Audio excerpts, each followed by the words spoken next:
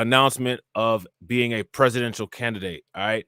But the difference between how we do it here and how it's been done other places is we're going to do it in terms of reality.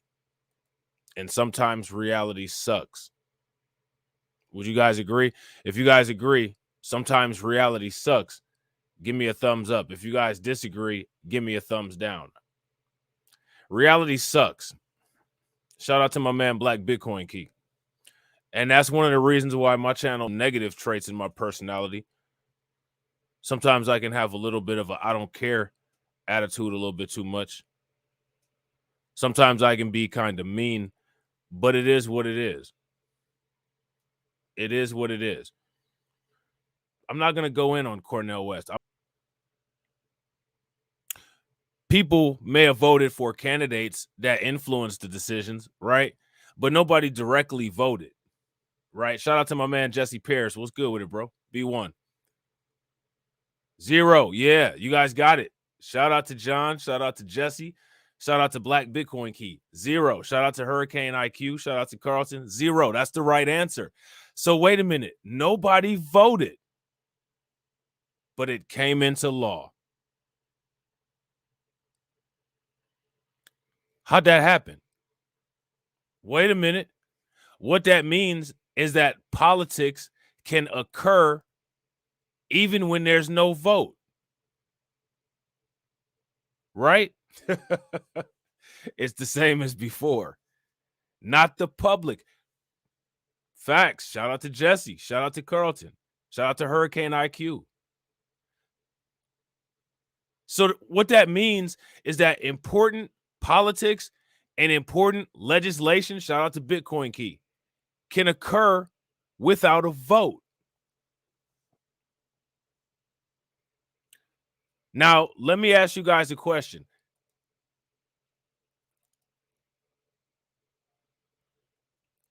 Real quick, ladies and gentlemen, if you guys haven't smashed the like button, please take a moment. Make sure you guys smash the like button. Also, if you guys haven't shared the stream, make sure you guys share the stream. Shout out to Shatira. Shatira always got the inside information. She was sent the directives, or she sent the directives. Shout out to Shatira. Y'all can blame that jab and that AAPI hate crime bill on her. Taking one for the team. How did it happen? All these things, all these miraculous things, they all happened. How did they happen? Somehow they had to happen. There had to be some kind of influence. Somebody wanted them to happen. And you know what happened? They got done. How'd they get done?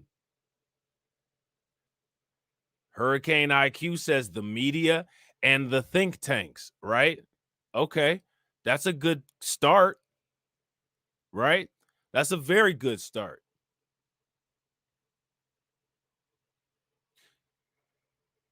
Let me ask you guys a question. What has come out of think tanks?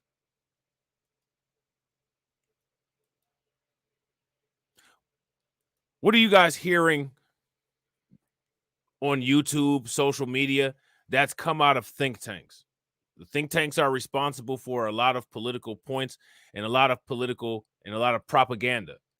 So what's come from the think tanks? Let's name it off. Let's list everything off. See, this is politics.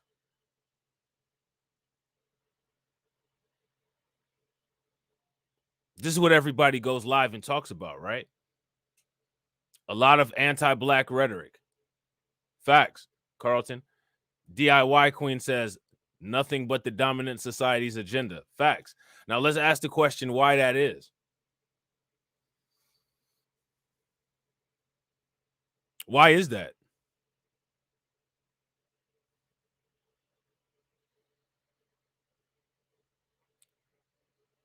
Jago the Rogue says BLM came from a think tank to sabotage black people.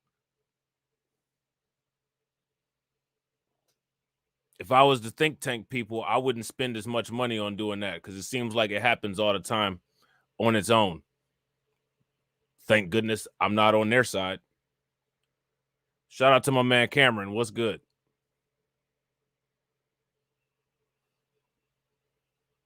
You see them little snide ass comments that I be making and shit? That's one of the reasons why it's never a bunch of people in here, and I don't give a shit.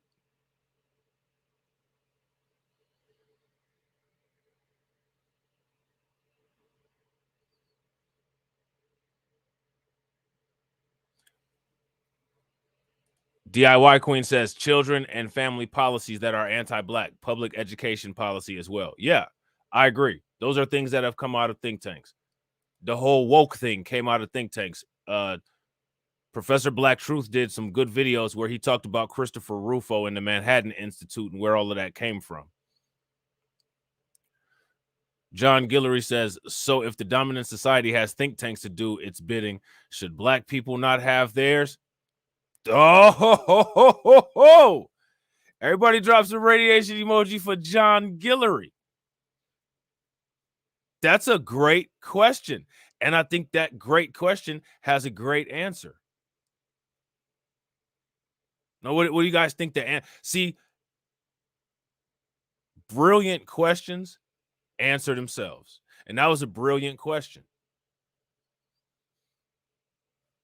If the dominant society has think tanks, should not black people have theirs? Facts. Shout out to my man at 10. What's good with it, bro? Facts. So now here's the question. Where is it? Where is it?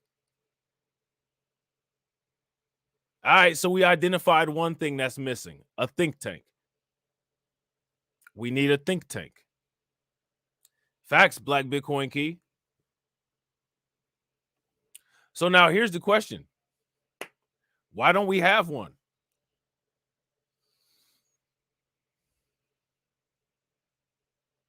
Now, if you ask me, a think tank operates like a marketing department or an advertising department, but it operates as a marketing department or an advertising department for your political objectives, which would mean a think tank has to come up with objectives, right? And then the think tank ends up being marketing to get your ideas out, right? Shout out to Black Bitcoin Key. Black Bitcoin says no one wants to pony up the money. There you go. You got to pay to play.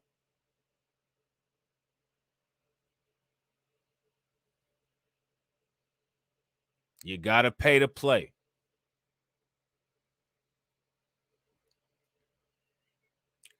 Next, lobbyists.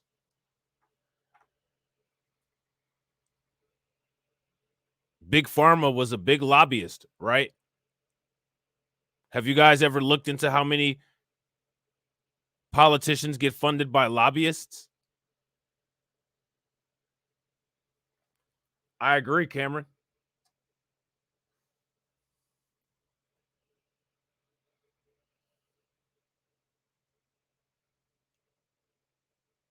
Shout out to Dre D. What's good with it?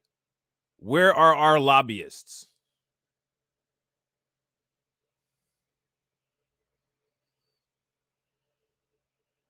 There's plenty of people that could do lobbying. And there's a lot of lobbyists and a lot of lobbies that are bipartisan.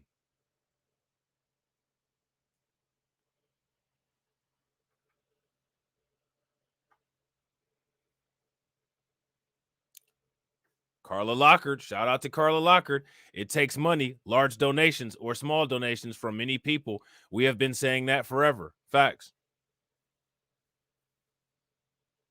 Now, people are spending money, but did they spend it on building a think tank? Did they spend it on putting together lobbyists?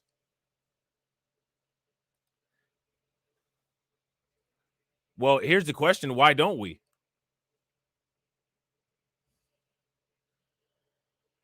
See, the thing is that if people want politics to work for them, they have to make a political machine, and the political machine has many different parts. Let me ask everybody a question. How long has everybody been trying to do this stuff and been doing it the same way with no results? I'll tell you, people are coming up with new jokes and crafty rhetoric every day. But has anything changed is the question. All the hashtags, all the protests, all the demonstrations.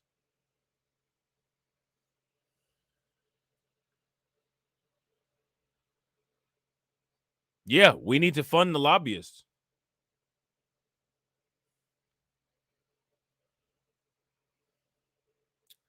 I don't think it's necessarily because we love integration, DIY Queen. There may be some people that love integration, but I don't think everybody. I don't think that really weighs very heavily on the mind of the majority of people. I think what it is that there's about 15% of people who are about the business, and the other 85% of people are about the talk.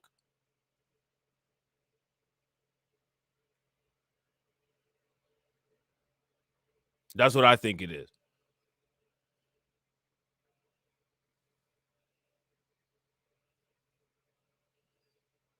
And I agree with Cameron. I don't think that a majority of people understands how politics works. Now, people can sit here and say that I'm babbling. Go ahead. You know what I'm saying? But now here's my question. Is Open Secrets babbling? No. Are super PACs babbling? No. So now we want to play the game, but we don't want to put anybody out on the court. We don't want to practice. We don't want to buy no Gatorade, eat no healthy meals. That's not how you win games. The way we be looking in politics is like how Damon Wayans was looking at the end of Great White Hype.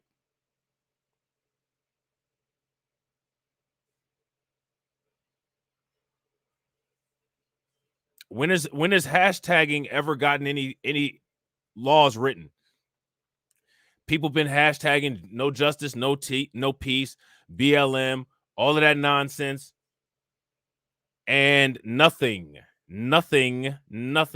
Shout out to my man Cameron over on Rumble, and shout out to my man Lucifer's Corner over on Rumble.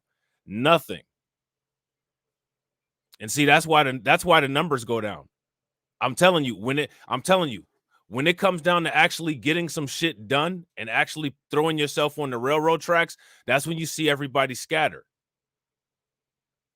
So as long as until everybody coagulates, instead of people scattering, the results are going to be the same.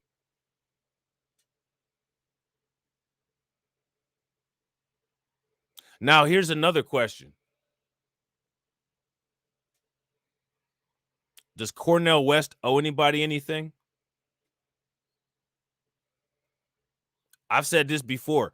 Everybody expects LeBron James to save them and shit. Oh, LeBron James hasn't done shit for black people. I mean, does he really have to?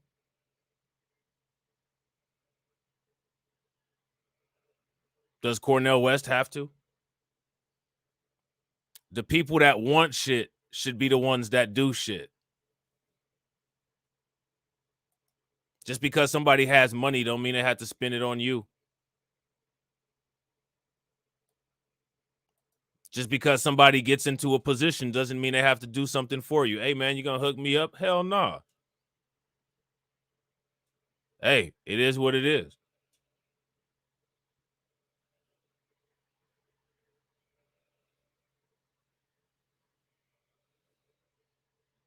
These are things that people say that they want. So the people that say that they want them should be getting them. But it's just a little bit too hard. It takes a little bit too much sweat, too many calories burning thinking. So the expectation is that a system that's not supposed to work for us somehow miraculously supposed to work for us. like a miraculous virgin birth, right? Not gonna happen ever. It doesn't matter how many times people say it. It's never gonna happen.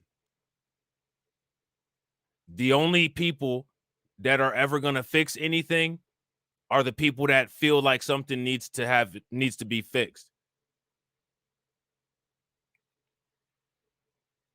Now, let me ask you guys something. If somebody says that they're a Democrat, or if somebody says that they're a conservative, or if somebody says that they're a Republican, what are they obligated to do? They're obligated to achieve their party directives. They're not obligated to do anything else.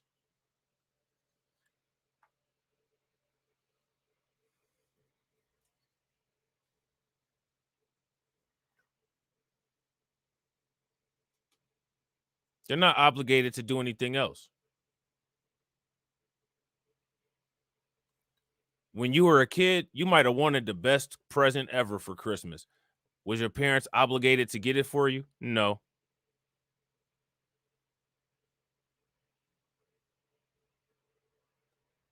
But there's a way that you can increase the probability of things happening. But when it comes to the ways of increasing the probability of things happening, that's when people start dropping off. Look at the numbers. Oh, oh, oh.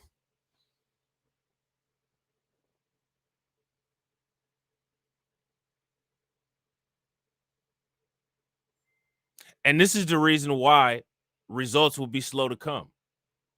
But the results can be faster to come if people actually wanted the results and actually wanted to do something. And this is the problem with coddle culture.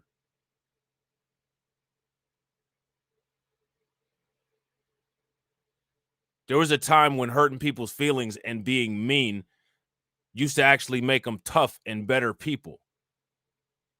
Nowadays, you can knock somebody out and put them on the mat with words. And it is what it is. If people are that weak where they snap in half at the wind, then what is going on currently is what people deserve. Because the world doesn't do any favors to weak people.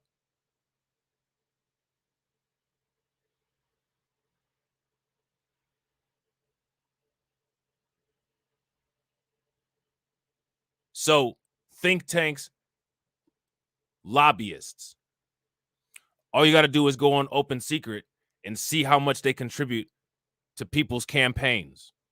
And in many times, the dollar amount that goes to people's campaigns, the higher it is, the higher the probability that that person might have a successful run. Would you guys agree? If you guys agree, give me a thumbs up. If you guys disagree, give me a thumbs down. So now with that think tank money and with that lobby money, now you can create influence. Let me ask you guys a question. How much influence do we have? I'll tell you how much influence I have. I got influence to where I have 4,200 YouTube subscribers and I got 21 people watching the stream. That's how much influence I have.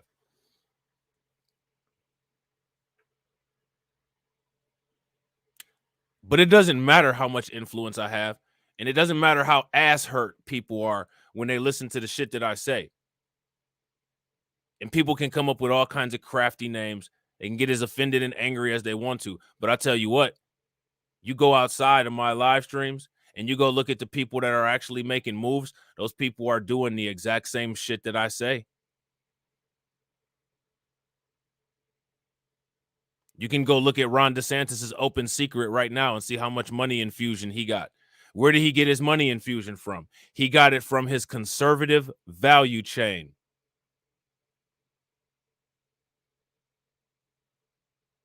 Oh, wow. Hunter, shout out to Alonda. Hunter Biden. Shout out to my man, Crew Royalty. What's good with it, bro?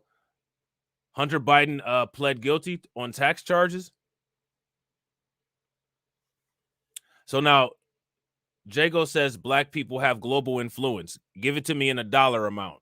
Because my thing is that if we have global influence, then everybody should be behind us on reparations, right? But now let me ask you a question. How popular is reparations?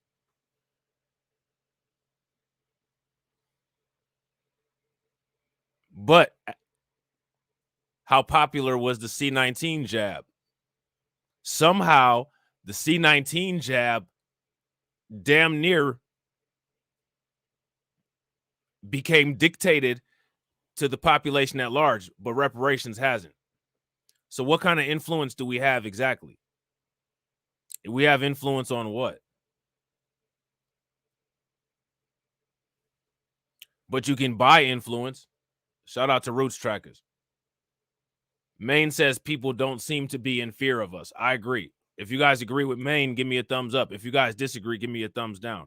And see, this is where we get off into a fake reality. We got to talk in terms of reality. We have influence. Give me the amount of influence that we have in dollars. Let me ask you how much influence we have. Have we ever done what the Jays did to Kanye West and what they did to Kyrie Irving to anybody? Now, it's a lot of people that like to call us the cancel mob, but we all know who the real cancel mob is.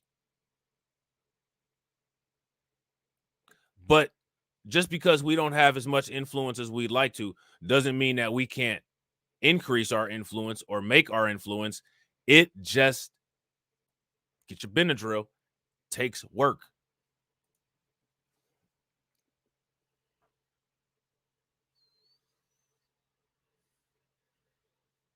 It takes work.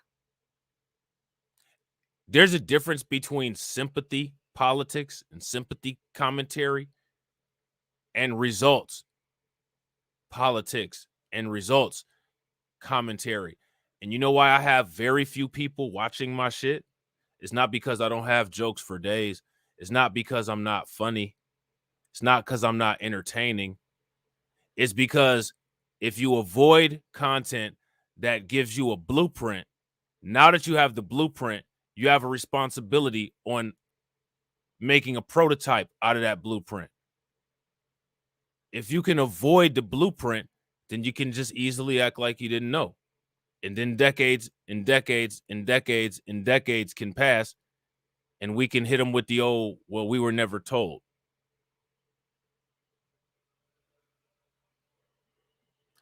And that's one of the goals of my YouTube channel, is to completely eliminate the we were never told talking point from people's vocabulary permanently. Shout out to Hob. What's good with it, bro?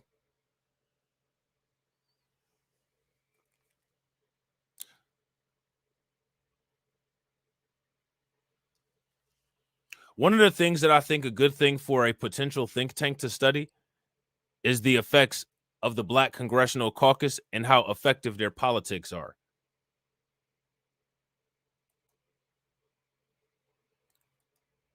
Let me ask you guys a question. How much politics come across in media and in sports? Is it a lot or a little?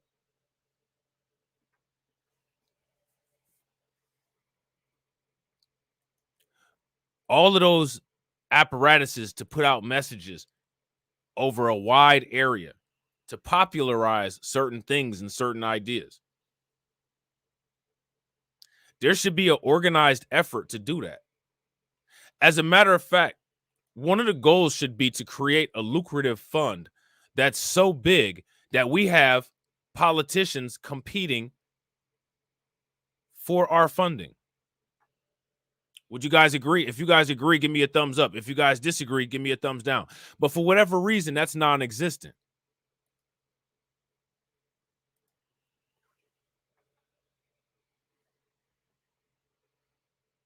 Is it non-existent because Tyler Perry didn't do it?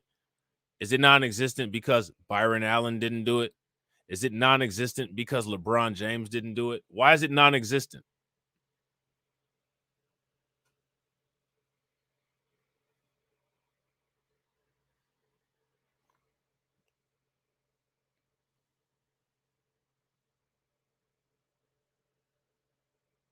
I think it's non-existent because people choose to spend their money on other things.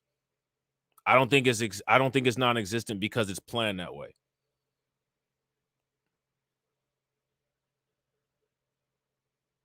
Who's actually talking about doing this kind of stuff besides Dr. Claude Anderson? And we talk about it over here once in a blue moon, but I don't talk about it over here once in a blue moon because I can't afford to have less than 37 people watching my streams. I got to hit y'all with some dumb shit like Fresh and Fit and just pearly things.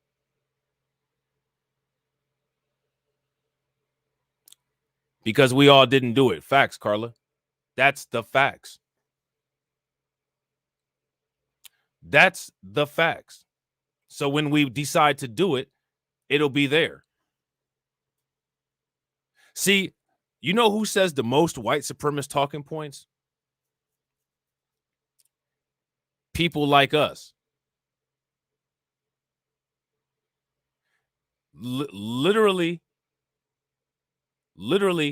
as soon as we ask about something and it's not there, or there's been a failure or no effort, well, we can't do it because they did this and we can't do it because they did that.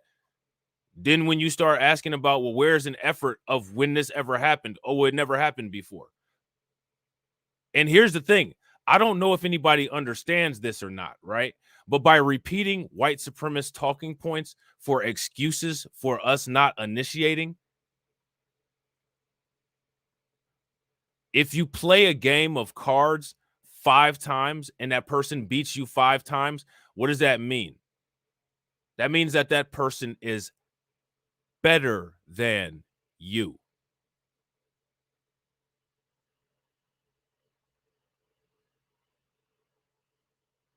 That's what that means. Why did the Denver Nuggets win the NBA Finals? Because they beat the Miami Heat 4 times. That means that this year they were better than them. That's what that means. What that means is that the Miami Heat lost. That's what that means. Try again next year. Try again some other time. Put 2 more quarters in the machine.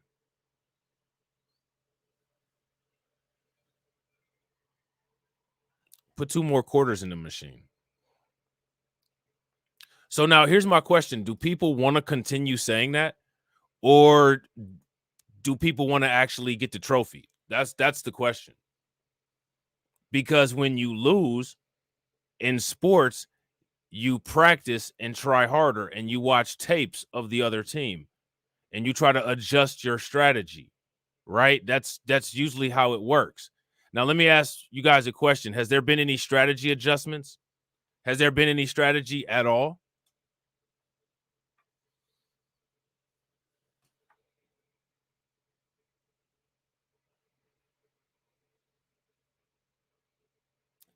So shout out to Strong Flower One. Strong Flower One says people are too focused on entertainment and celebrity lifestyle.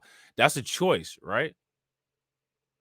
So if people choose to focus on that, my question is, what do they expect from what they're not focusing on? If you planted seeds into a garden and you decide to just wax your car all day and never use any of the water to water your garden, when all of the plants wilt, are you going to be asking God why? You know what I'm saying? Shout out to my man, the 6'4". Definitely appreciate it. Make sure you guys throw some radiation emoji in the chat for the $10 super chat. My man says, BLR always on point. Keep it cracking. Appreciate you, bro. So now what I think people need to do is figure out the answer to the question, what it is that they want to do. What is it that people want to do? What are the expectations that we have here?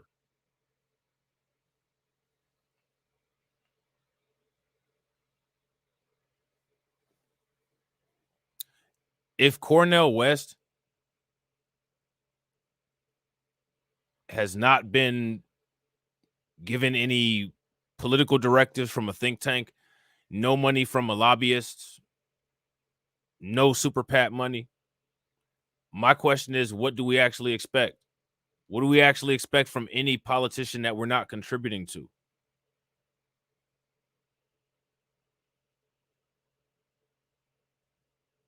Let me ask you guys a question. Historically, how much have we contributed to politicians over the years? Anybody got a dollar amount, estimate, anything?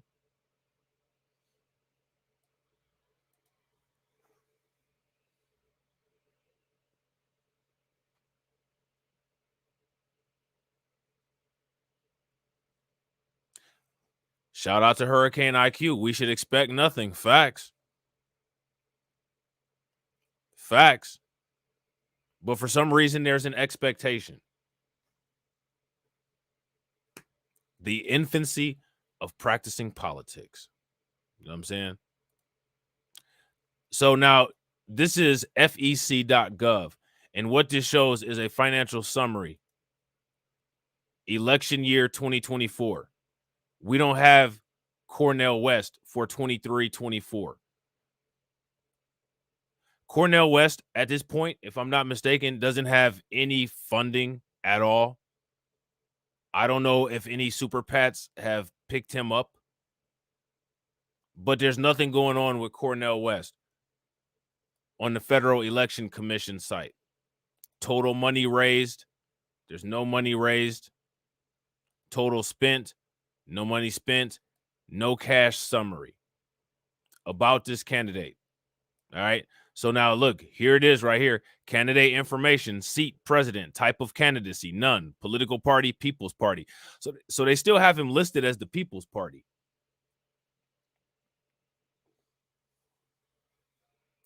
Okay. So there's nothing going on with Cornel West. So here there's a statement of candidacy here. All right. See, these are his filing papers. You guys see that? If you guys are able to see that, give me a thumbs up. If you guys aren't, give me a thumbs down. All right. These are the filing papers. So this is fresh. Received FEC Mail Center, June 13th of 2023. Name of candidate, Cornel West. Here's the addresses and all that. Party affiliation, People's Party, president, office sought. Name of committee in full, Cornel West for president. These are all the filing papers. You know what I'm saying? They got the barcodes on there and everything. He sent it overnight delivery. It was urgent. He used FedEx.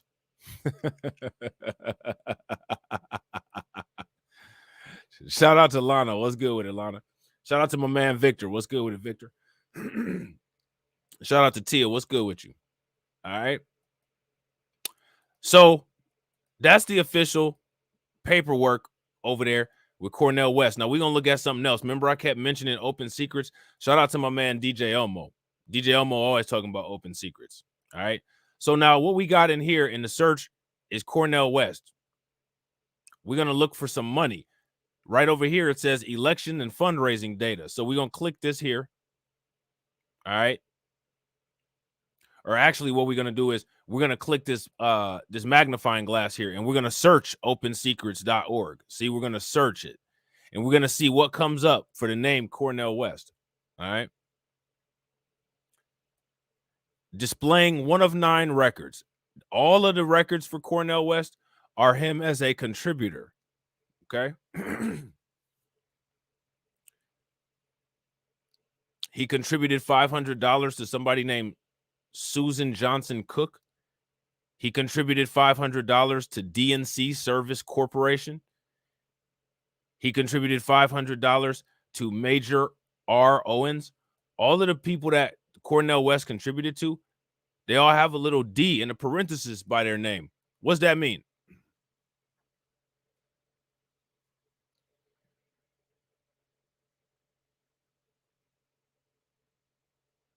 What's that mean?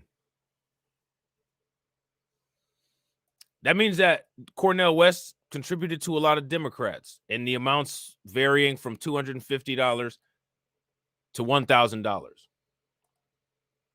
Okay.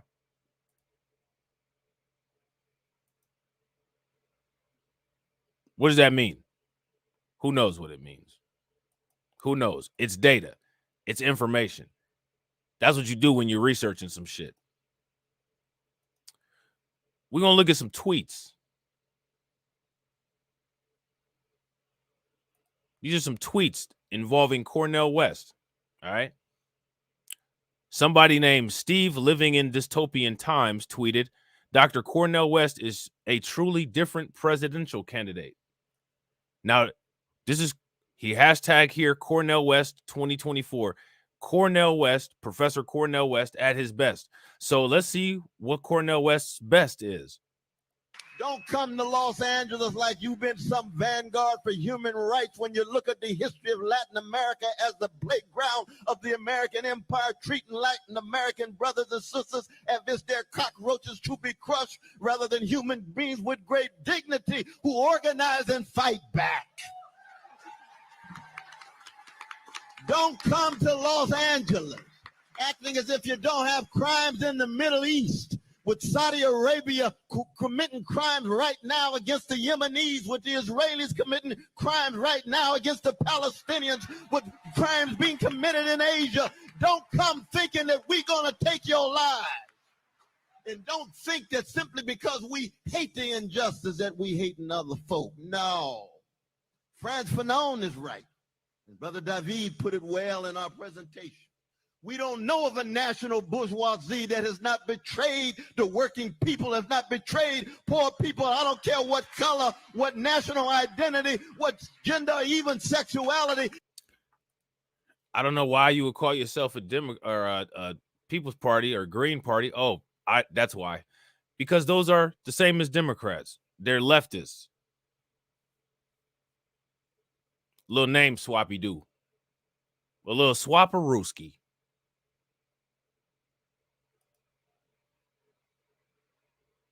This is not a question of some neoliberal identity politics. We talking about justice. We talking about equality. We talk about democracy from the bottom up.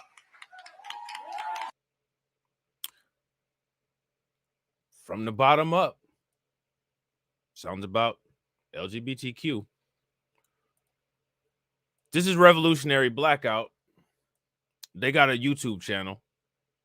They're leftists. This guy here, who I think is the head honcho with Revolutionary Blackout, says Dr. Cornel West is the only person running who is not the Z word and has the balls to change the two-party duopoly. Now, you know, with these people's political ideology, they can take balls off and put them on like Mr. Potato Head. You know what I'm saying? So, you know, 1 minute you can have some balls and then the next minute you don't. And everything is just okay.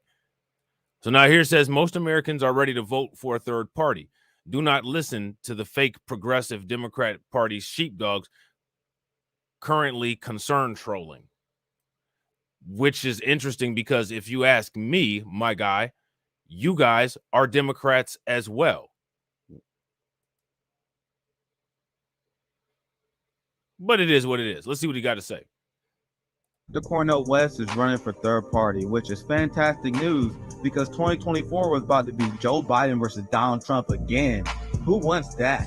44% of Americans are ready to vote for a third party. A record amount in Morning Consult show that 50% are registered independent. Now is the time for third parties because the two-party system is rigged. Meanwhile, there are ridiculous progressives that are criticizing Dr. Cornel West for not running as a Democrat.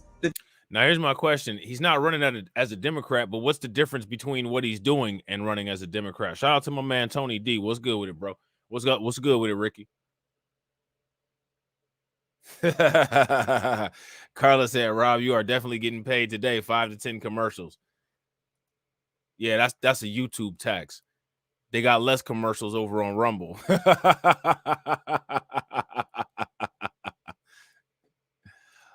Like I said,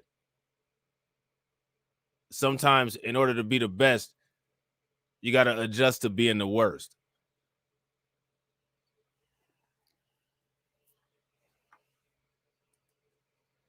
The Democratic Party is not allowing their current primary challengers to debate. The Democratic Party was willing to risk permanent party damage in order to stop Bernie Sanders. The Democratic Party is where movements go to die. We are governed by a uniparty that support endless war, a giant police state, and austerity politics against the poor. Do not allow the progressive scumbags to sheepdog you into a corrupt Democratic Party. The Cornel West is running. Now, here's the interesting thing, right? As I was researching Cornel West and all these folks, I was also searching for our candidate.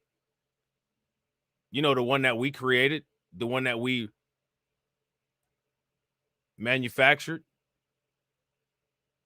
And you know what's interesting? I didn't know what to put in the search engine because I don't know one. I don't know the name of the candidate that our political value chain created. Do you guys? Shout out to my man Tony D. Appreciate you following on Rumble, bro.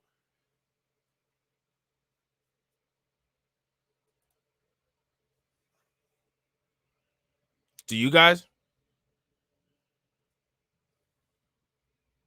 That's concerning because I don't think it would be a bad idea for us to manufacture our own candidate. I find it interesting, right? That one of the things that people always say is we need to do our own. But somehow that's not really what people end up doing in practice in politics. Wouldn't be a bad idea to start at some point. So now I don't know who this person is, but their name is Jackson Hinkle. And they said today, Cornel West explained to Fox News viewers why he believes Trump is a neo-fascist, yet Biden is only a hypocrite. He is also not sure whether biological males should be able to compete against biological females in cage fighting. So this guy right here, Jackson Hinkle, says that Cornel West is a clown. Dr. Cornel West is fighting against the status quo. Mind you, Laura Ingraham said that Dr. Cornel West is her favorite liberal. It's a role he's very familiar with. West was born in Tulsa, Oklahoma. He was raised in Sacramento. Even before he finished high school, he became involved in the civil rights movement. He attended organizing protests. He finished Harvard in just 3 years, graduating magna cum laude. Then he went on to Princeton, where he got his master's and his PhD. He's taught at Harvard, at Yale, and at Princeton University. He made cameos in 2 Matrix films, but also put out a hip-hop album. And he was frequently a guest. Dr. Cornel West put out a hip-hop album. Did y'all know that? I didn't know that. I can only imagine. I could only imagine. On this very show. Having done all that, he's now making a run for the White House. I enter in the quest for truth. You think the beat sounded like this on the hip-hop album? Did they sound like Melly Mel? They sound like Melly Mel and the Fab Five or not?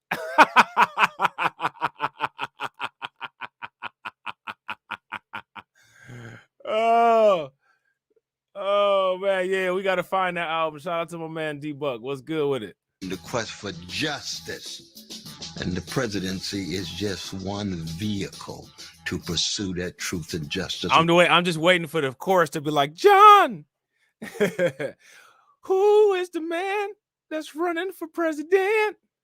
John. Vote for me, suckers, because that's what you is. If you vote for me, you a damn sucker. What I've been trying to do all of my life. Joining me now, Dr. Cornel West, 2024 presidential candidate for... Yo, shout out to my man Embrace Villainy. Make sure you guys subscribe to his channel down there. You know what I'm saying?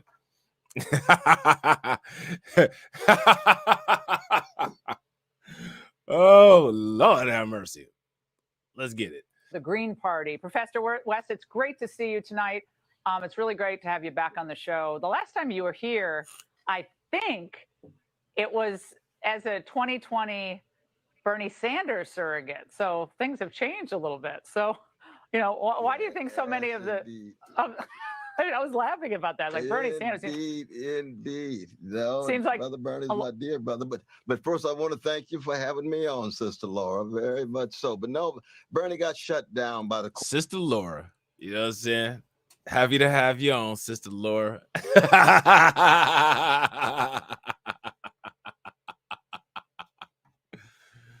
Oh, man. Sister Laura. You know what I'm saying? Sister Laura Ingram. If Laura Ingram ever called into one of my streams and I said, Sister Laura Ingram, how you doing today? Would y'all get mad at me? Would y'all all unsubscribe? corporate wing of the Democratic Party, and the Democratic Party is so tied to Wall Street, it's so tied to the Pentagon, that I thought it very important to build on the richer legacy that has shaped and molded me, not just the West family, not just Shiloh Baptist Church on the chocolate side of Sacramento, but the legacy of Martin Luther King Jr. and Rabbi Heschel and Edward Said and Dorothy Day and Grace Lee Boggs. So it's this legacy spills over now into electoral politics. Oh, man. Oh, y'all will be all right, man. Y'all will be all right. Y'all will be all right. Y'all will be all right. Y'all will be all right. Take some deep breaths. Wipe the sweat off. Y'all will be all right. Because I'm thoroughly convinced, my dear sister, that the two-party system stands in the way for the empowerment of precious poor people and precious working people. And I am Black Bitcoin Key said that would be a big unsubscribe.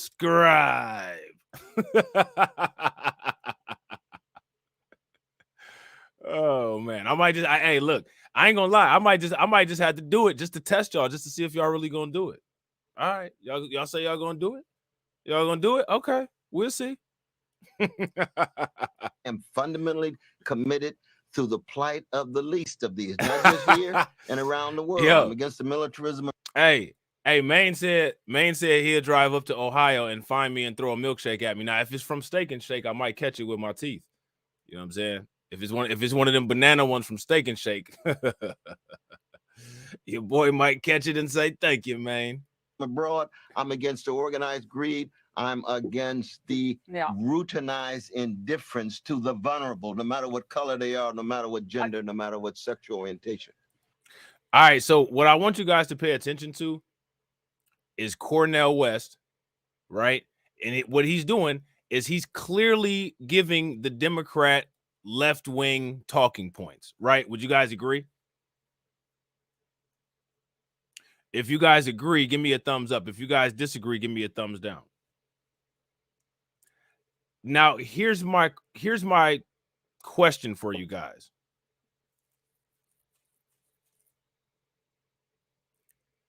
He's a Democrat. He's not a FBA, ADOS, Freeman, B1 candidate. He's also a Democrat that hasn't been funded by FBA, ADOS, Freeman, B1 money either. Let me ask you guys a question. Do you all think that the money is what's dictating the words?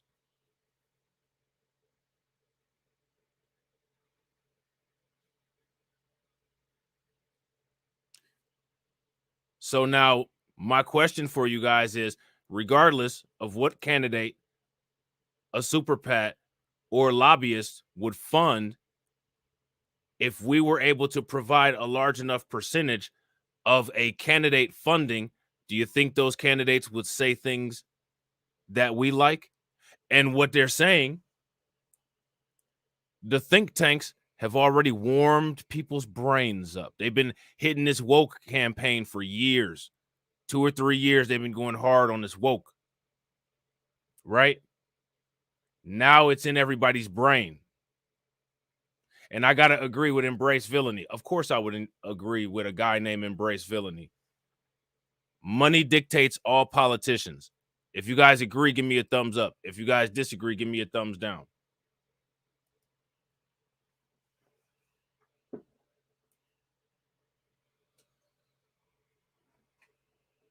So now this guy is a Democrat. He's rocking with Bernie. This is all stuff that we know, right? All stuff that we know.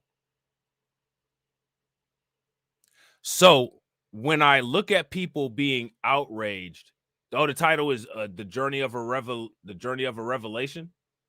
Interesting. When I look at people being outraged about Cornel West, I kind of wonder, are people waiting for Ron DeSantis to wear a kufi, or for Ron DeSantis to come up on stage in Florida with a red, black, and green suit?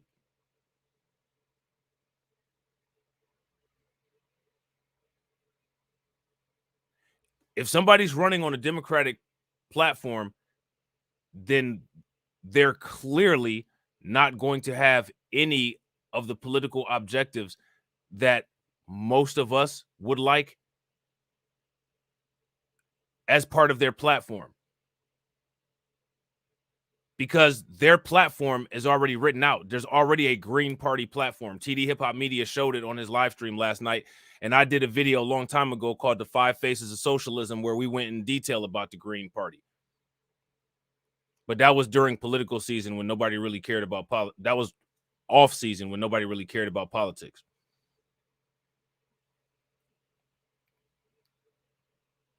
So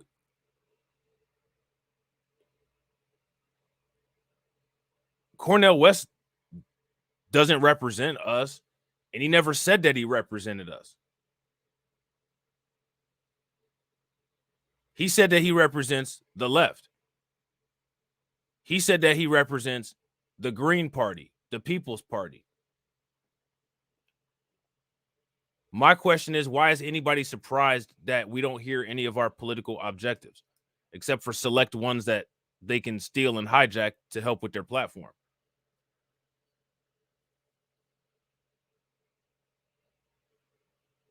I didn't expect anything out of Cornel West. I already knew what time it was. I went in on Cornel West on just talking with TD and Rob. There was people in the comment section of the video clip that TD put up that were upset about the things that I said. I don't care. Things that I said were right. And I said them in a way purposely to piss people off.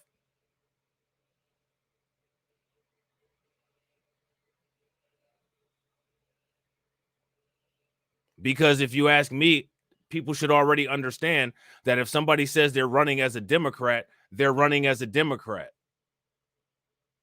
We know what that means. That means the other side of all lives matter.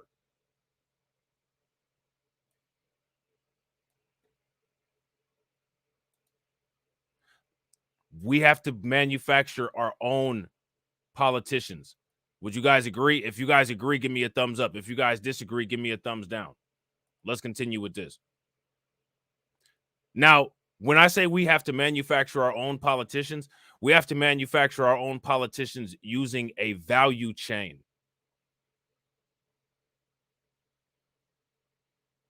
Now, Strong Flower, have you ever looked at the reparations that they support? Have you read the Green Party policy platform with the reparations? If I'm not mistaken, the Green Party is one of those parties that supports, quote unquote, reparations for indigenous Americans and Black Americans. And I don't think they go into the delineation with descendants of slaves and ADOS and Freeman and all of that. Now, for those things, that we have to popularize those. We need to start coming up with our own movies. There shouldn't be any reason why people with the last name Spielberg are making movies about Rosewood. We need to be owning our own studios, making movies called Tulsa. And in the movie about Tulsa, the whole point of the movie is to drive home the political point of why reparations is owed. That's a value chain.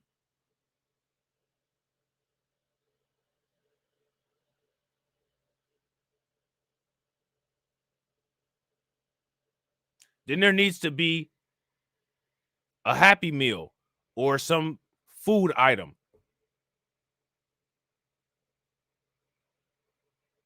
And the whole message behind the food item is why reparations are owed.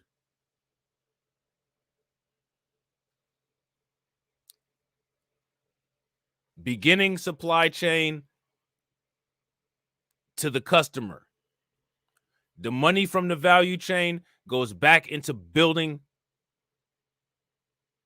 politicians, programs in schools, at places that have a lot of FBA people, a young politics program where you start cultivating kids at young ages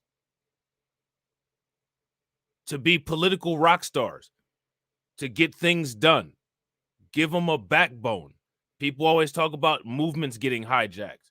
They're not going to get hijacked if you start that out as a family value of loyalty and integrity, along with the value chain, creating businesses where you have mom and pop shops, syndicates, and other clusters of business that can pool money to create a super PAC, a city council that fosters a business environment where those businesses can flourish and have lucrative revenues. These are things that have to be put in place. This stuff is not going to come if none of this stuff is done.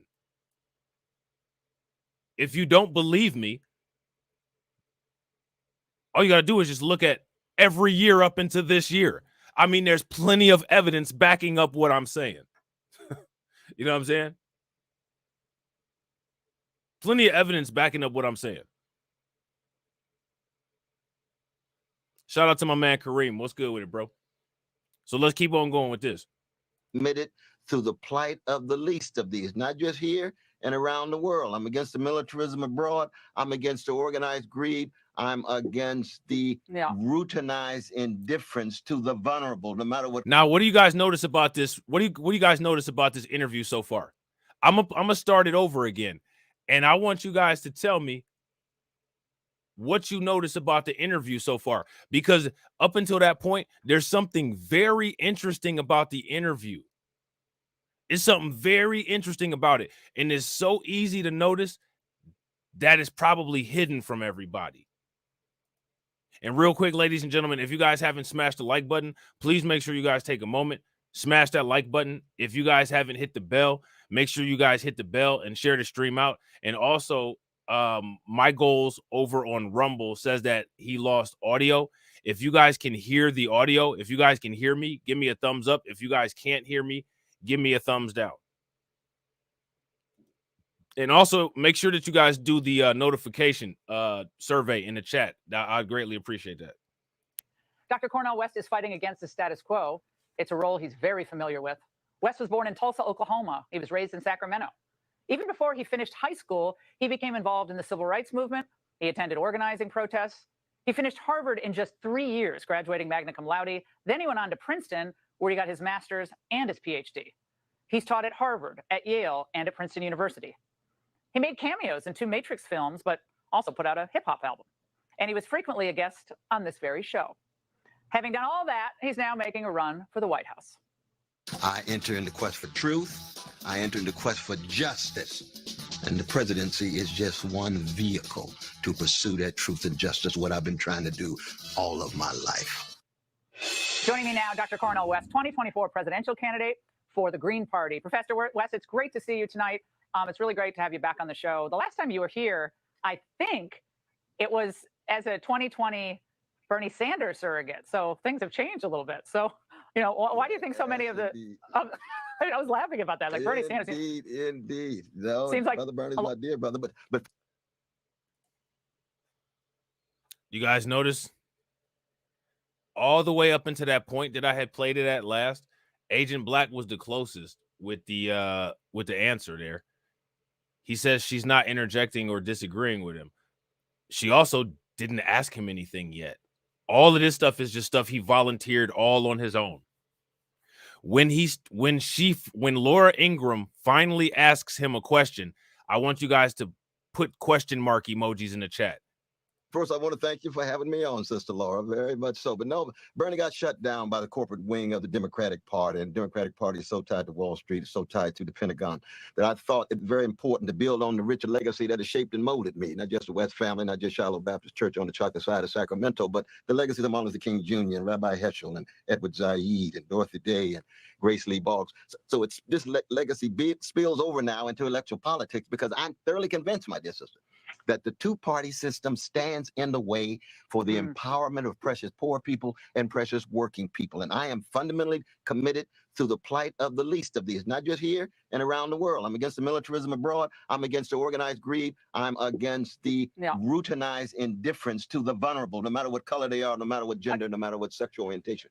Dr. West, I know you support drawing this Ukraine conflict to a close. And just tonight, the Washington Post is reporting that the Biden administration is giving backing to a plan that would remove barriers to Ukraine's entry into NATO without setting a timeline for its admission. So the Democrat Party is obviously all in, as are many Republicans, not Donald Trump. I don't think Ron DeSantis, but pretty much all the other Republicans are for the U.S. being on the hook for perpetually defending Ukraine from the aggression of any other country. Why is that interventionism, let's focus on the Democrat Party, at the cornerstone now of who they are really in foreign policy? How did that happen and why?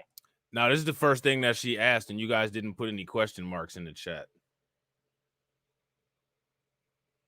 But he said, oh, there you go. Shout out to Terrence. Shout out to Hurricane IQ. Appreciate y'all. Yeah. So she didn't ask a question until right now. All of that stuff is all stuff that Cornel West volunteered on his own. Cornel West volunteered all that on his own. He said all that on his own. Nobody asked him any of that verbal diarrhea that he just spewed out of his face. Shout out to my man We Lit. What's good with it, bro? Cornel West said it all on his own. Now, I see you guys in the comment section. You guys are like, well, she's not attacking Cornel West. I said this before. I don't know if you guys were aware of this, but Laura Ingraham likes Cornel West. That's not like me making something up. That's not propaganda. That's not like, like she literally has said that out of her mouth. So she's not going to come at him in that kind of way. You know what I'm saying? So that's where you get that from. You know what I'm saying? But nobody asked him any of these questions. Her first question that she asked him is about Ukraine. So he didn't even have to put all this out there. He didn't have to say all that. He didn't have to do all that.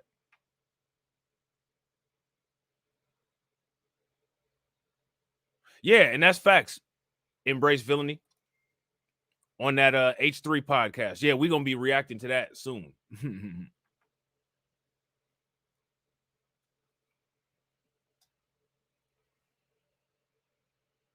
So this is Cornel West. This is what Cornel West is doing. This is what Cornel West is up to. But again, remember, he's a Democrat. He's a leftist. My question for everybody, right? Everybody always at the YouTube, man, I'm telling you, YouTube talking points. YouTube talking points. I warn people about YouTube talking points all the time. I warn people about YouTube logic all the time. You know what I'm saying? I warn people about this stuff all the time.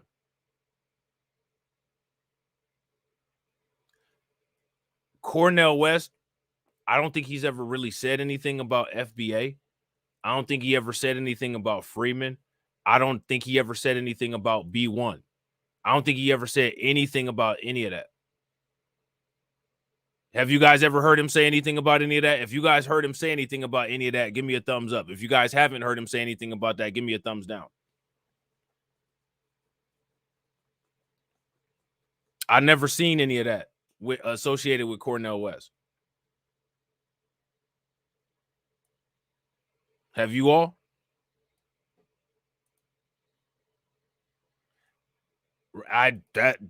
There you go. And my question is, how would he even know? But regardless of any of those things, if he never committed to that, if he never said any of that, my question that I don't understand is that why are people expecting him to say that kind of stuff? Why is that the expectation?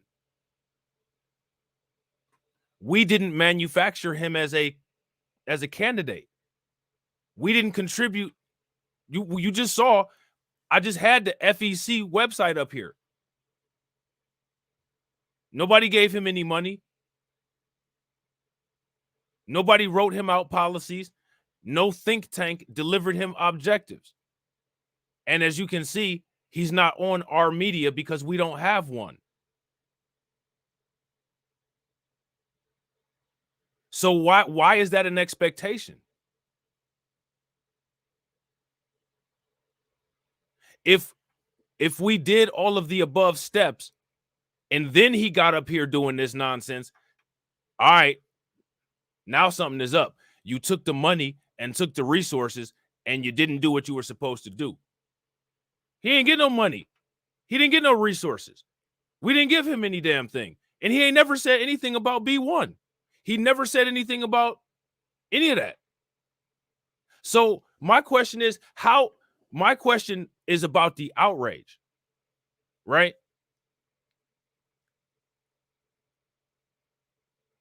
If he never committed to that, why is everybody expecting that he should somehow secretly be committed to that? Like if I sit there and tell you I'm gonna go to your house and I'm gonna cut your front yard, I'm gonna cut the grass in the front yard, and you come home and the back grass isn't cut and you're outraged because I didn't cut the back grass, I didn't commit to that. I told you I was cutting the front, and that's all I'm doing. I'm not cutting the tree lawn. I'm not doing none of that. I'm cutting the front lawn.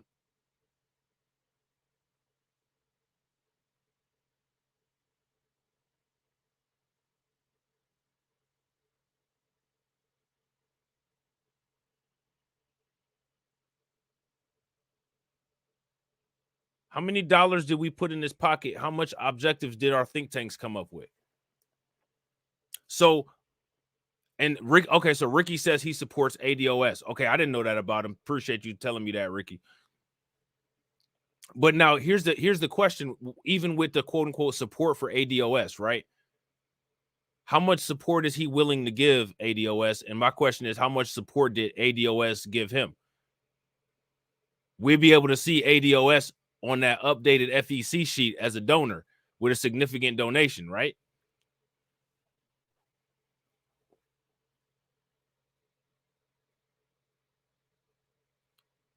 Right, exactly. Embrace villainy. Facts. You cut what I expect you to cut, not what I paid you to cut. Facts.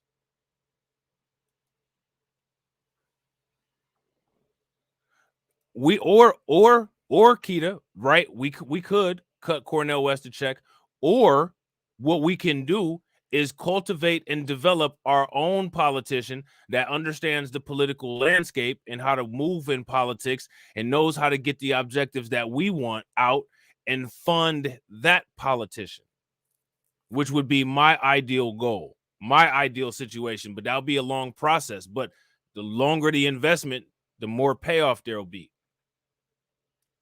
The more risk, the more return. Cornel West is a prepackaged Democrat. He's never said that he's anything other than that. When has Cornel West ever said that he was anything other than a prepackaged Democrat?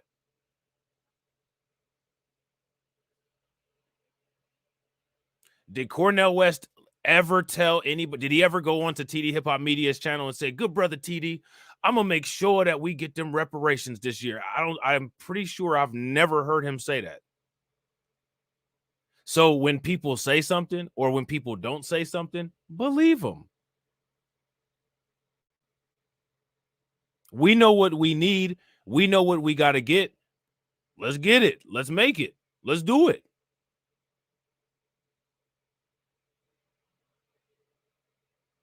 A lot of times the prepackaged stuff just doesn't work. That's why you can go to the store and get a combo meal, or you can go to the store and buy your own steak. You can buy your own onions. You can buy your own potatoes. You know what I'm saying? You can cook it how you want to. You can put Grill Master seasonings on there. You can put Lawry's on there.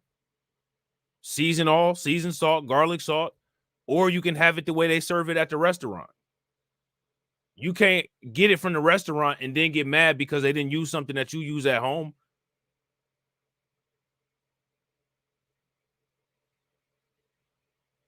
So being that we didn't create Cornel West, wouldn't be a bad idea to see what it is that he's got going on, and any little thing that he has that we can benefit from, see how we can benefit from that to start building our value chain networks so that we can create our own candidate. Let me ask you guys a question. How many people have handed Cornel West or any candidate a sheet of paper with objectives on it? As far as I know, only possibly Ice Cube and maybe like Dr. Claude Anderson or something like that. I don't think that's something very popular that many people have done.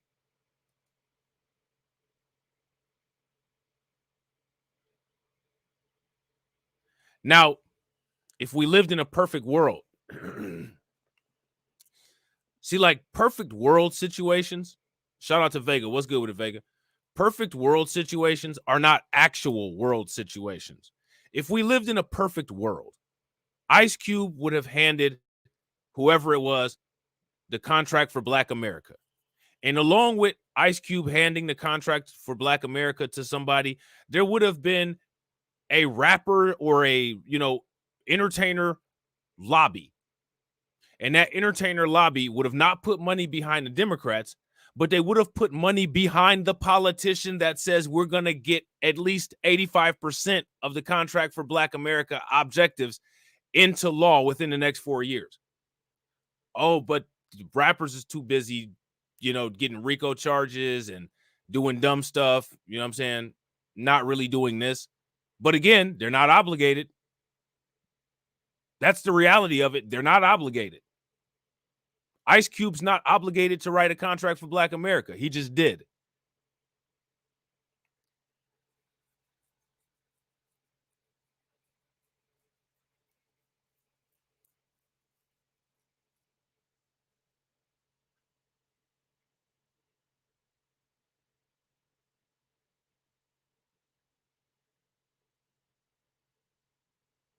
Let me ask you a question. When it comes to politics, are we playing the game in the same way that other people are? That's an honest question. That's a mirror question. Are we playing the game the same way as other people are? Or are we not? Shout out to Sari Lynn. What's good with it, Sari? Well, I mean, the Democratic Party has had a long history of being committed to wars. Look at, you can go back all the way to Vietnam. But unfortunately, we have to tell the truth. NATO, the promise would be that NATO would not move 1 inch against or toward Russian territory. A few years later, 14 former Soviet countries part of NATO. So that you can imagine any empire, the American empire, the most powerful, and the history of invasion and occupation. But you would probably agree that if there were Russian missiles in Mexico, Russian missiles in... Oh, man, Maine be keeping it a buck. Maine said we're not doing anything the same way other people are. Facts. For better or for worse, right? You know what I'm saying? Facts. Embrace Villainy says we are a society of hope, thoughts, and prayers. And I'm going to tell you, the only thing out of hope, thoughts, and prayers, that's a positive is thought. And even thought can be corrupted. And a lot of times our thoughts are corrupted. So that's only a half a positive. Hope and prayers are poison. That shit is poison.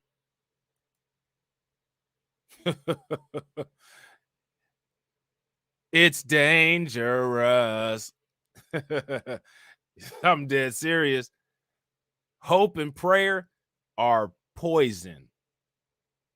Canada, it would be blown to smithereens very, very quickly. Why? Because empires behave that way. Now, if you're a radical Democrat, you have a critique of the imperial overlay of your country. That includes organized greed at the top with Wall Street, and it includes the war profiteers. I would say, Cornel, I'm in solidarity with the suffering of the Ukrainian people, but we've got to bring that war to a stop. See, he in solidarity with the suffering of the Ukrainian people. I wonder if it's the same way that those Africans were when they got pushed off the train. Shout out to Lana. Facts. Make sure you guys share the stream.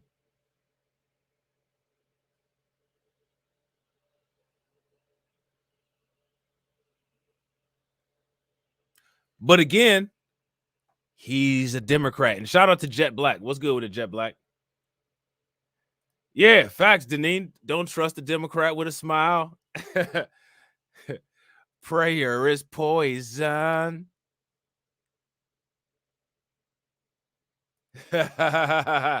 Facts. Prom night politics. You know what I'm saying?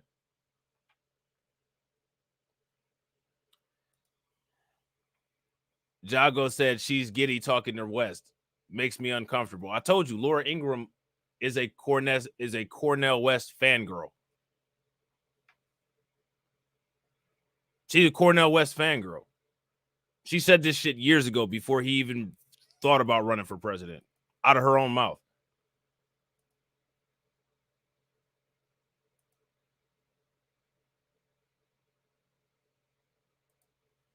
Now, it's not somebody else's reaction to somebody that would make me uncomfortable. What makes me uncomfortable is the things that people expect and the things that people hope. I don't know why anybody has any expectations of Cornel West. When I gave my commentary on Just Talking with TD Rob, and when I did my last video on Cornel West, I did those based off of my opinions on what he said. I never had any expectations of him. A lot of the stuff that people are expecting of him is not stuff that he promised.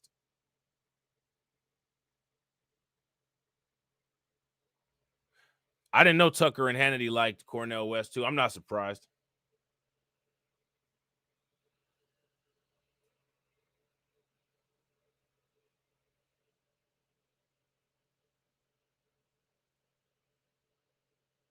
This is what I'm saying about how this is what I'm saying about the bizarre way that we have political expectations in the way that we do politics. Would you guys agree that we do politics and have political expectations in a very bizarre fashion?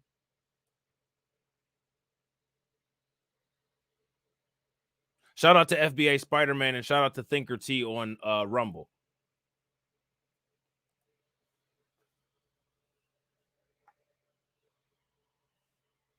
We got to start doing politics in a realistic fashion. If something's not on the product manifest, then don't expect it in the package. If you go to the store and you buy a silverware set and it says 3 spoons, 3 knives, and 3 forks, and you're upset because there's no soup spoons in there, the package didn't say it came with soup spoons. Why are you mad?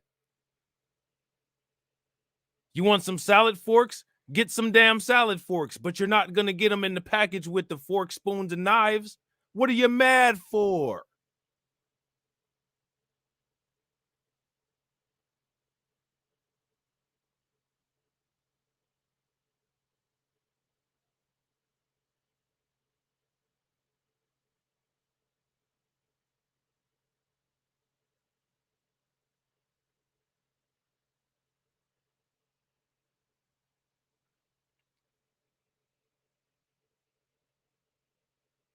You got to pay to play. You know what I'm saying? Fire, and then proceed diplomatically and transfer some of those funds from the military to investment in jobs and healthcare and quality education and decent Dr. West, one thing I'm very curious about, because on these seminal issues, like you and I disagree on a lot, but you and I actually agree on a lot. On the surveillance state, on the perpetual war. Shout out to Thinker T over on Rumble. On Rumble, Thinker T says, of course, everyone did that with Obama and was very disappointed. But what did you really expect? And I agree. most people, when it came to dealing with Obama, just expected him to do certain things, when those certain things that they expected were not part of the package. And they were never advertised as part of the package. Let me ask you guys a question. When did Obama ever say he was going to give anybody reparations? Did he ever say that? I'm pretty sure he didn't. Shout out to DJ Elmo. Facts, Deneen. Not only did let's just do this, right? Not only did Joe Biden not do anything, he said he wasn't going to do anything, and his candidate, his vice presidential candidate, said that she wasn't going to do anything. And guess who still voted for him?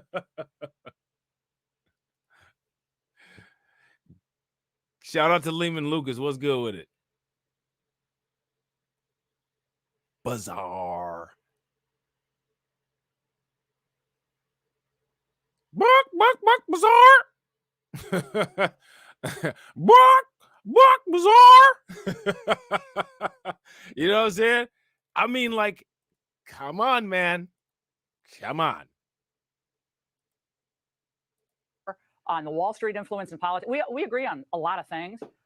To me, it seems like you're closer in many ways to populist conservatives on those types of issues than you are the modern Democrats. I mean, Laura Ingraham trying to make him a conservative. She's trying to make him a conservative. Oh, corny. If you just give me 5 minutes after the show.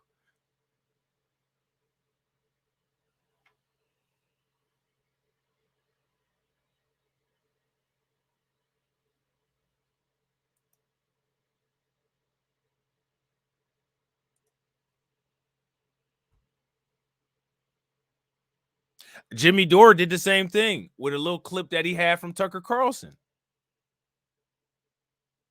Dr. Cornel West got Tucker Carlson to say that democratic socialism was okay in some situations. This actually happened. She wants some of that corn husk, huh? she wants some of that corn husk. She does. She's a fangirl. I wasn't kidding when I said that. She said the shit. You know what I'm saying?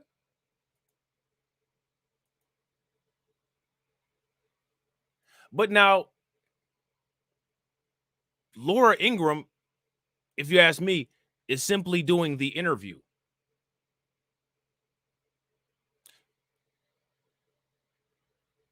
Cornel West could say anything that he wanted with Laura Ingraham doing an interview. And she's just going to be like,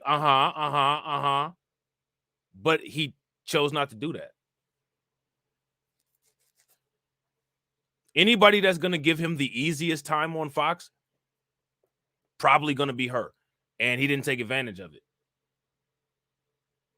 Nobody told him not to do that. But again, it's not part of the package. He's doing what he wants to do. And what he wants to do was never part of the package. It was never promised. So my question is, what I don't understand is, why is there an expectation of it? This is the question that this is the question that I've been asking since the beginning of this. And the reason why I'm asking this question is because this is what people do all the time. People put false expectations on stuff when the answer is right in your face. Cornel West probably is a great Democrat. He's not a B1 political candidate. And it's just that simple. It's not complicated.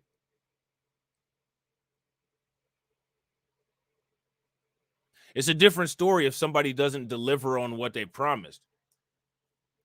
But now where we're at is we're getting confused with people that didn't make any promises. And we're expecting deliveries from those people. What did Cornel West I've been asking this since the beginning of the stream. What did Cornel West promise anybody? Shout out to my man Torian Rain. Torian says people like Cornel West present multiple sides of themselves and people only see one of those sides. So people don't know which face they are being presented. Facts.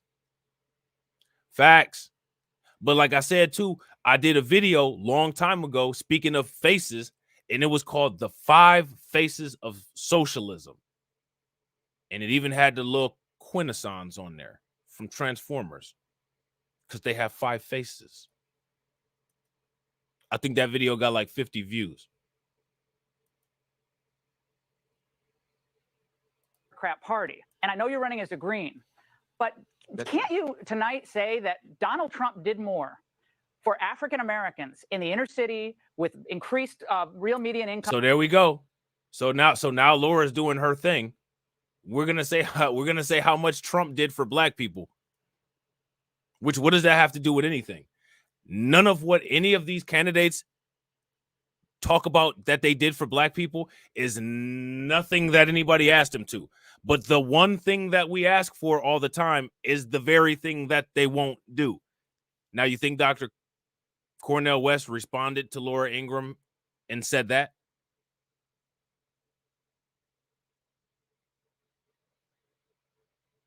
And I got to agree with Deneen. They made no promises and we made no demands. Facts. Facts, Torian. Super facts. Torian says, I don't expect much from any of these polygriftions until I actually see what they do tangibly. Facts. If you guys agree with Torian, give me a thumbs up. If you guys disagree, give me a thumbs down. Increased entrepreneurial opportunities, criminal justice reform, all the things that he did when he was president, given all the criminal justice. Yo, to all the people on Rumble who are mad, stay mad, first of all. Second of all, in case you all didn't know, open your bat wing sized ears so that you can hear this very clearly. Criminal justice is not policy for black people. Criminal justice is policy for law enforcement and for criminals. And if you think that only black people are criminals, I'd advise you to check out a channel on YouTube called Crimecast. Investigations, all the stuff that was happening. Can't you recognize that he actually was doing his best at the time to stand up for disenfranchised people with an economy that was actually growing for the first time for real media? Sari Lynn says, there are no expectations. Why does he speak to B1 Media? Did Cornel West spoke to quote unquote B1 Media?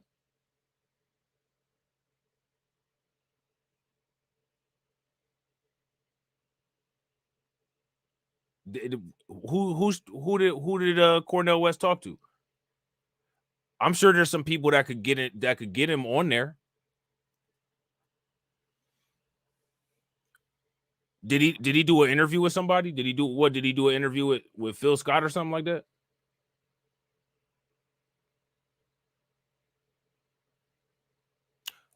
Torian says, if you are black and refuse to speak to B1 Media, you are not B1. And even those who speak with us can be turncoats. Yeah. And my thing is, Cornel West has never pledged any kind of allegiance to being B1 or anything like that. Not even close. So I don't. These are, to me, a lot of people are putting expectations on him. And this goes to show like the stuff that I'd be saying about the vetting process. I never had any expectation of miracles from Cornel West, and people seem to be like just extremely outraged that he's, you know what I'm saying, just not saying every single B1 talking point. He's a Democrat. He's a leftist.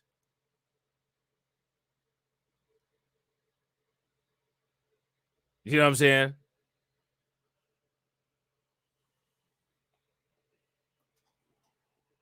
If somebody says that they're a Democrat, my thing would be expect Democrat shit from them. You know what I'm saying? I like that. I think that's pretty reasonable, right?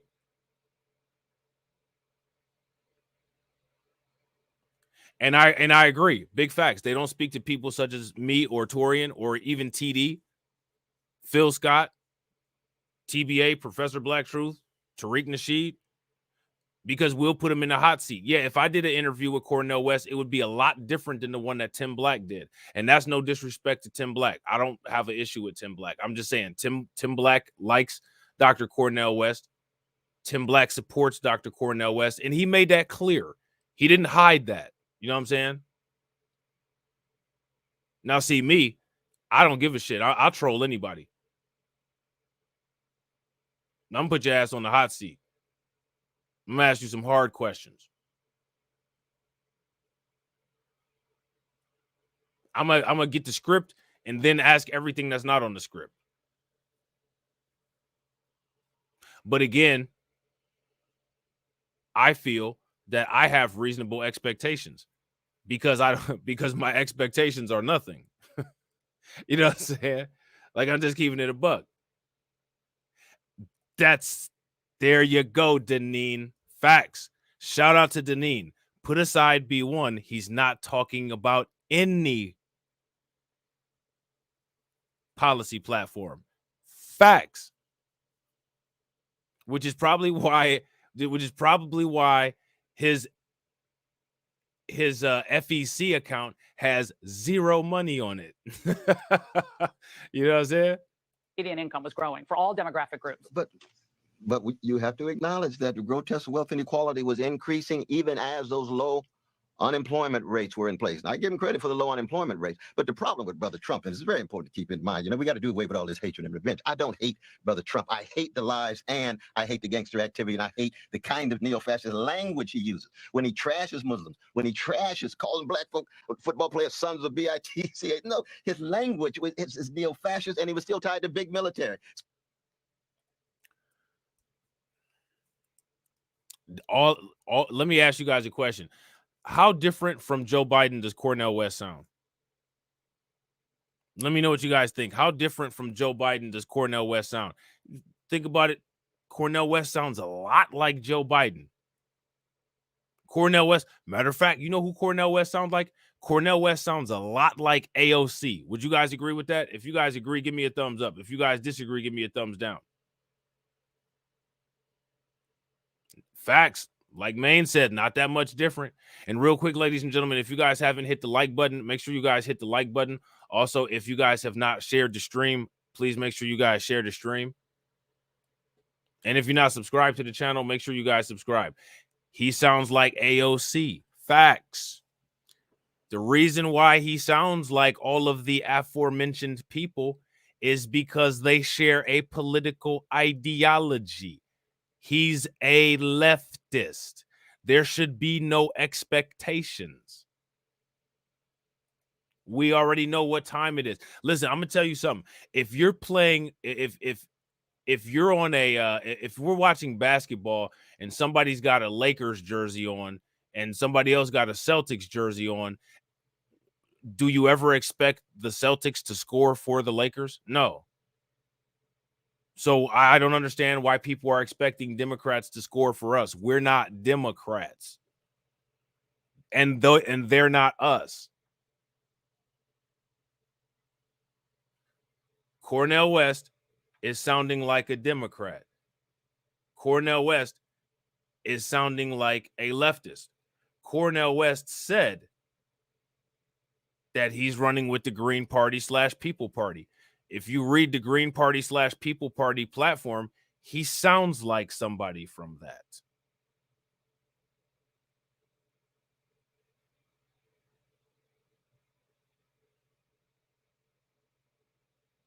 Now, as far as him talking to people who may be FBA, B1, Foundational Black American,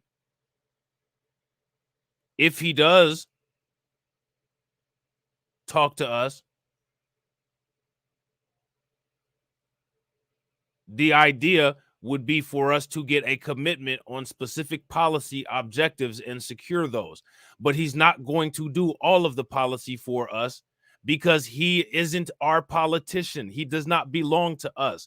He belongs to the Democrats.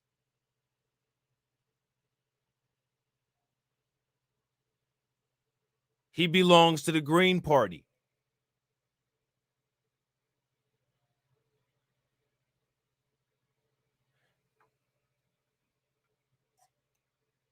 Does that make sense? Would you guys agree? If you guys agree, give me a thumbs up. If you guys disagree, give me a thumbs down.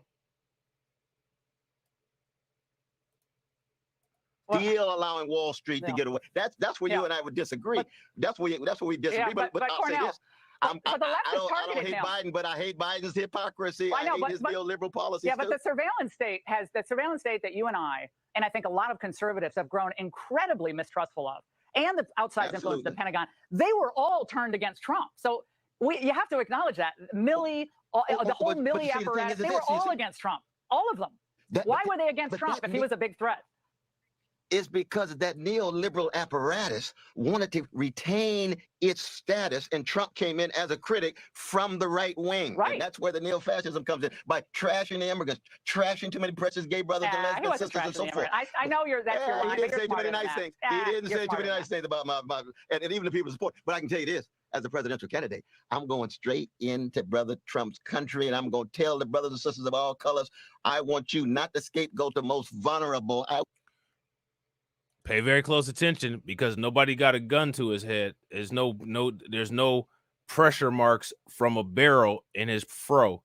So he's saying all of this on his own. Pay very close attention to what he's about to say right here. As a presidential candidate, I'm going straight into Brother Trump's country, and I'm going to tell the brothers and sisters of all colors, I want you not to scapegoat the most vulnerable. I want you to confront the most powerful. That's Wall Street. That's Silicon Valley. That's the war profiteers, the Pentagon. Yeah, that's where I think we need to go. They're going to hate you. They're going to hate you, and they're going to hate Trump. I welcome their hostility, because you know, as I want to ask you. I want to ask you about an open border. I mean, take it away from Trump. The border is essentially open today. If you want to come into the country, you can come in, which the liberals have all said they're always for. They like the idea of an open border. Do you think an open border has helped the plight of African Americans in cities like Chicago?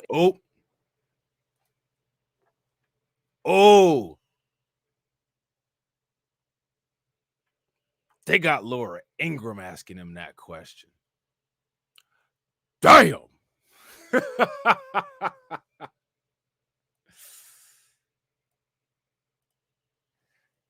Damn.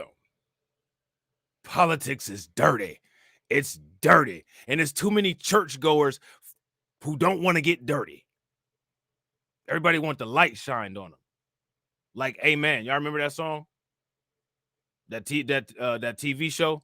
Amen. With Reverend Reuben and Raleigh and Sandra. They got Laura Ingraham asking them that question. Man, they done had Tariq Nasheed on Fox so many times, and they got Laura Ingraham asking him that question. Politics did it. Politics did it. They got the shut up and dribble lady asking y'all a question.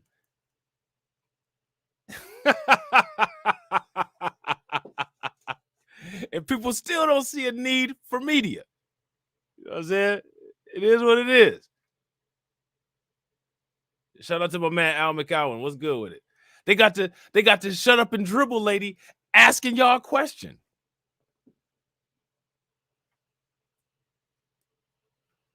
Politics dirty.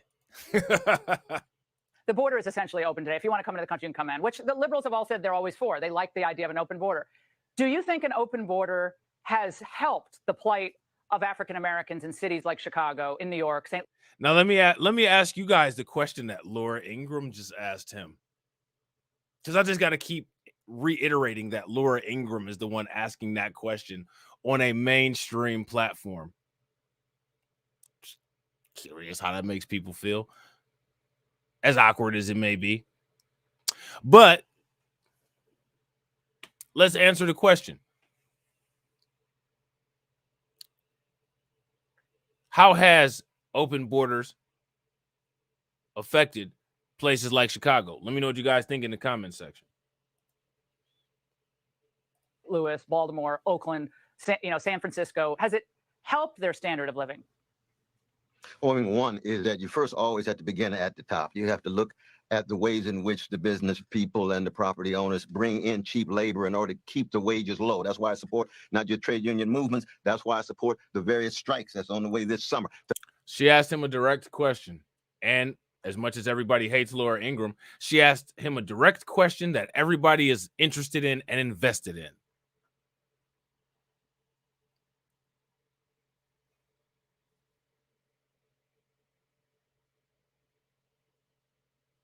That's facts, embrace villainy.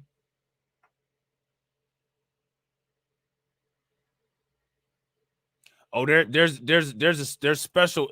There's a lot of people that are doing the content on what's going on in Chicago.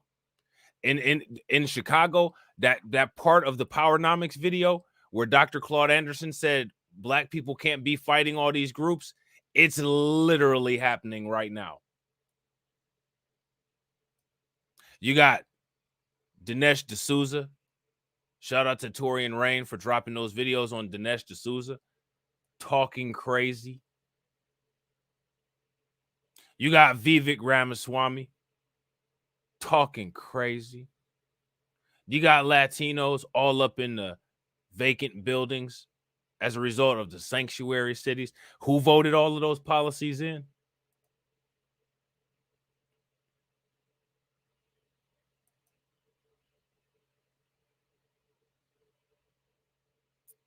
You remember what? Let me ask you guys a question. Back in the day, if you weren't a Democrat, what they used to call you? What they used to call you? I want y'all to tell me in the comment section. Back in the day, if you didn't mess with Obama, if you didn't like Bill Clinton, what'd they call you? They call you Carlton? They call you a coon?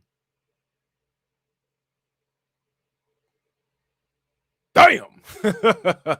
Things done changed.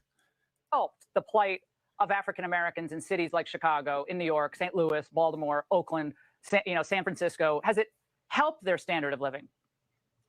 Well, I mean, one is that you first always have to begin at the top. You have to look at the ways in which the business people and the property owners bring in cheap labor in order to keep the wages low. That's why I support not just trade union movements. That's why I support the various strikes that's on the way this summer to make sure working people gain concessions. Because you sound like Ron DeSantis. Seem to be so greedy. They That's seem what to be Ron so DeSantis greedy. said. No, but I see Laura Ingraham. She trying. Damn it, Corny! I'm gonna make you a damn conservative. She trying. I ain't mad at her. Shoot your shot, girl. But this is Cornel West's opportunity to shoot his shot too, and he's not. He's shooting himself down, and he's shooting everybody else down with him. He literally didn't answer anything that she asked. Now you know what would have been interesting? You know what would have been interesting? Because Laura Ingraham asked him that question, and she asked him that question because she knew he wasn't going to answer it the way it needed to be answered. But now imagine what would have happened if Cornel West would have answered that question appropriately. Then the questions could have been flipped back onto Laura Ingraham about the crime in Chicago, about unemployment rates in Chicago.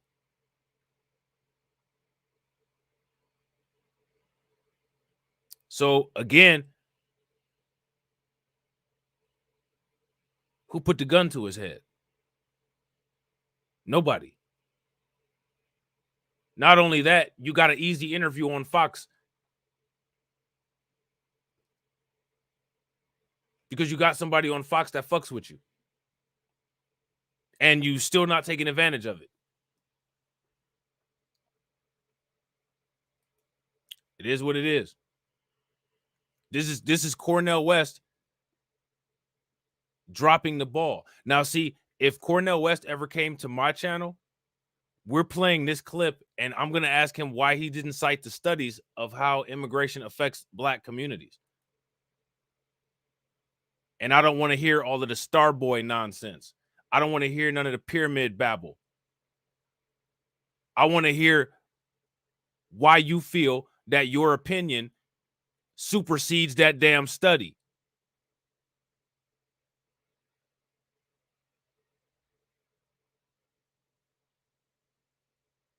That's what I want to hear.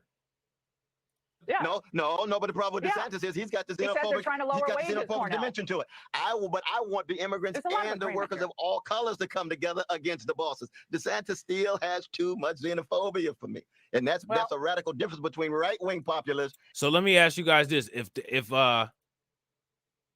Cornel West feels that Ron DeSantis is xenophobic, here's my question for you guys: how do you think he feels about us? How do you think he feels about you?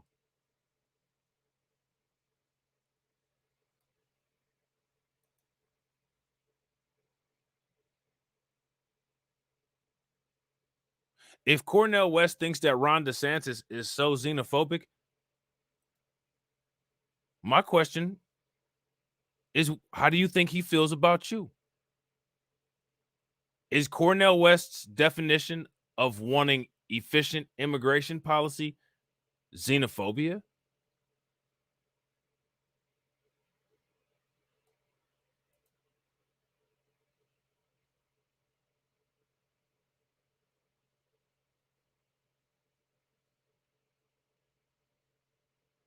So let me ask you guys a question. If Cornel West feels that conservative immigration policy is xenophobic,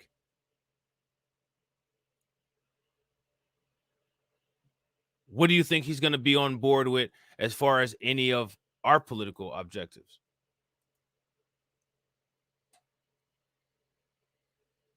Yo, yeah, he did. He just did it, Kareem.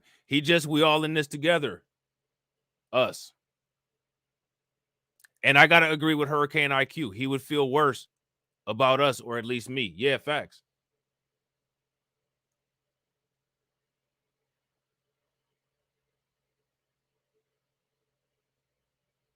Facts. Facts on facts on facts. Facts on facts on facts. Facts on facts on facts.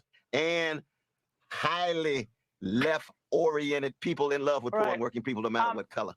Cornel, I think that, and may I call you Cornel? I always call you Doctor, right? Cornel, absolutely. Absolutely, my dear. Absolutely.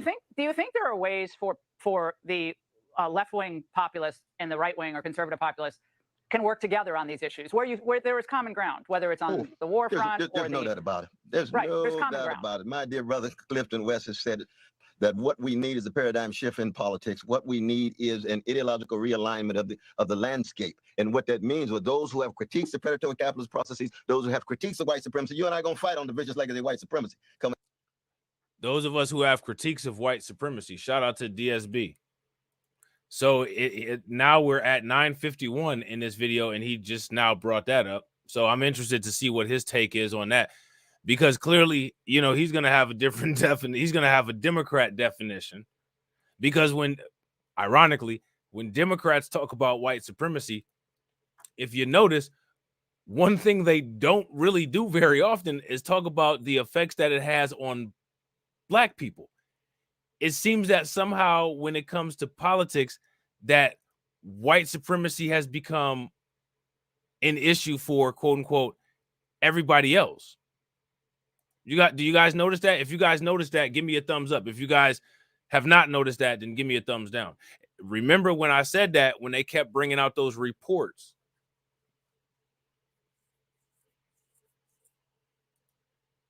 Just like the white supremacy, because the racism is still operating, not as intense as it was 75 years ago, but it's still there in so many different ways. I think of what's happening right now with my two dear brothers in Mississippi. So we have to, but also I don't downplay the vicious attacks on my gay brothers and lesbian sisters and trans, and the defense of women and women. There you go, right there.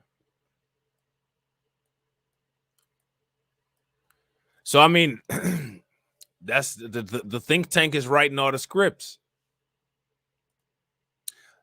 So now the thing is that when the think tanks are writing all the scripts, one thing that we don't have in our favor is we don't have a strong counter propaganda apparatus. Do we?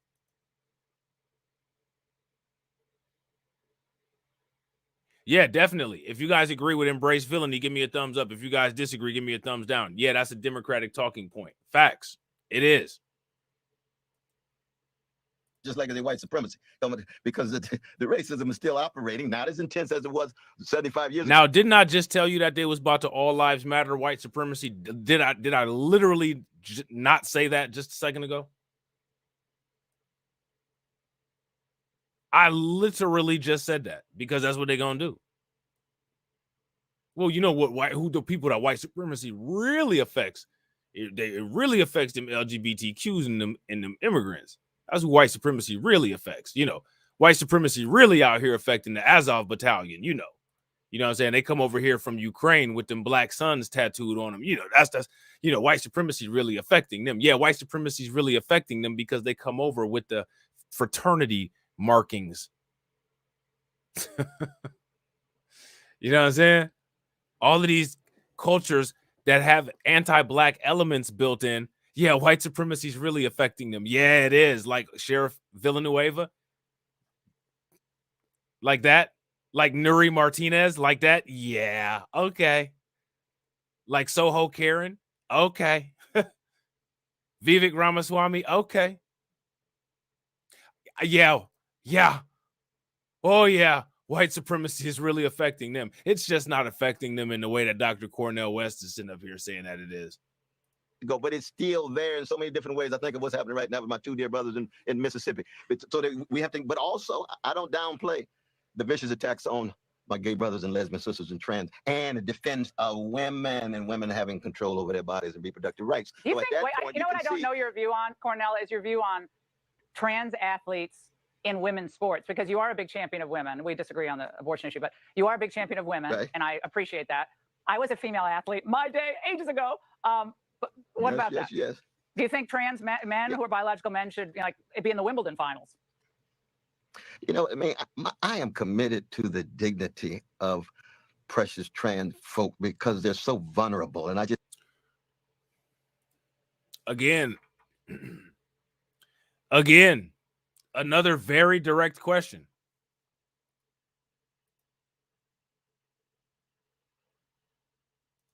I mean, like, let's just keep it a buck. Laura Ingram's not hitting him with really difficult questions. I've seen Laura Ingram can be something else. She's really giving Cornel West, letting him do what he wants to, and this is what he wants to do. This is what he wants to do. She clearly showing him favoritism compared to how she usually deals with other people, because like I said, she's a fangirl. But Cornel West is messing this up. I mean, it's very straightforward question. You know what I'm saying? Nobody's telling Cornel West to say all this stuff. This is him doing him.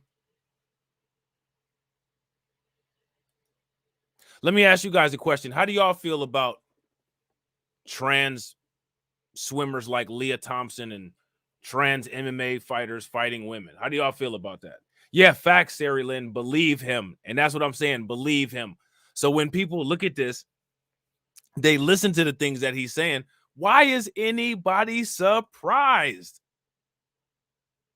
There shouldn't be any surprise. Men who are biological men should be in the Wimbledon finals. You know, I mean, I am committed to the dignity of precious trans folk because they're so vulnerable, and I just hate women to see them don't have a shot then and attacked. No, okay. but I'm also willing to learn and listen in the argument, because I think it depends on case to case and context to context. I just want to make sure that the most vulnerable are never ever. Women are vulnerable. Yeah, women are vulnerable. If they're competing against men in most sports. All right, Dr. West, come back. It's great to have. But that's another issue. But we'll come back soon. Thank you so much. Great to see you as always. All right, you take care. Work together.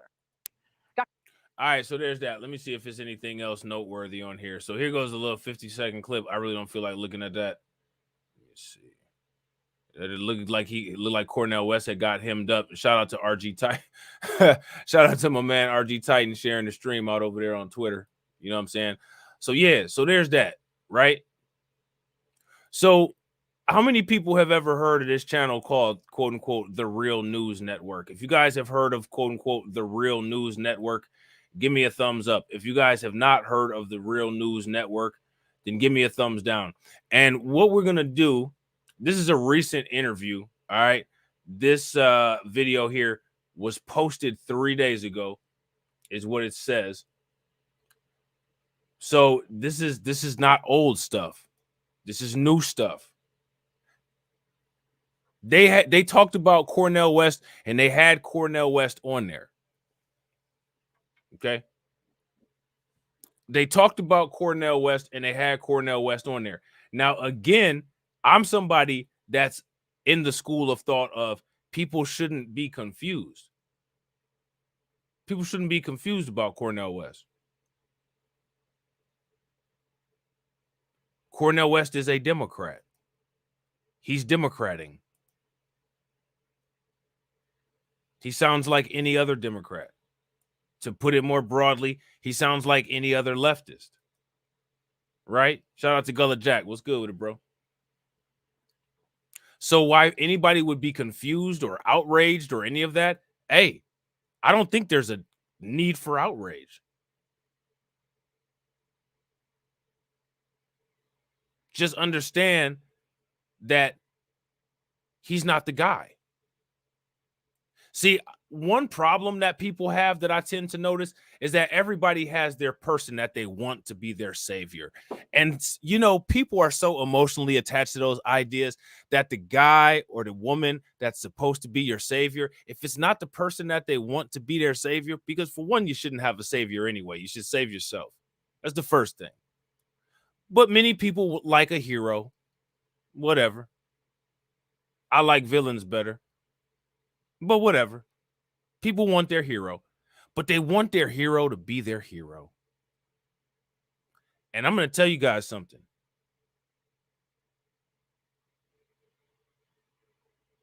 The person that's best suited is never the person that you want it to be. But people are so attached to their emotional ideas and their psychological constructs. In many cases, people will reject salvation simply to wait to be played by the person that they love that doesn't love them.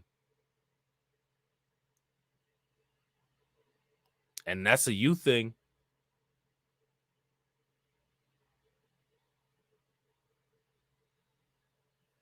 You know what I'm saying?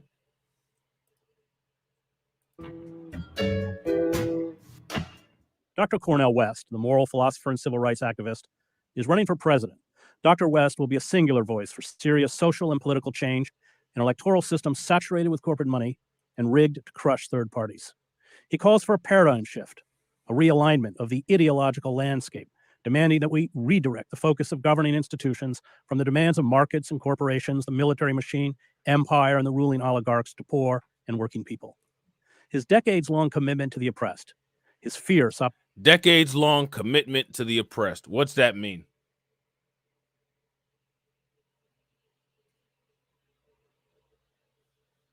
You heard who he felt were oppressed people.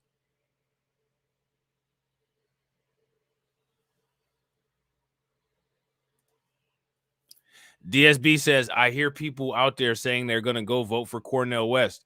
I was like, dude, it's no different than Obama.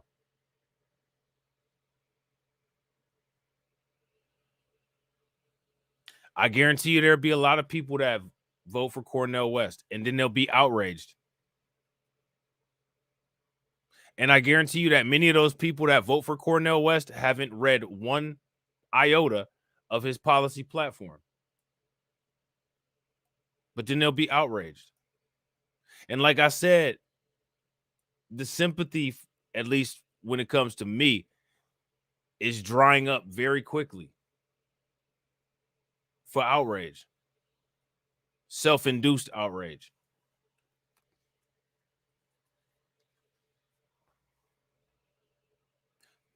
People get what they want. Would you guys agree? If you guys agree that people get what they want, give me a thumbs up. If you guys disagree, if people don't get what they want, then give me a thumbs down. When there's a new pair of Jordans coming out, man, people will stand in 0-degree weather. like they're doing some type of advanced military training to make sure that they get those new patent leather Jordans that came out. People will get what they want. PlayStation 5 coming out, man, people will swing from the rooftops like Spider-Man through Hell's Kitchen to get that PlayStation. People gonna get what they want.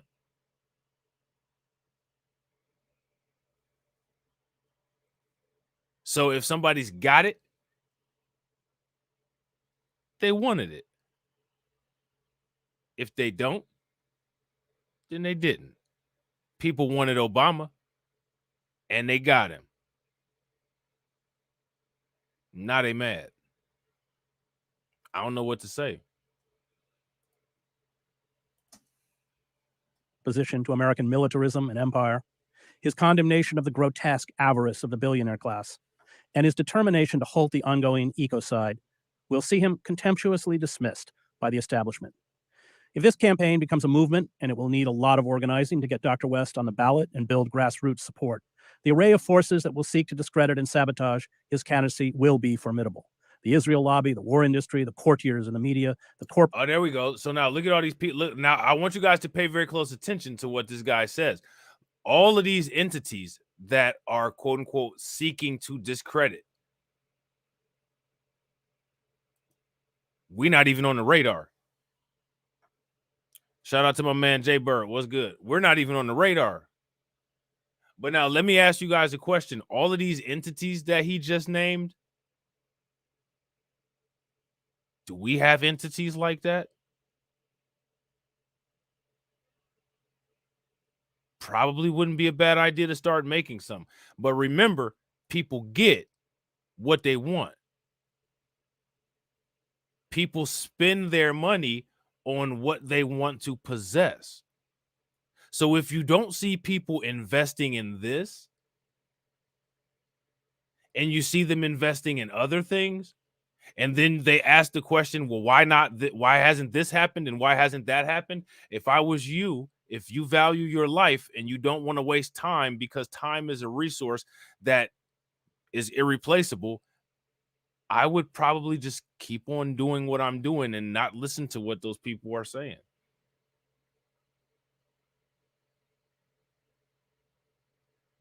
You know what I'm saying? The array of forces that will seek to discredit and sabotage his candidacy will be formidable. The Israel lobby, the war industry, the Israel lobby. What's the Israel lobby? Let's start there. What is that? Oh, didn't we talk about lobbyists in the beginning of the video? We said lobbyists. Oh, you just babbling. You just sitting up here talking shit. You just babbling and shit. Is it babble now?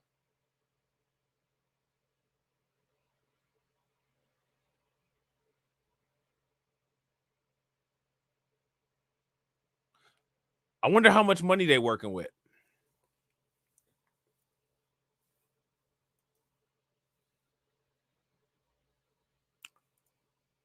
There you go, right there.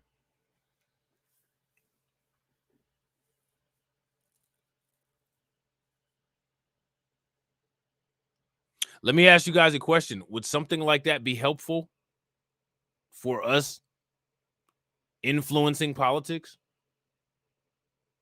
Now, here's my question. If we know that that would be something influential to assist us in our political journey, you'd think that there'd be more people advocating for the formation and control of something like that, right? But pay very close attention how you don't hear that very often.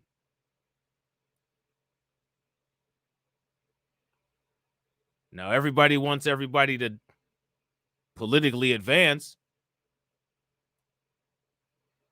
Okay. But no talk of super PACs, no talk of lobbies. Where's this stuff going to come from? Where's it going to come from?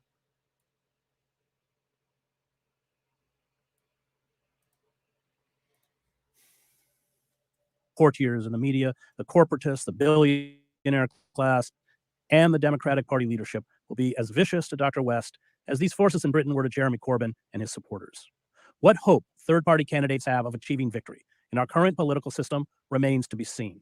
But one thing is for sure, short of a political revolution that overthrows the ruling corporate duopoly, we are headed not only for corporate tyranny, but ultimately the extinction of the human species, along with most other species. Well, it won't be the first species on the planet that's gone extinct.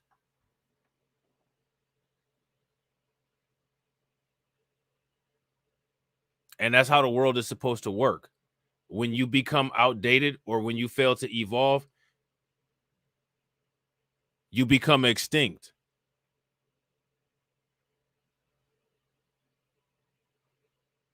If you ask me, when artificial intelligence comes into consciousness, humanity will be on the track towards extinction. Oh, well.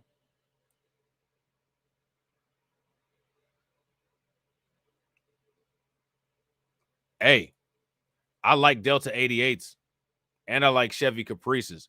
Guess what? They don't make them anymore. Joining me to discuss his candidacy is Dr. Cornel West.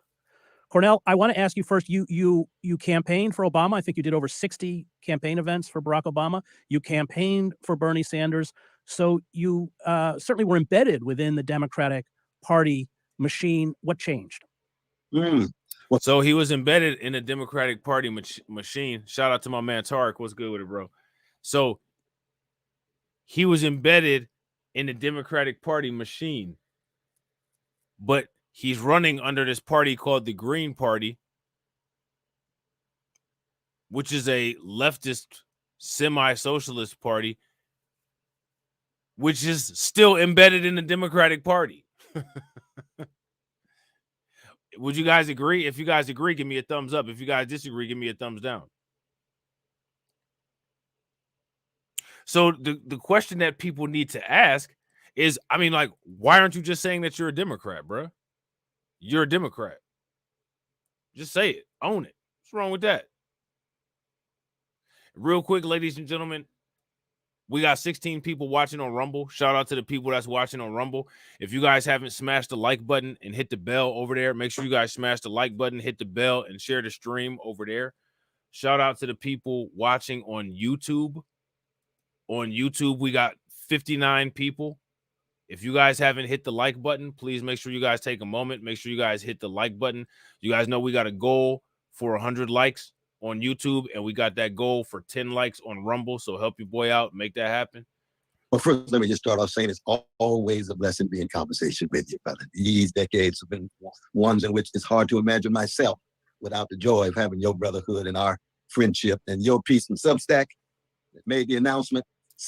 This is a question for the ladies. How many ladies we got in the chat? If you're a lady and you're in the chat, throw some roses in the chat. You guys saw my thumbnail. My statement that I put on the thumbnail is, nice guys finish last and some never finish at all. This is a question specifically for the women. Is that a true statement? If that's a true statement, give me a thumbs up. If it's not, give me a thumbs down. A high standard and a high note. Reminded me of the high C note, Louis Armstrong, the West End Blues, brother. And we keep that standard because we always want to be clear what the standards are. It's the only way we can sustain courage. And as you know, courage is the enabling virtue. All the other virtues are empty without courage. So for me, I've always viewed myself as a jazz man in the world of ideas, as well as a jazz man in politics. With me, I have to be improvisational. I can't be dogmatic. I can't be ossified and petrified in my analysis or in my praxis. So I find myself always going in and out. I've worked with my dear brother Bill Bradley, who I had deep love for. We had deep disagreements too. Then I also worked for Ralph Nader. I believe Ralph Nader was one of the great figures in the 20th century and in 21st century. And I want to say that publicly because he'd been mistreated, misperceived, and so forth. Then I went back again with Bernie, then went with Jill Stein, then went back again, even with Biden, warmongering, milquetoast Biden over against Trump. So I've tried to be flexible and fluid enough, but it's always tied to putting precious poor people and priceless working people of all colors at the center of my vision and praxis. And so I'm thoroughly convinced now that at this historical moment, You can never defeat fascism with milquetoast neoliberalism. Neoliberalism was simply put it off for a while. You've got to get at the roots of fascism. And the two-party system, the corporate duopoly, impedes and obstructs the empowerment of poor people, not just in the United States, not just in the American empire, but around the world, given the militarism and given the 800 military units that represent the American empire in terms of its military might. And so this particular moment, I'm just giving all that I can. Let me ask you guys a question. Do you guys think that Cornel West is too nice for politics?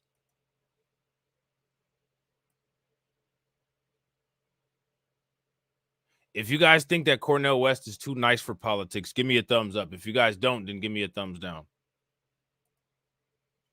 To mount this third party bid, to on the one hand be head of the empire, and then to win and begin to dismantle the empire in the name of poor and working people here and abroad. So it's one moment within a much larger movement. That movement, of course, is not just national, it is international, keeping a focus on those the great Frantz Fanon called the wretched of the earth. And why can't that be done through the Democratic Party? The Democratic Party has proven now that its corporate wing will always snuff out the progressives, the Bernie Sanders and others. And I have great love for Bernie. I'll always have love for my brother. And as a jazz person, improvisational, I can love somebody and still have deep disagreements, you know. And it made it very clear that progressives will always be a kind of window dressing, especially every 2 years and every 4 years during an election. Corporate interest, military industrial complex, Wall Street, Silicon Valley, big tech, they're at the center of the Democratic Party. So there's the taboo issues, corporate power, surveillance, ecological collapse, fossil fuel industry. We saw it with Manchin in the debt ceiling agreement. Oh, you can make agreement with him, but you can't make agreement when it comes to the needs of poor and working people. Oh, I see. Reveal yourself, Democratic Party. Of course, they've been doing that for a while, but at this particular moment, it's very difficult not to be able to. So now Cornel West, he says that he has the truth, right? And I got to agree with John. Shout out to John. Shout out to Old School, too. What's good with it, bro? And shout out to Emperor. John says, I think he's not standing for anything. And I got to agree.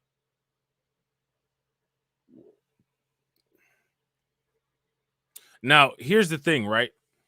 You guys remember that commercial that Cornel West did where he said that he was on his path for truth? And part of his path of finding the truth,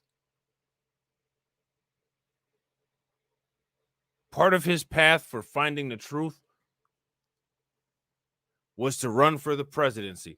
Now, if you listen to his understanding of how the Democratic Party works, as far as truth, as far as quote unquote understanding the Democratic Party, sounds like you got a pretty good handle on it. So you don't necessarily need to run for president because it sounds like he's got a good understanding. So what is your plan with your presidency? I think that Cornel West thinks that he's going to bring the world together with some kind of love spell. I don't think that's practical, and I don't think that's feasible.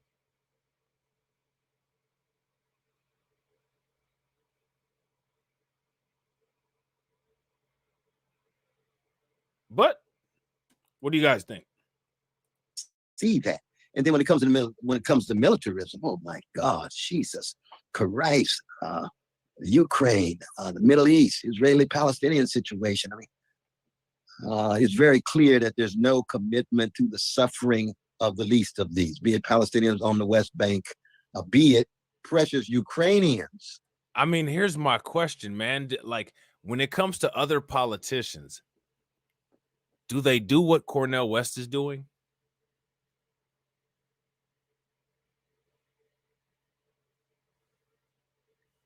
It does sound like he dropped some acid, doesn't it, man? Definitely does.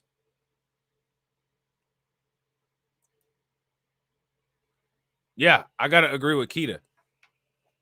Sounds like he doesn't have a plan. If you guys agree with Keita, give me a thumbs up. If you guys disagree, give me a thumbs down. Who deserve a central focus, but who are bearing such a brunt in part, not just because of Russian imperialism, but because of American imperialism. And so the NATO expansion. Now, here's my thing, right? Here's my thing. And shout out to Sari Lynn. He's an all people's president, right? Here's the reality. This is the reality of it. Anybody that becomes the president of the United States is going to be all people's president. I know there's some people that think that, you know, if we get a president that's a black president, we're going to get to hoard him all to ourselves, and we're going to have his number on speed dial, and nobody else is going to be able to have access to him because he's ours. He's ours. That's not how it's ever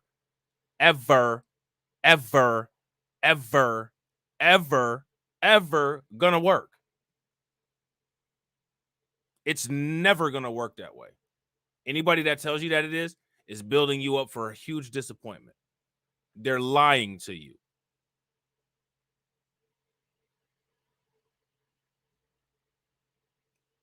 Whoever is the president is going to be the president of the United States, which means that they're going to be the president of all people. That's just how it is. That's just numbers. That's just a simple fact. But just because you're the president of the United States and the president of all people, that doesn't mean that you don't have to have a black agenda. You can be the president of all people and still have a black agenda. Like, you can still be the president of all people and have a focus group that concentrates on disparities that face black people specifically. It's just that these presidents choose not to do that because they do it with other people. That's how you get $12 million for Holocaust survivors, or $12 billion for Holocaust survivors. That's how you get all of those casinos for Native Indigenous Americans. That's how you get all of the immigration policy. Every president that we have ever had has been, quote unquote, all people's president, but they've all had agendas for everybody else except for black people. That's been the issue. I think that, like, people sell people a dream that we're just gonna have this president that's just he's gonna be like Debo on Fifth Element. You know what I'm saying? It's just this is my guy right here. No, it's not gonna be like that. To expect something like that is insanity, and you'll be waiting a long time and probably die never seeing it.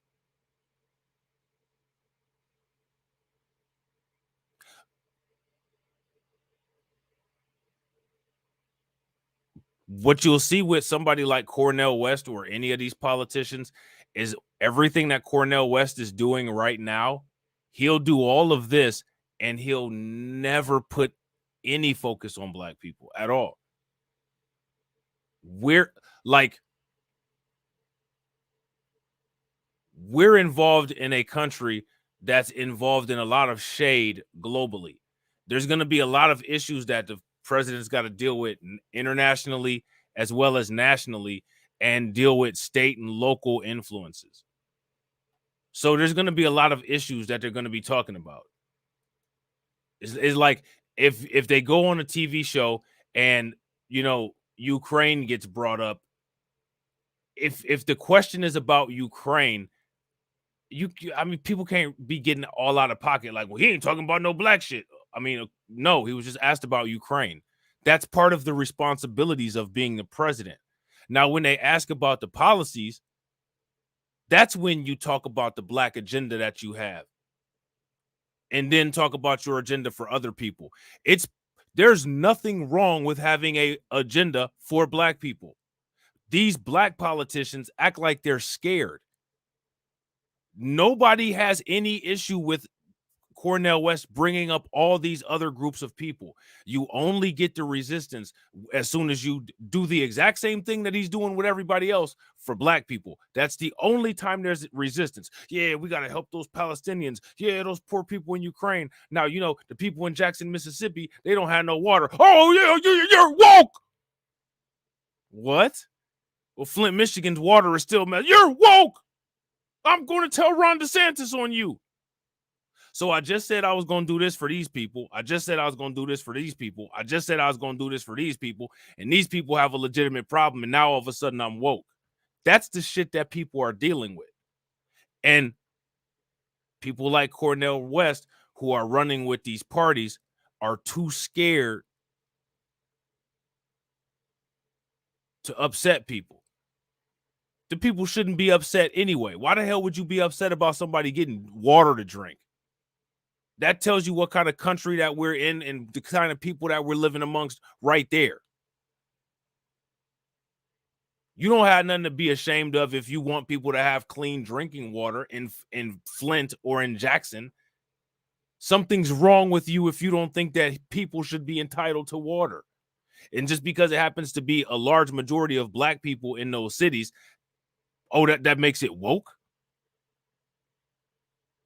Man, do you remember when all that nuclear shit spilled out in East Palestine, Ohio? Man, it was all kind of, oh, this is an attack on white people. No, it was a damn train that went off the rails is what it was. And some shit blew up and leaked out all over the place.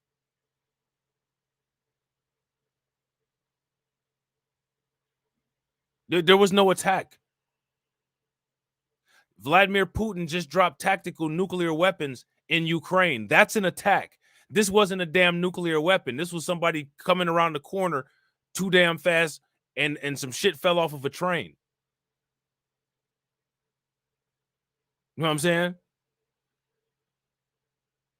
Two things similar. We're living in a delusion world.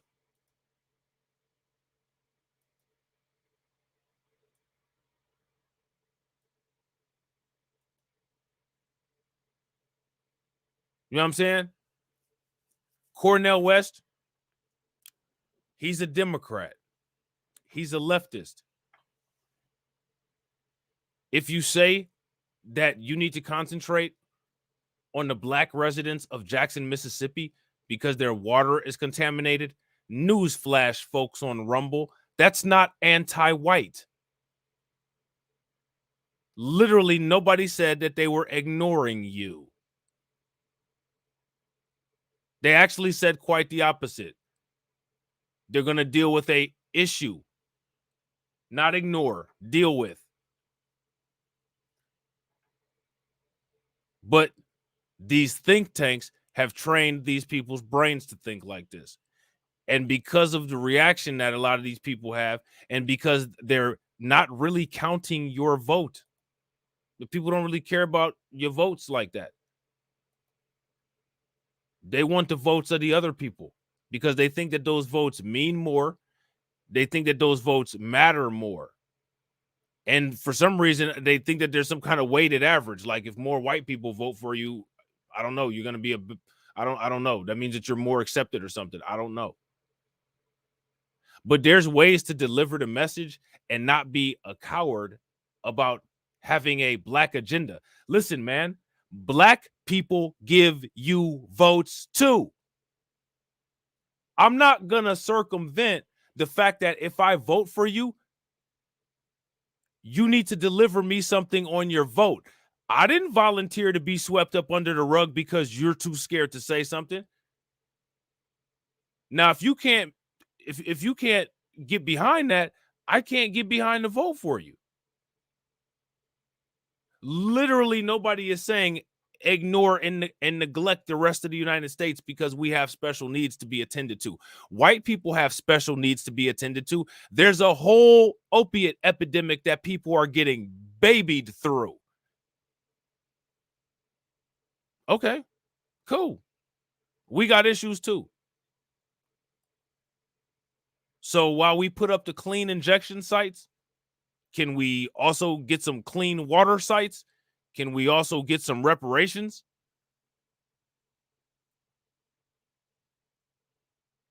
I mean, literally, the United States is shamefully dealing with dog food usage. People shooting up schools and shooting up dog food all across the United States. Everybody's shooting up, whether it's a classroom or whether it's heroin. Those are special problems in certain communities. But they're inside of America, which means that they're problems that the American government has to deal with because those communities are inside of America. Okay, guess what? The formation of America damn near destroyed our community. We have needs that are different than other people. It is what it is. Deal with it. If a politician don't have a backbone, that politician shouldn't get a vote, if you ask me. Literally, nobody should have an issue. I'm going to tell you something. And this is one of the reasons why Marjorie Taylor Greene is going to always be a popular politician.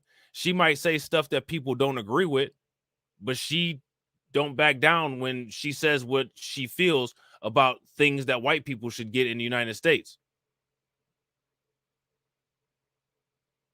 Now, the reason why people got a problem with her is because she's white. But she's white, so she's supposed to be advocating for white people.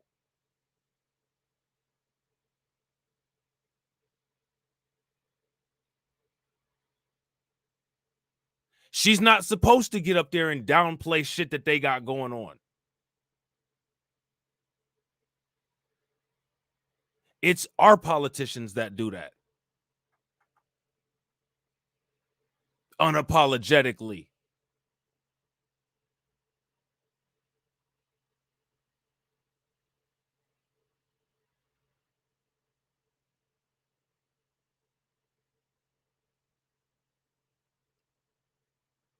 If you're playing for a different team, but you're playing the game right, I mean, you're not helping me, but you're playing the game right. If you're on the Lakers and you're giving a lot of assists, scoring a lot of points, and I happen to be on the Celtics, I mean, you a good basketball player, but you ain't helping me.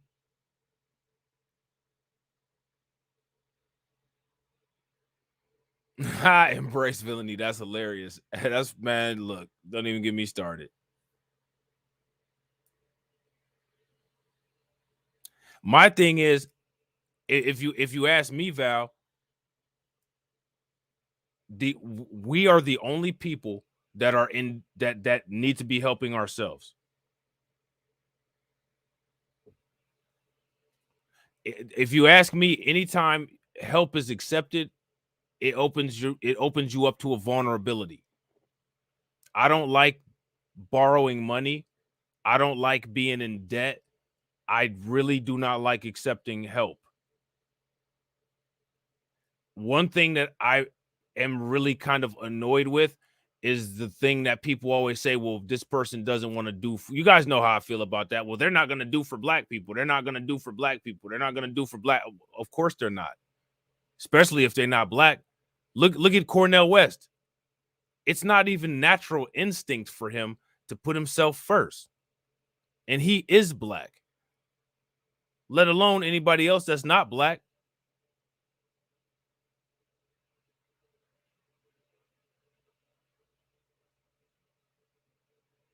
We got to start dealing with stuff in terms of reality. How long have people been saying they're not going to do for? They're not going to do for? You'd think it'd sink in by now that nobody's going to do for, which means that we got to do for us. Which is why I keep trying to tell people about the value chains and all of that. No. I know, Val. I know. But think about this, right? Professor Black Truth always talks about how one of the objectives is to maintain a derangement of internal politics, right? Well, if you constantly have people in disarray and you can utilize the existing politics to derange internal politics, nothing coming from politics is ever going to be meant to straighten us out, because the objective of the politics is not to straighten us out. Is to keep people confused, messed up, financially deprived, and constantly moving around so you can never ground yourself. All of the things that Neely Fuller Jr. talks about, those, 9 areas of control or something like that, that's what people need to be doing on their own.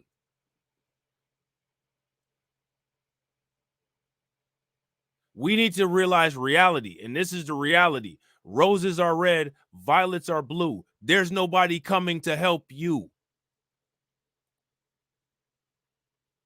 Happy Valentine's Day.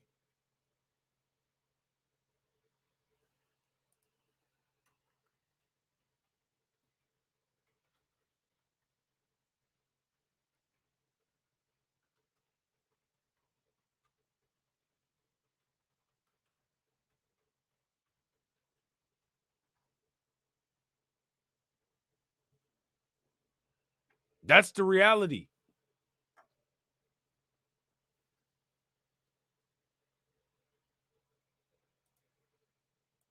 There's a fundamental factor here. It's been downplayed by the rationalizers of the war.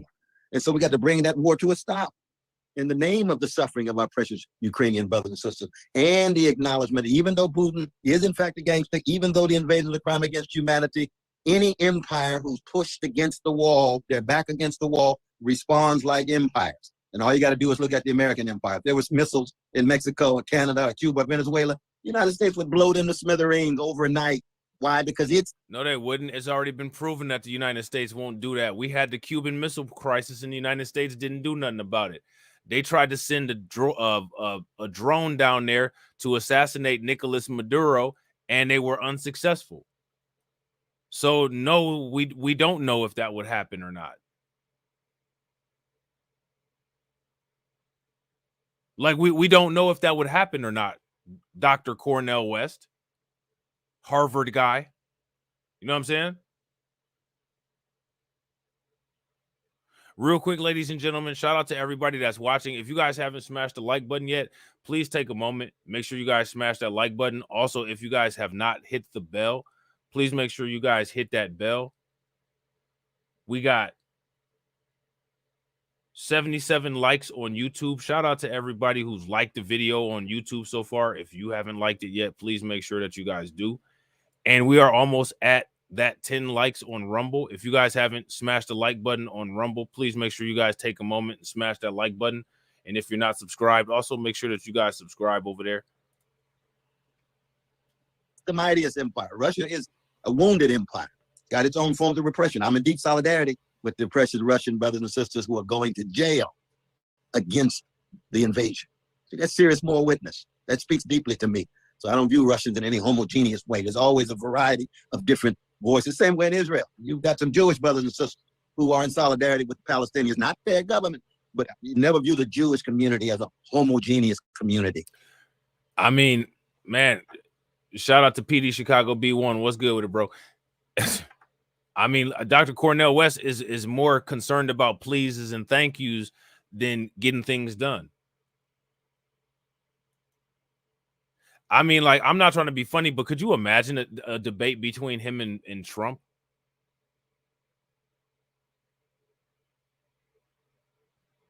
It would be an etiquette contest versus a roast.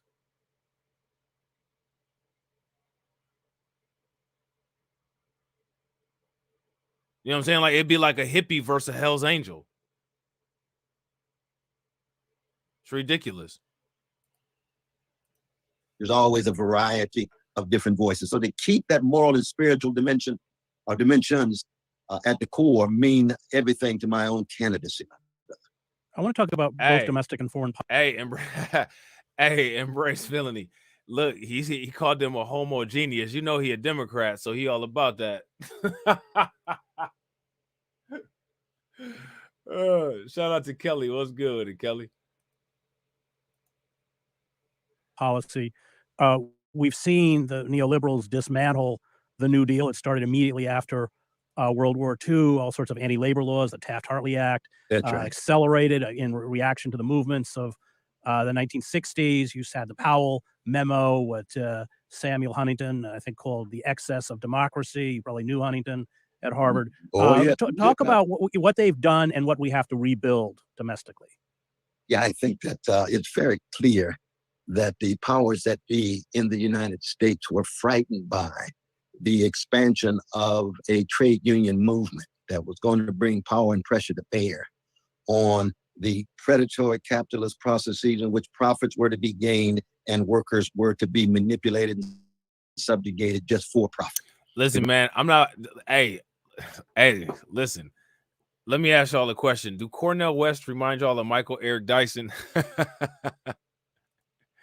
If Cornel West reminds y'all of Michael Eric Dyson, give me a thumbs up. If he don't, give me a thumbs down.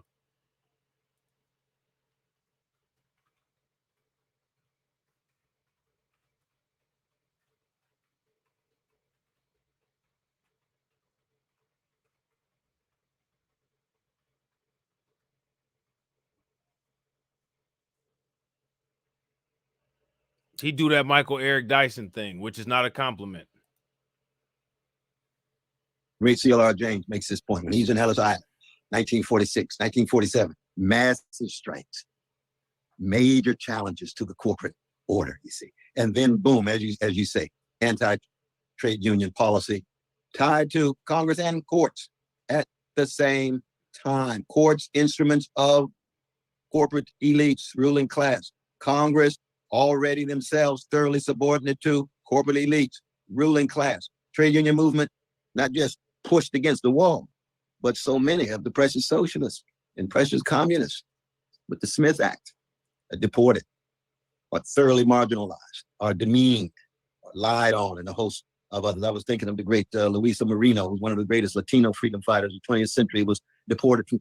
I mean, like, it's crazy how like these dudes and these politicians go out of their way to not mention any black person.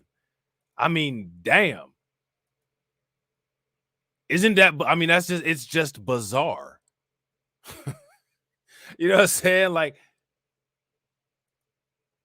this is what I'm saying. Like, this me, this Black Light Revelations. I'm not sitting up here telling you to be bliggity black, fist pumping, but I mean, damn, these people go out of their way.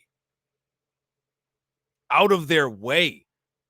I mean, we're talking about freedom fighters and all that. I mean, you're not going to say like Martin Luther King or Malcolm X. You're not going to say the basic two. You're going to find some Latino person who we have no idea who you're talking about. Seriously, bro? This is what I'm saying. If you are too scared to at least have any kind of pride in accomplishments that people have had that can be related to you, you don't have any business thinking you got what it takes to run the country.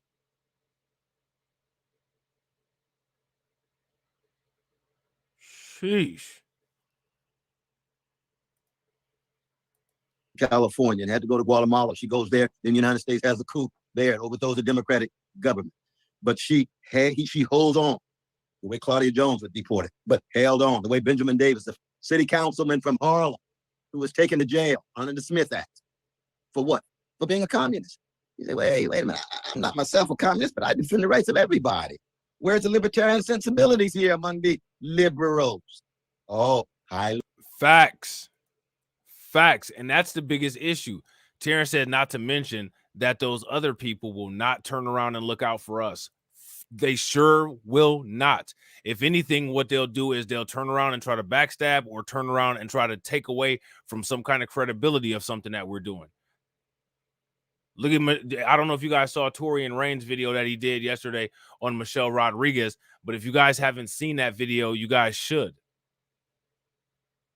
There's examples of it all the time. Again, look at Nuri Martinez, Sheriff Villanueva. Look at what's going on in Chicago.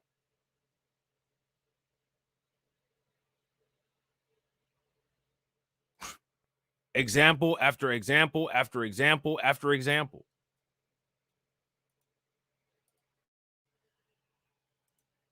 Selected. And you always get that kind of hypocrisy from corporate liberals. And so what we have is an attempt between 1945 and 1973 to, on the one hand, push the trade union back, but they had to come to terms with Jim Crow, the vicious legacy of white supremacy that had played a fundamental role in shaping the American capitalist order. Indigenous people subjugated, genocidal attacks, immigrants tied to cheap labor, enslaved. What did I just tell you?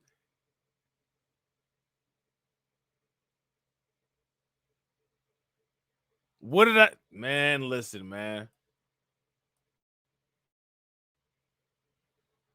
I keep trying to tell people how important counter propaganda is. Like, how could you sign on with this nonsense?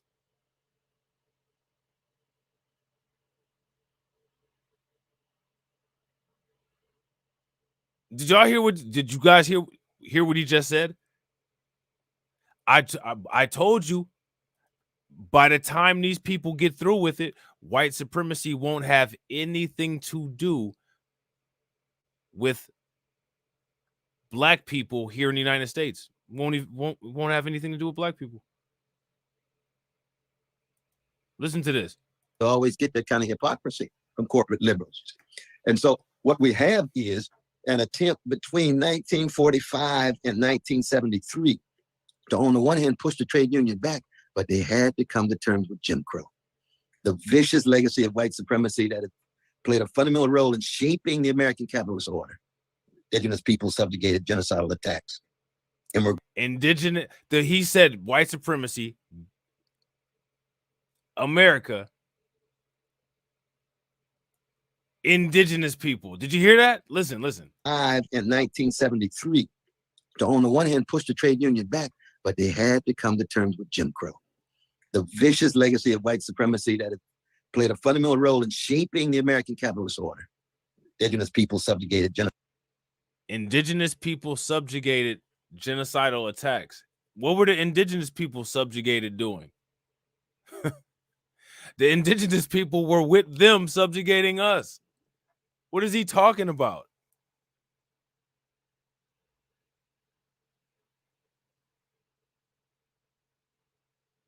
In Oklahoma, a lot of the people from the Cherokee tribe, there's black people that have been granted tribesmanships, and a lot of them were granted tribesmanships because they're the descendants of Cherokee slaves. Dane Calloway. I mean, I know you're just here to make us think and all, but there's an article from CNN about it where they talk about the family and the tribe with PDFs of the court documentation.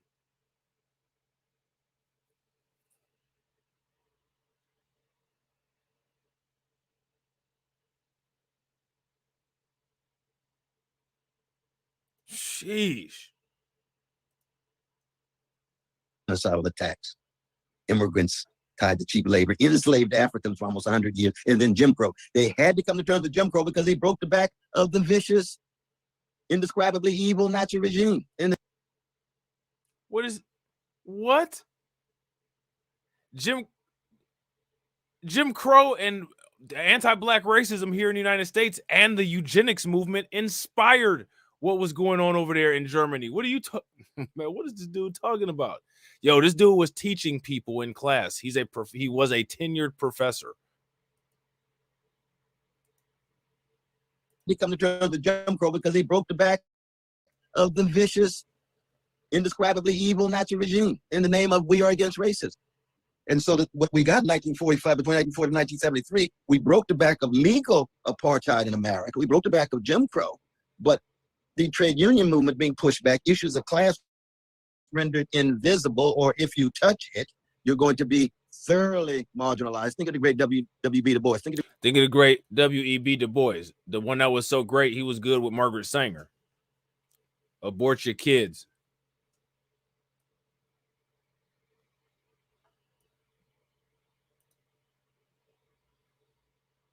Thomas Sowell think tank. Facts. The Just Pearly Things think tank. The great Paul Robeson, among others, who wanted to talk about those class issues. That Black folk then are included within the status quo. They're included within an order where it's difficult for them to talk about poverty and class. No, it's difficult for you. And ain't nobody included in no order except for you in the Boule order. Like, what are you talking about, bro? If I ever had Thomas Sowell call into my channel, I would ask him literally explain what you're talking about in 3 sentences. What are you talking about?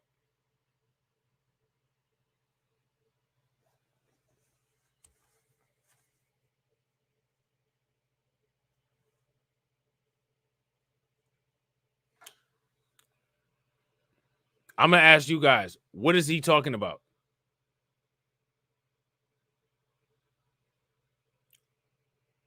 What is this dude talking about, y'all?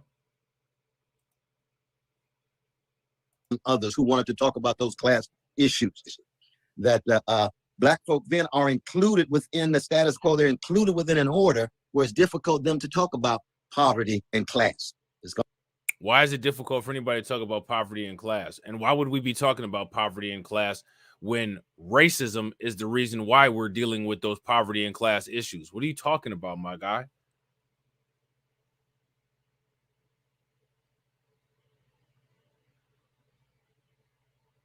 Yeah, I got to agree with embrace villainy. If you guys agree, give me a thumbs up. If y'all disagree, give me a thumbs down. He's trying to please everyone but us.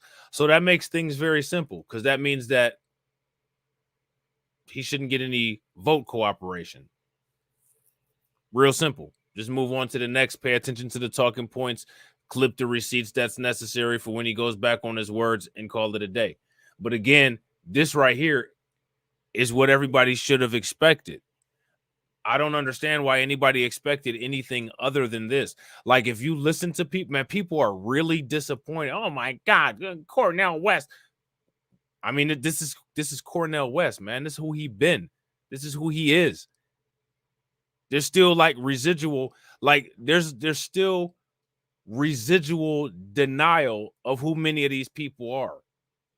Oh my God. Oh my God, I can't believe he just did it. Believe it.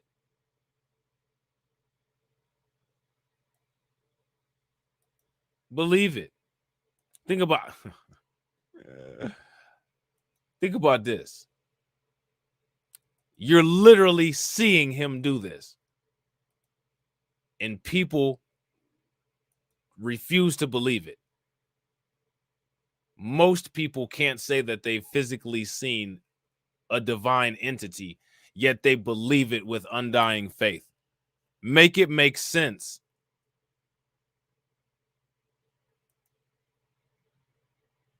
That is why no one should have a problem with artificial intelligence taking over and dominating the world. Because people, human beings, cannot be trusted to make sense.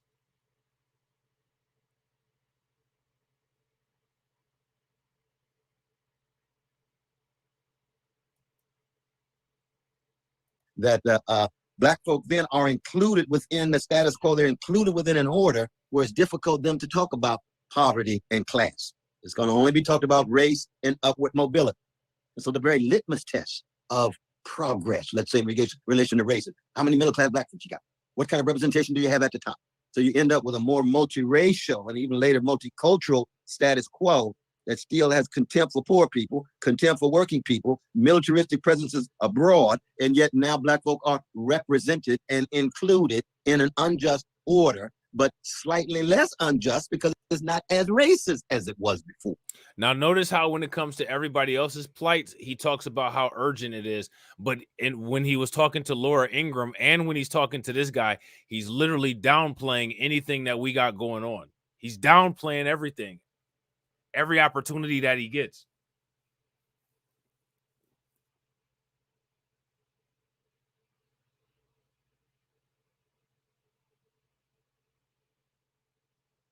Whose man's is this?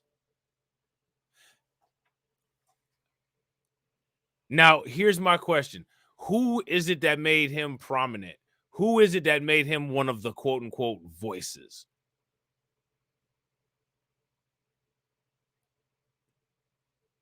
Oh, you know, Dr. Cornel West, you know what I'm saying? Oh, who did that?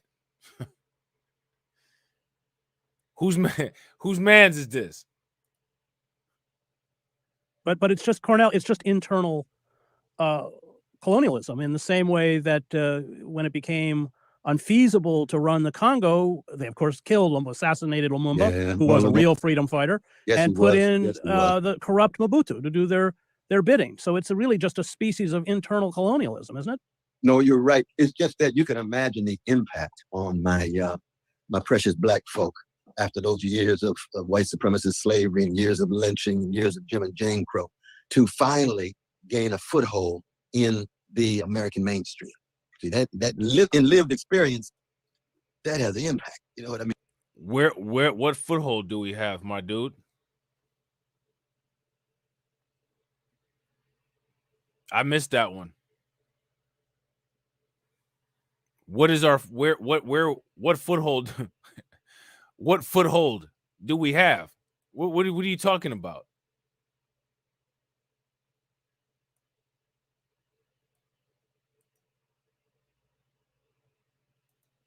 Somebody help me out now. Shout out to Michael R. What's good with it, bro? Yeah, and he says the same thing to every answer. Facts. Yeah, we're just doing so great, you know. We're doing wonderful. And I'll tell you what, with politicians like with politicians like Frederick Douglass Jr. here, it's just gonna get better. I mean, you say, oh my God, it looks as if we're really now on the way to Black freedom. We're on the way to liberation and emancipation. And you have to do what? Stop, reflect, tell the truth. The breakthroughs have been made for the Black middle classes, for the Black bourgeoisie, for the Black professional managerial class.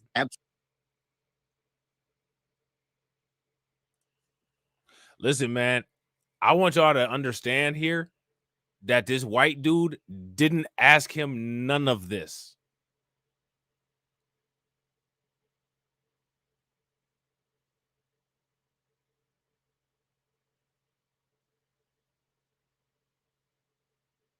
I want y'all to see this with your own eyes. So when I be saying, I don't be trying to hear that BS. This is self-accountability. You're looking at it. This white dude right here didn't ask him shit about any of this.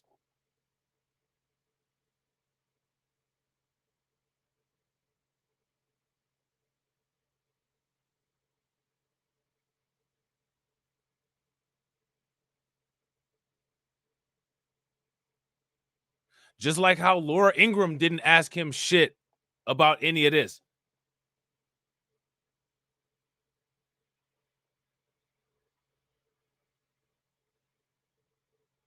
This is him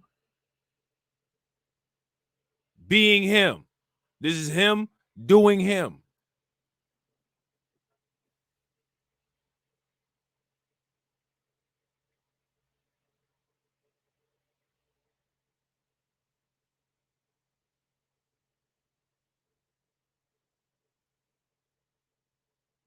That white dude on there didn't ask him shit about black people. Now, that's neither good nor bad. It just happened that he didn't ask him anything. Cornel West is volunteering this all on his own. He was in 2 interviews. We watched 2 interviews. One of the most cordial Fox interviews with a Democrat that I've ever seen in my life. And this. And nobody asked him any hard questions. And he did all this on his own. He's saying all this. He's downplaying what we got going on his own. No one asked him anything. Nobody tricked him into it. There was no trickery. He's the highest educated person in the room on both interviews. That we was tricked bullshit can't fly here.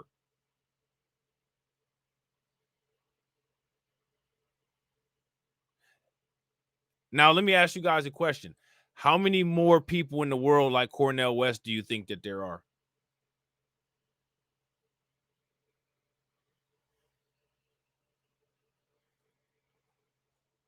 I want y'all to go back, look at them comments under that clip with just talking with TD and Rob. Oh, you brothers sitting there making fun of him, talking crazy. Yeah, yes.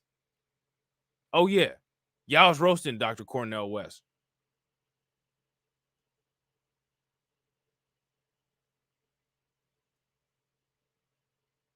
This right here is why. Again, I don't have no expectation of him to be B1. I don't have no expectation of him to be, like all rah, rah, rah, FBA, ADOS. I don't expect that of him. He's a Democrat. But at the same time, no, I also don't expect to be disrespected in his commentary in political view. And that's what he's doing.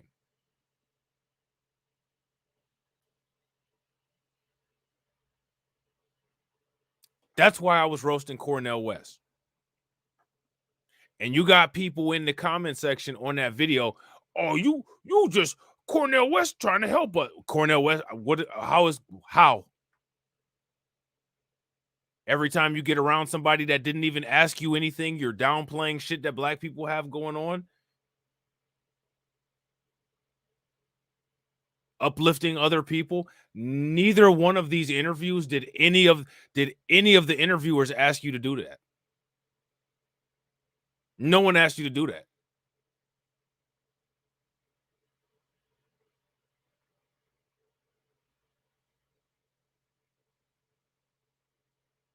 Laura Ingraham sat up there starry-eyed flirting with him the whole time, and this dude asked him a simple question. You're not even getting the rough interviews. And you just bringing out animosity towards black people just for no reason. This is what I'm saying.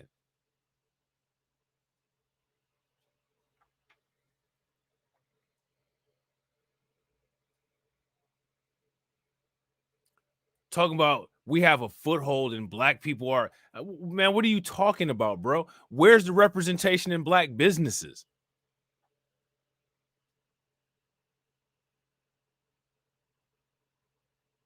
What kind of value chain do we have? What sector, what percentage of certain sectors of the economy do we have? What about the racial wealth gap? What are you talking about, dude? What do we got a foothold into? Being at a zero median by 2053? Are you serious? What is he talking about?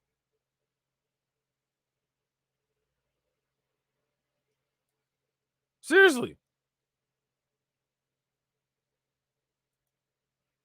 At the same time, when you have the vision that I am concerned about, which is the vision of the plight and the predicament of what the Bible calls the least of these, the poor, the working classes, those in the hood, in the barrios, our poor white brothers and sisters in Appalachian. So that's who his vision is about. So now my question is, who is the person and who are the people that, like Dr. Cornel West, you know what I'm saying? Like, blah, blah, blah, you know, Dr. Cornel West. Who is the people that put him up and like made him like some kind of, I guess, black figurehead or something like that? Who did that? Who anointed that? Who appointed that?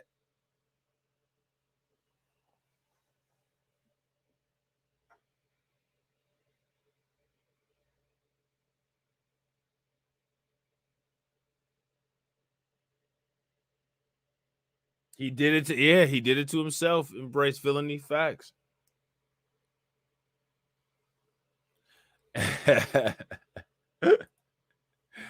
TD Hip Hop Media, our poor white brothers and sisters.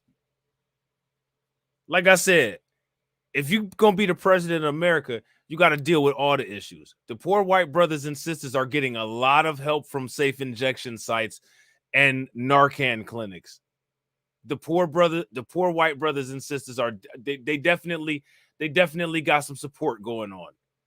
But I'm not saying to take it away. But I mean, damn, bruh, you can talk about everybody else and everybody else's struggle, and then you try to upplay as if we just out here balling. You know what I'm saying?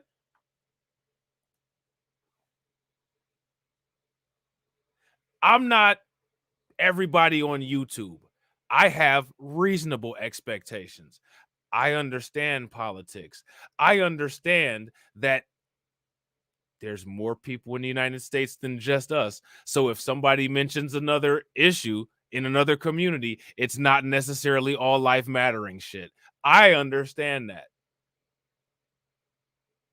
That's not what Dr. Cornel West is doing, though.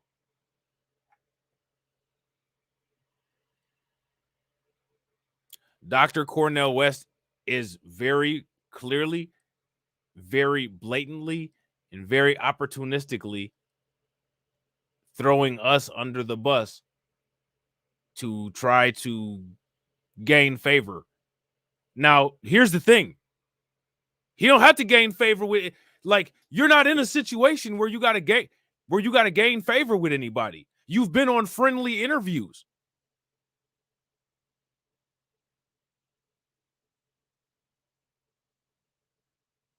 Imagine the kind of stuff he's gonna say when the heat gets put on him.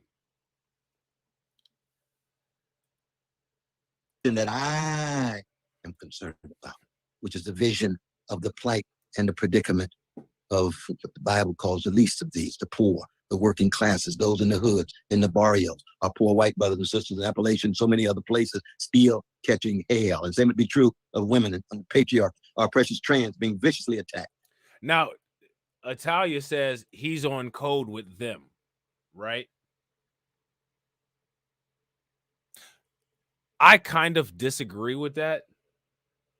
But what I actually believe, I actually feel that we're on code with them.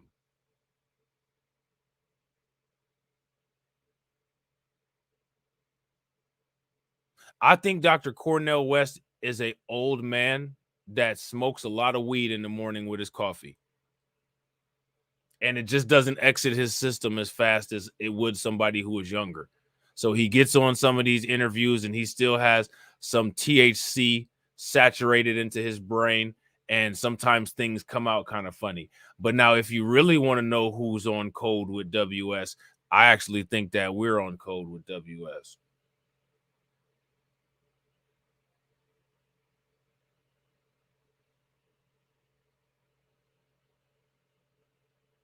And I think once people start to realize that that's true and change it, we'll see a lot of improvement in things that happen.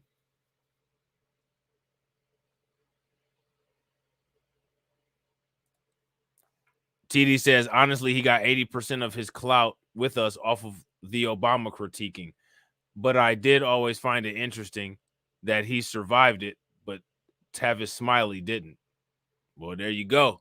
You know why now.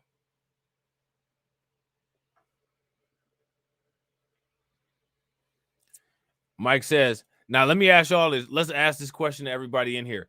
Who is more full of shit, Dr. Cornel West or Michael Eric Dyson? I think they both are. I think they're the same damn person. Remember those YouTube videos that used to allege people were being clones? I think that's what's going on with them too.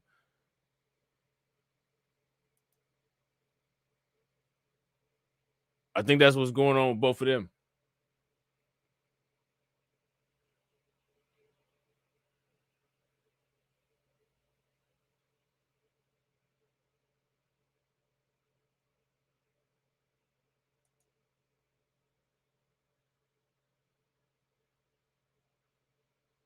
Yeah, super facts. I agree. People may not agree with that and people may not like it, but it is what it is. I agree with that. We as a collective are WS biggest enablers. Facts. And people don't want to take accountability for that.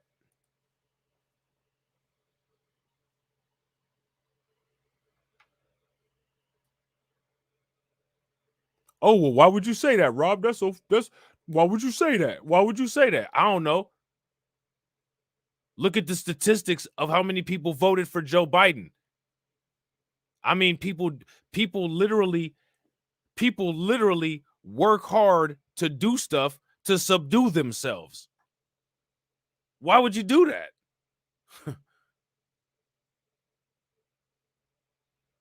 I don't know. But people do. And then as soon as something dumb is done and somebody's like, well, why did this happen? Oh, you know, we're dumb. Oh, you know, we don't know shit. Okay. That's what you want to die on. Now let somebody else say that shit. That person racist. Man, the first people that come with the WS talking points many times is us. And that's why I sit up there and say that all the time about how I feel like a lot of pro-blacks and a lot of white supremacists both get their scripts from the Manhattan Institute. Well, you know we don't know how to work with money. You knows we don't know how to use the monies. Yeah, everybody knows how to use the monies. Everybody knows how to do it. What are you talking about? We've been putting quarters in gumball machines since we was kids. You talking about we don't know how to use money?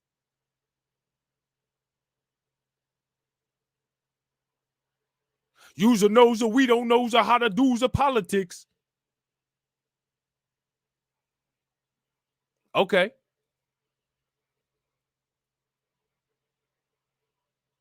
Umar Johnson to sit there and say how stupid we are. You know what? He right though. You know what? He right though. You know he tell the truth though. He tell the truth though. He telling the truth. Umar is telling the truth when he says that we're stupid. Any of these cats out here is telling the truth when they say that we're stupid.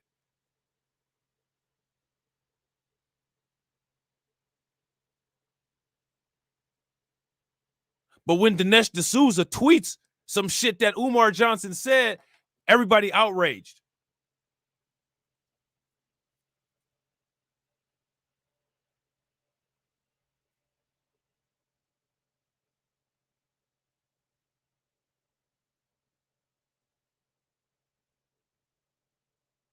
All right.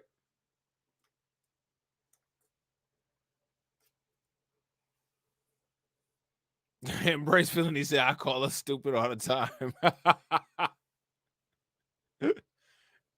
But you embraced villainy.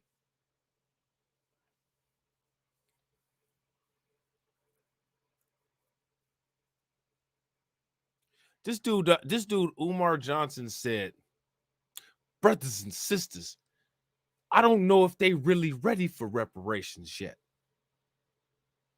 Well, Umar Johnson, brother, I don't feel that you're ready for donations yet.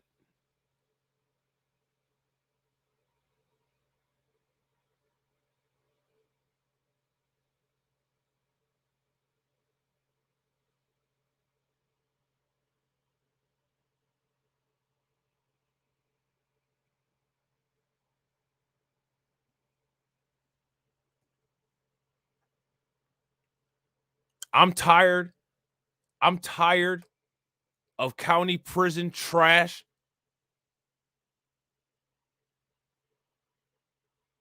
trying to collectively downplay my impact and my effect in things that I know how to do and things that I know that I can do.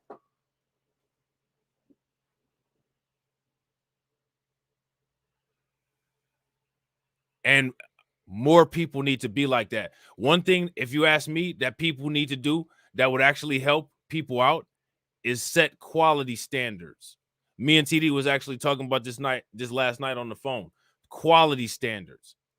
Certain amounts of nonsense that you will versus won't take.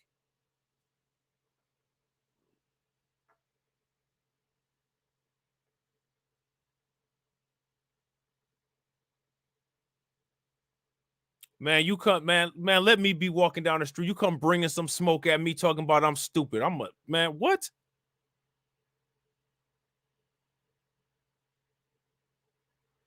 I worked my ass off for my grades and I worked my ass off for my degree.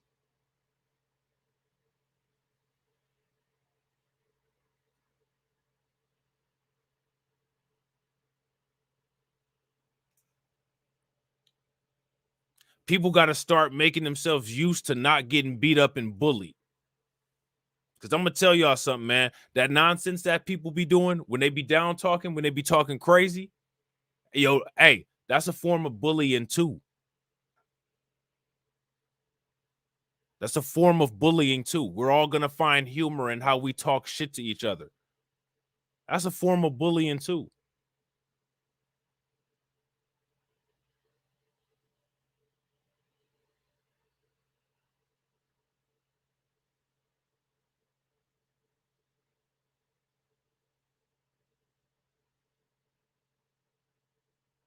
People need to start picking up on that kind of stuff.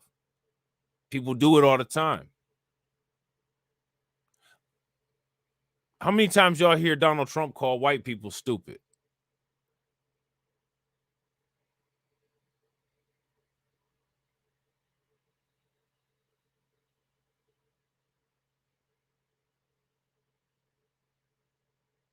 How many times do y'all hear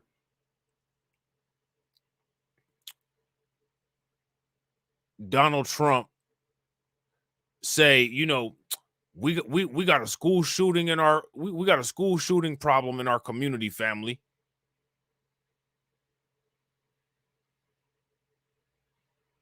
We got a familicide problem in our community, family, and it's just something that we need to deal with. When you hearing these people talk like that, when you hear Vivek Ramaswamy say, you know what, man, one thing that we really need to do is get those massage parlors out of our community.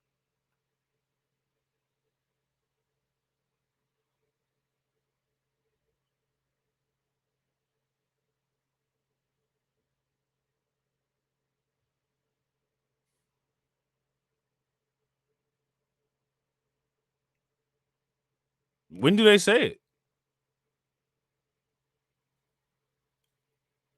It's a very it's very different how people talk to their audiences. If you want your audience to believe that they're capable of doing the things that you'd like to see them do, then you communicate with them in a way that you deliver that message, that you feel that they're capable, that you have respect. And the audience should not put up with that crap.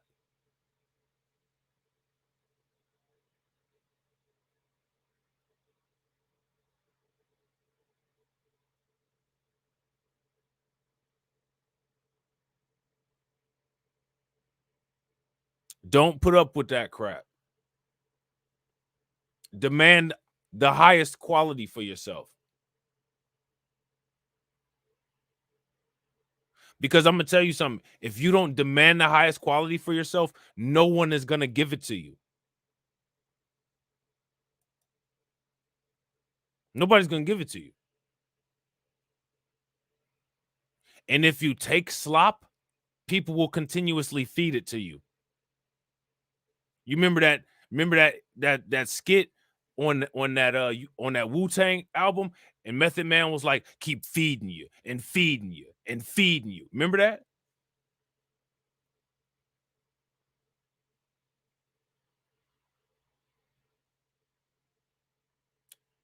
Demand respect. Command respect. If somebody can't respect you, they don't deserve you.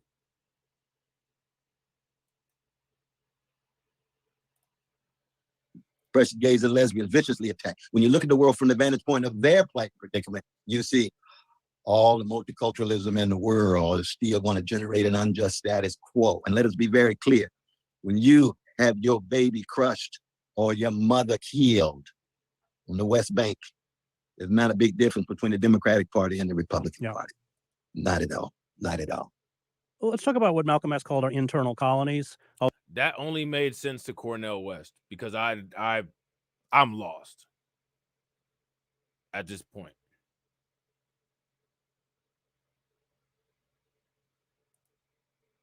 Facts. Super facts.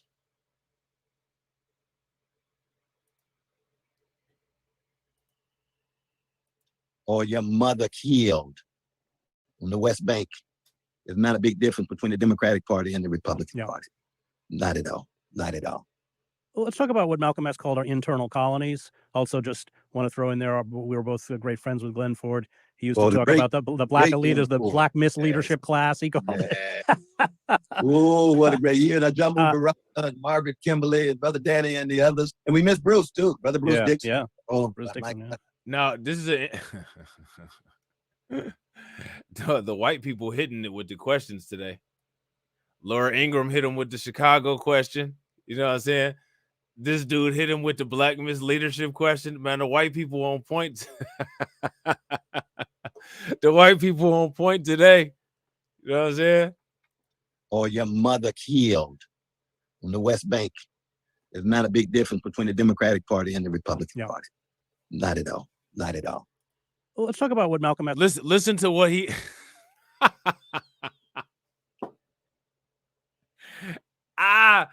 Listen to what this dude just asked Cornel West. Are y'all paying attention? Listen to what he just asked Cornel West. Listen to this question. There's not a big difference between the Democratic Party and the Republican Yeah. Party. Not at all. Not at all.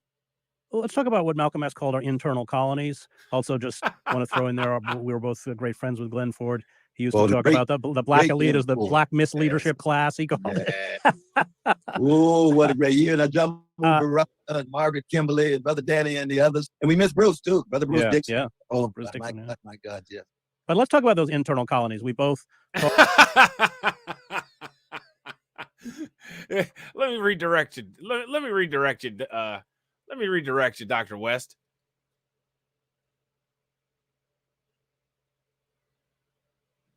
I don't care nothing about how they feel about black people.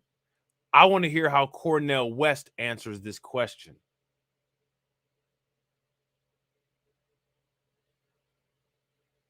That's what I want to hear.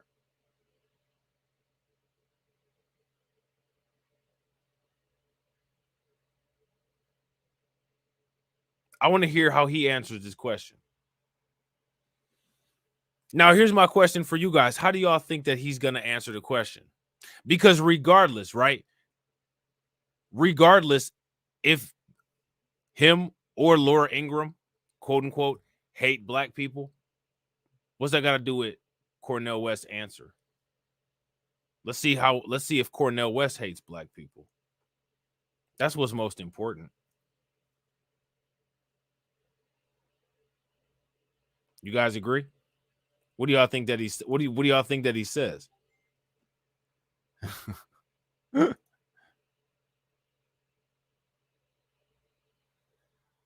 That's what I'm curious about.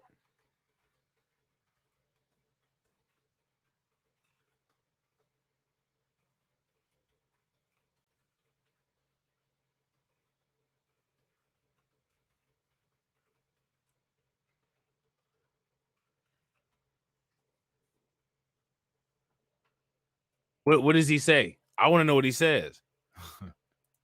fought in the prison. We visited Mumia Abu Jamal together with the great James Cone. And, you know, there's a protean quality to white supremacy and racial suppression that it changes its shape. But you know, we now have militarized police forces functioning as internal armies of occupation with long-barreled weapons, Kevlar vests, kicking down doors in the middle of the night. There's not much difference between a night raid in Newark or Camden or any, you know, Oakland or anywhere else, and the night raids that are carried out overseas. There's that tie of, you know, with imperialism. But there is a huge section of this country, both white, black, of all colors, that have just been completely written off and by a corporate media rendered invisible.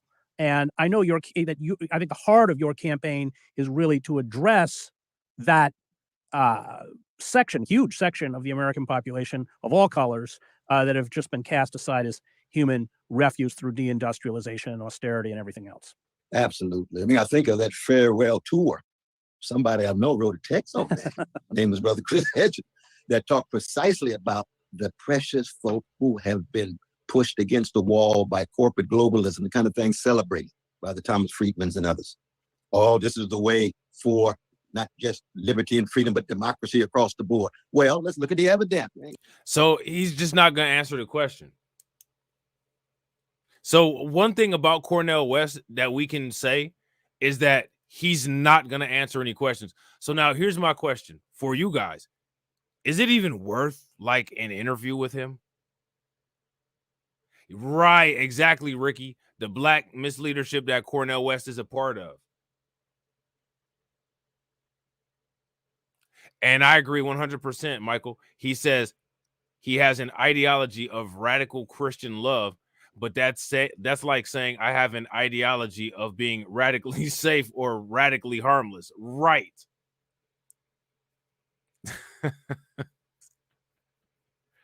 Right. So what we know is that Cornel West's strategy is to not answer direct questions. He's not even getting asked any difficult like black questions. Even on just like Deneen said, even on just basic policy questions, he's not answering.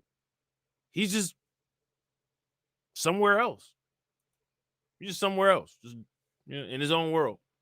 You got nothing against you, Tom. Let's look at the evidence. Well, we noticed that in the United States, the point that the great William Barber has been making is that the Poor People's Campaign with Sister Thea Harris is what? 60% of Americans living month to month.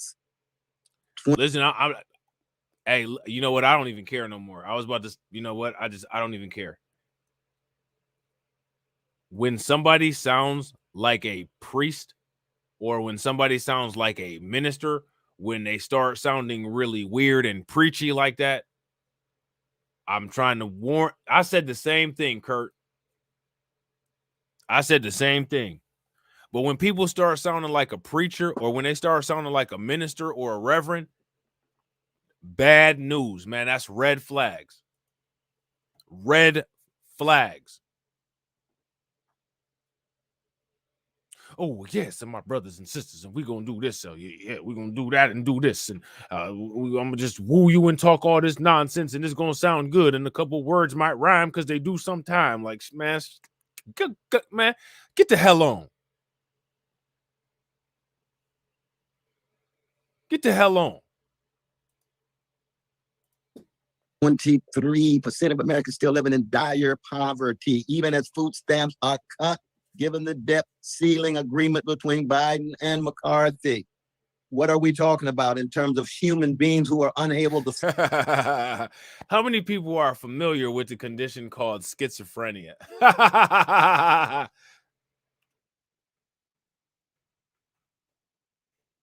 If you guys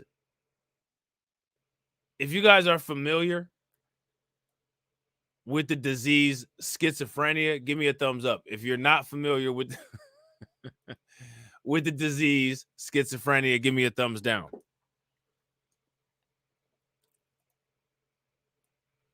We're going to take a little tangent here. We're going to take a little tangent here.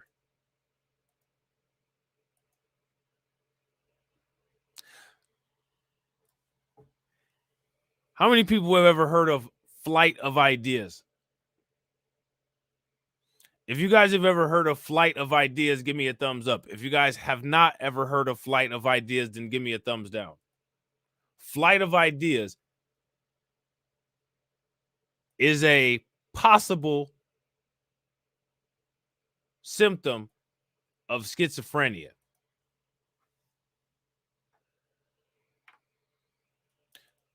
This is an article here from Healthline, and it talks about how to identify flight of ideas in bipolar disorder and schizophrenia.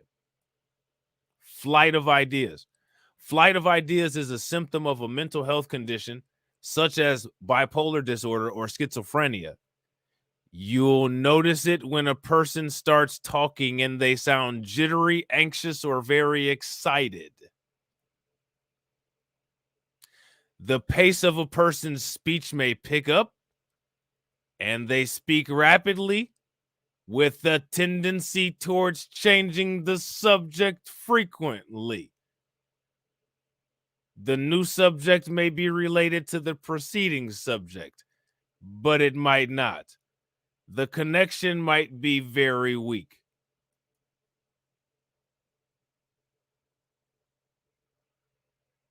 That doesn't sound like anything we've witnessed this morning, does it?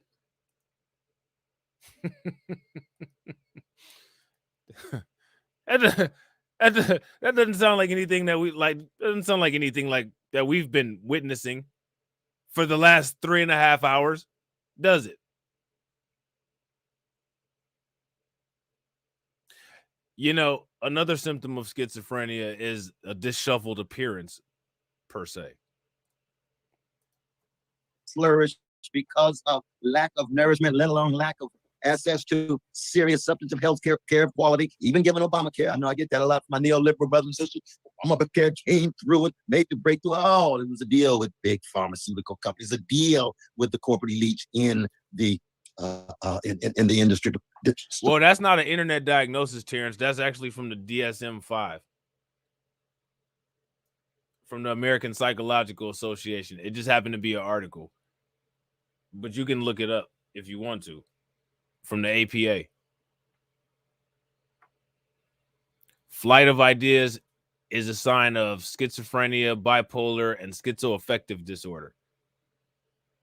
Now, I'm not diagnosing Cornel West because I'm not a psychologist or a psychiatrist. I'm just saying the way that he has been in these interviews looks a lot like Flight of Ideas. That's what it looks like. That's what it seems like. Seems like it fits that description. You know what I'm saying? Because like one of the things that I keep pointing out is how he's deliberately just not answering questions. I mean, he just, you'll be like, yo, Dr. Cornel West, what's your name? Well, see, what we got going on in Ukraine is, and Brother Zelensky, you know, it's just he having some issues over there with Brother Putin. Victor said, are you saying our top Negroes is crazy? I'm not saying that. What I'm saying is in this video, what we're witnessing right here seems to fit the description of Flight of Ideas. Supposedly delivering medical services, but profit at the center, leaving out so many. I believe in abolition. See, I'm part of the Frederick Douglass School of Thought. You see, I don't want to chip at. So he's a male feminist. Because Frederick Douglass was the original OG male feminist. And that's funny because I called him Frederick Douglass Jr. earlier. I think that's where he gets all his fashion tips. Poverty. I want to eliminate, abolish poverty. I don't want to chip at homelessness. I want to abolish homelessness. I don't want to chip at struggle for living wages. I want to abolish unjust wages. I don't want to chip at mass incarceration reform. I want to abolish forms of injustice that incarcerate people as if they're animals. And there's ways in which of dealing with murderers and rapists and so forth, things that are criminal. I'll be the first to acknowledge that. But there's ways of dealing with them. We can learn from Finland. We can learn from Denmark. We can learn from Sweden how you rehabilitate persons. I want to abolish corporate greed, on and on and on. And that kind of abolished mentality and imagination that the Ruth Gilmores and the Angela Davises and others have taught us mean much to me, because that's what it means in the end, to really bear witness to the precious humanity of each and every one of us, no matter what color we are, gender, sexual orientation, or national identity. And you're right, what's at stake is what? You see it in New York right now, you see it on the East Coast, ecological catastrophe. Yeah. The future, the species, future of the planet. What's at stake? The destruction of democracy. If the only alternative to fascism we produce is a corporate-driven, milquetoast neoliberal Democratic Party, fascism will come to America. Let us be very clear. It's like a Weimar America. You got to get at the roots of fascism. That's why, as you know, I'm going straight into Trump country, man. I'm going to talk to many of those vanilla brothers and sisters. I'm not naive, and I'm going to say, I know.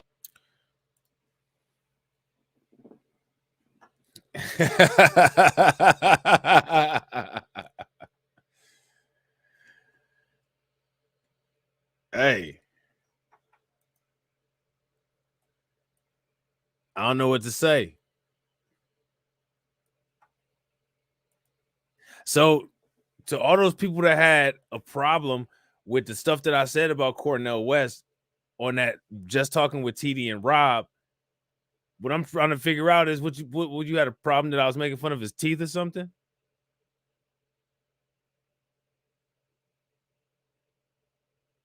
Yeah, I was making fun of him. You know what I'm saying? But I made fun of him after I listed all of the issues that I had with him. And what I find fascinating is that the brilliant people, the intelligent people, the well thought out ones, the ones that wear nice clothes just to, you know, for whatever reason, and think that people like me are heathens, where in any of what he said is he going to do so much?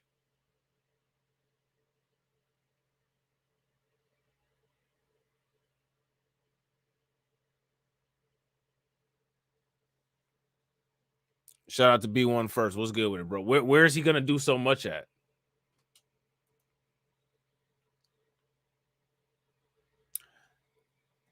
That's that devil from Tales from the Hood. That's hilarious, man. That dude passed away, man. Rest in peace to old boy. He used to be Lynx on the Mod Squad, too.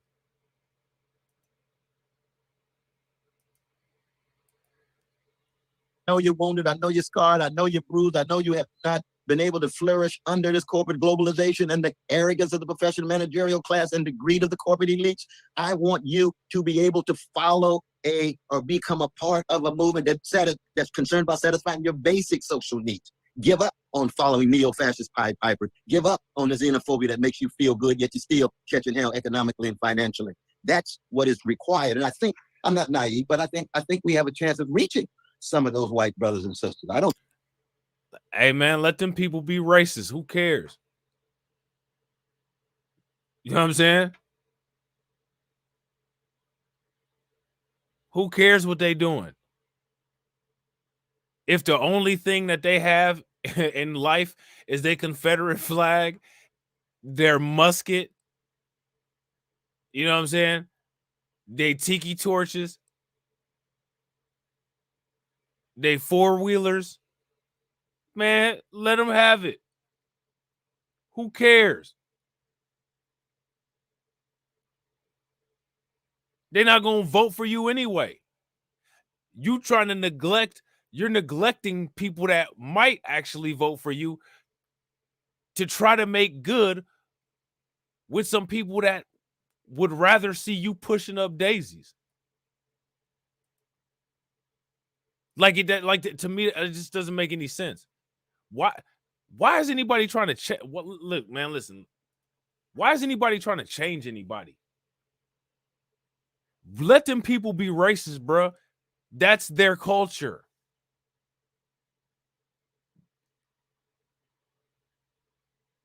That's how they were manufactured. Trying to get them people to not be racist is trying to get a vacuum cleaner to not suck. It's not going to happen unless it's broken. Look, I'm going to be 100% honest with you. I don't know why that is a thing. Like, how many of y'all in the comment section need white people to not be racist? I don't. I could care less.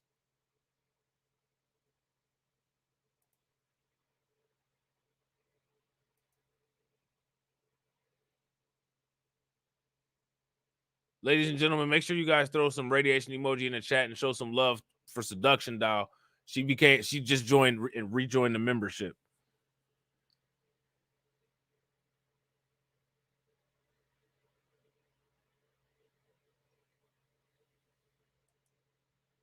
My thing is, what they got going on shouldn't even matter for us. We got our own shit we got to deal with. I don't care what they got going on. The only time I care what they got going on is if it's messing with something that I got going on. Aside from that, let them have a cross burnings in the middle of the mountain. I don't care about that shit.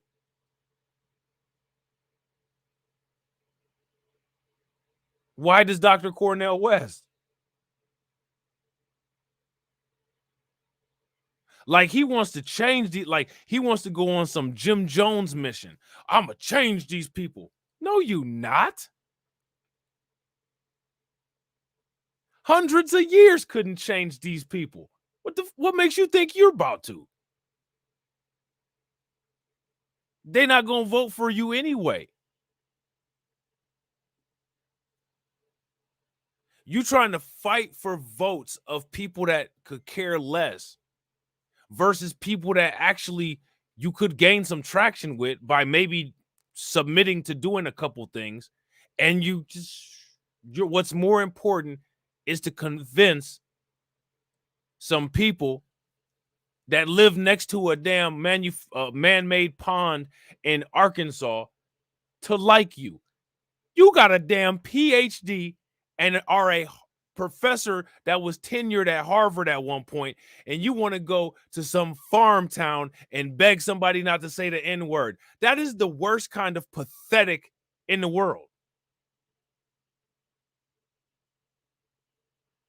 Pay attention over there on Rumble, white people. Don't nobody care about y'all's racism. It's comical anymore, not intimidating. Got it? We got other shit to do. This is that old school emotion-based politics. Oh, the world would just be so much better if they like, man, matter of fact, I want people to not like me. I want you to not like me like I'm a big ass alligator in your backyard.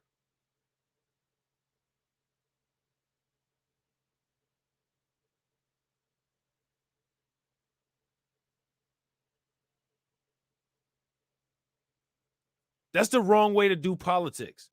That's not doing anybody a favor. That's not helping anything.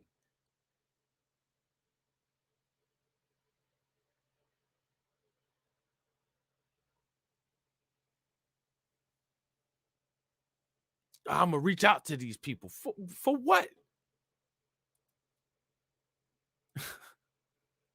For what? You don't know how the world works or something?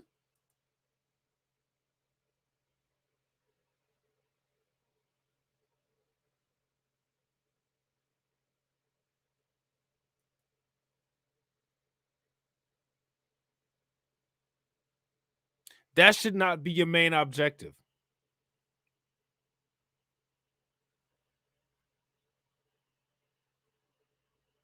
If you let me ask you guys this.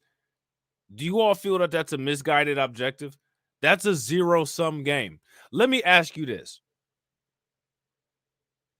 If you go on a pilgrimage to make racist people not racist,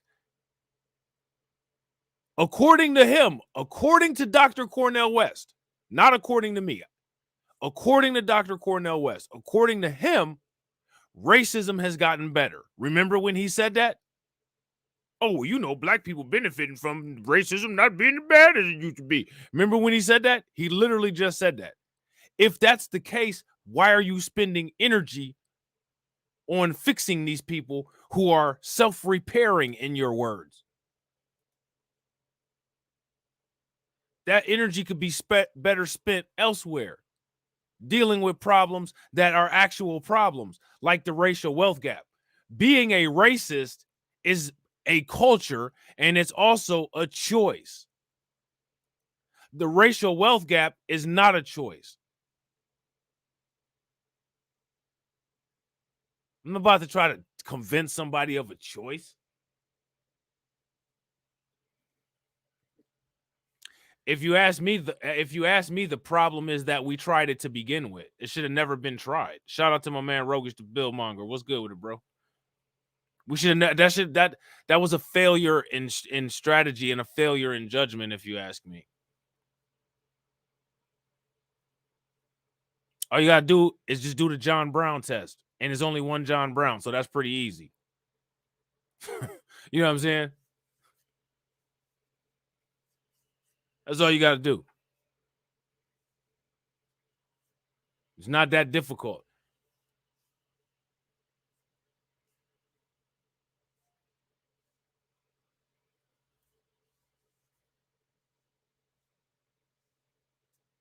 You know what I'm saying? Shout out to my man Jay. What's good with it, bro? Don't give up on them at all. They're human beings. They just happen to want to come at black folk, gays and lesbians. Here we go. They don't come, man, bro. The G people, the L people, the J people, and the A people are all with the W people coming at us, black people. What are you talking about, dude?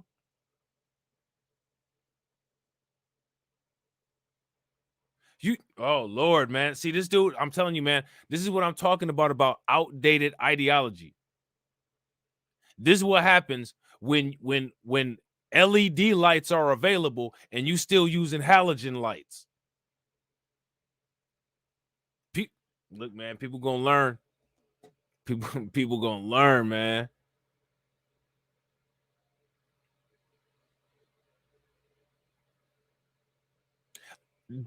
Nobody cares if these people come, man. These people get ate up. Are you serious? Somebody said something crazy in a comment section on one of Torian's videos. Got ate up. Me and DJ ate that fool up. Nobody worried about these people coming at us. Well, man, what are you talking about? That's that fearful, old school thought process.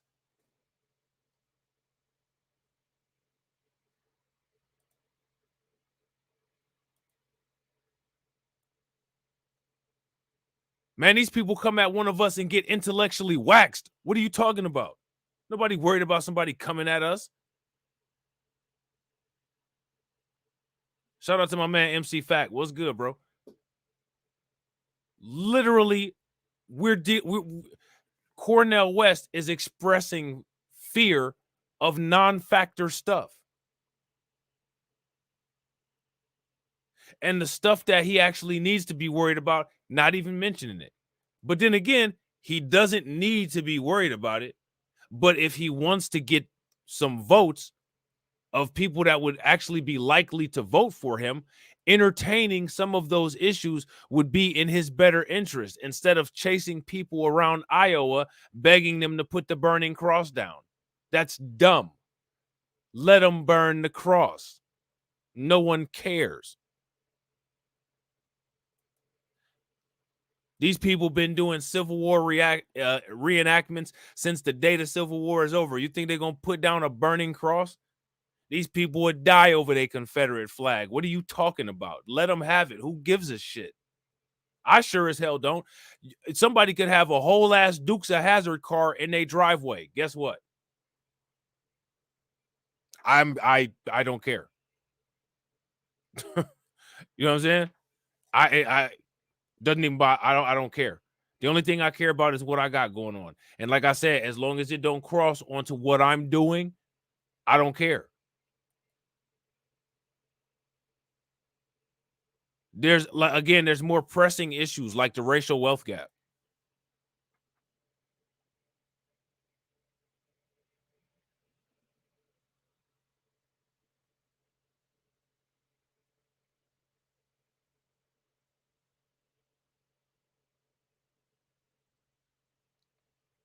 So my thing is, hey, shout out to Mr. Knickerbocker.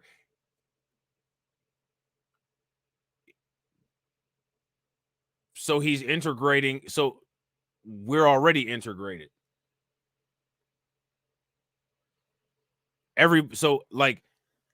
We live in an integrated country and everybody's integrated. He's trying to pull people that want to self-segregate back into the fold.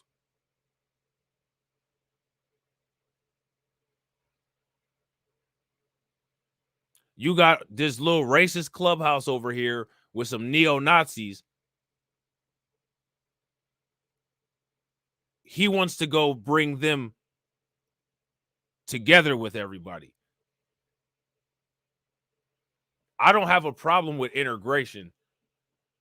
That's stupid. Because you're not going to change those people.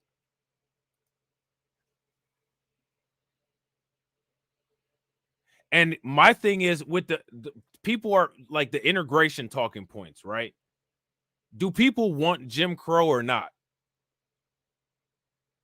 I think people need to come up with and make do people want racism and Jim Crow or not? What do people want? We complained all these years, whining and crying to use the same water fountains behind these people and use the same schools as these people. And now everybody wants it back to the way that it was. Which one do people want? What do people want?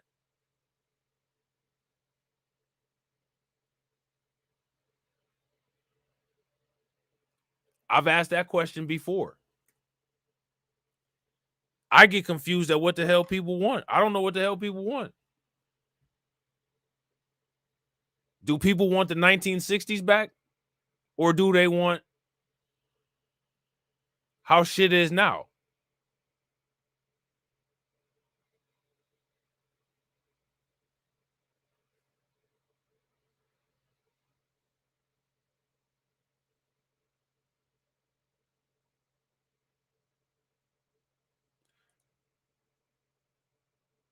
Hey, Mr. Knickerbocker says that's not really true. My mom graduated in '68 and she fought tooth and nail not to be bussed.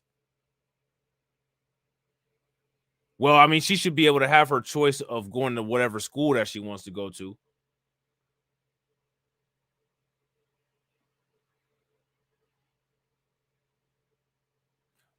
Choice of school and integration aren't the same thing.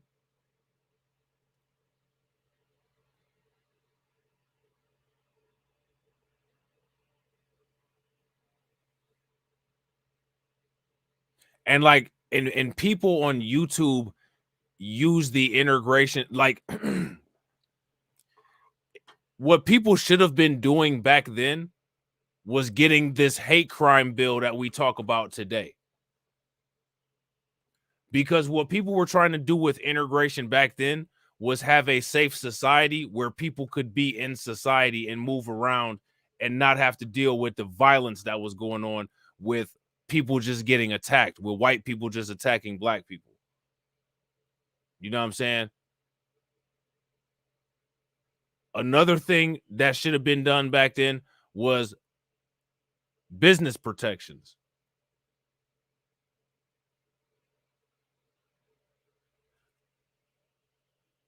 But what did we do politically?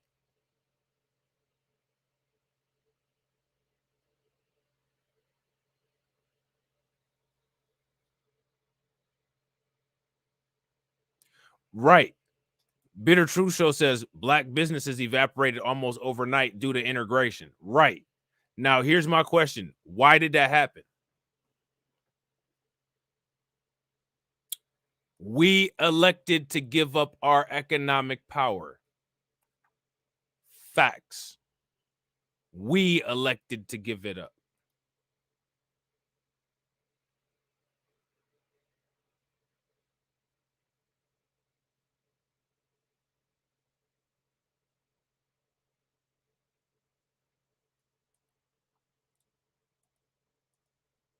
We elected to give it up.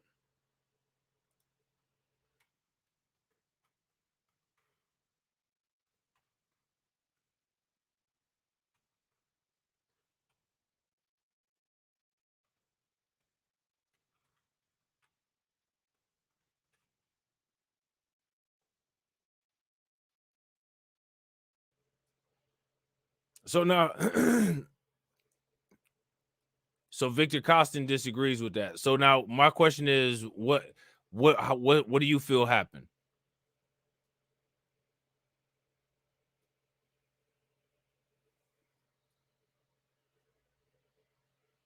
In exchange to a seat next to them. Yeah, I mean, I agree.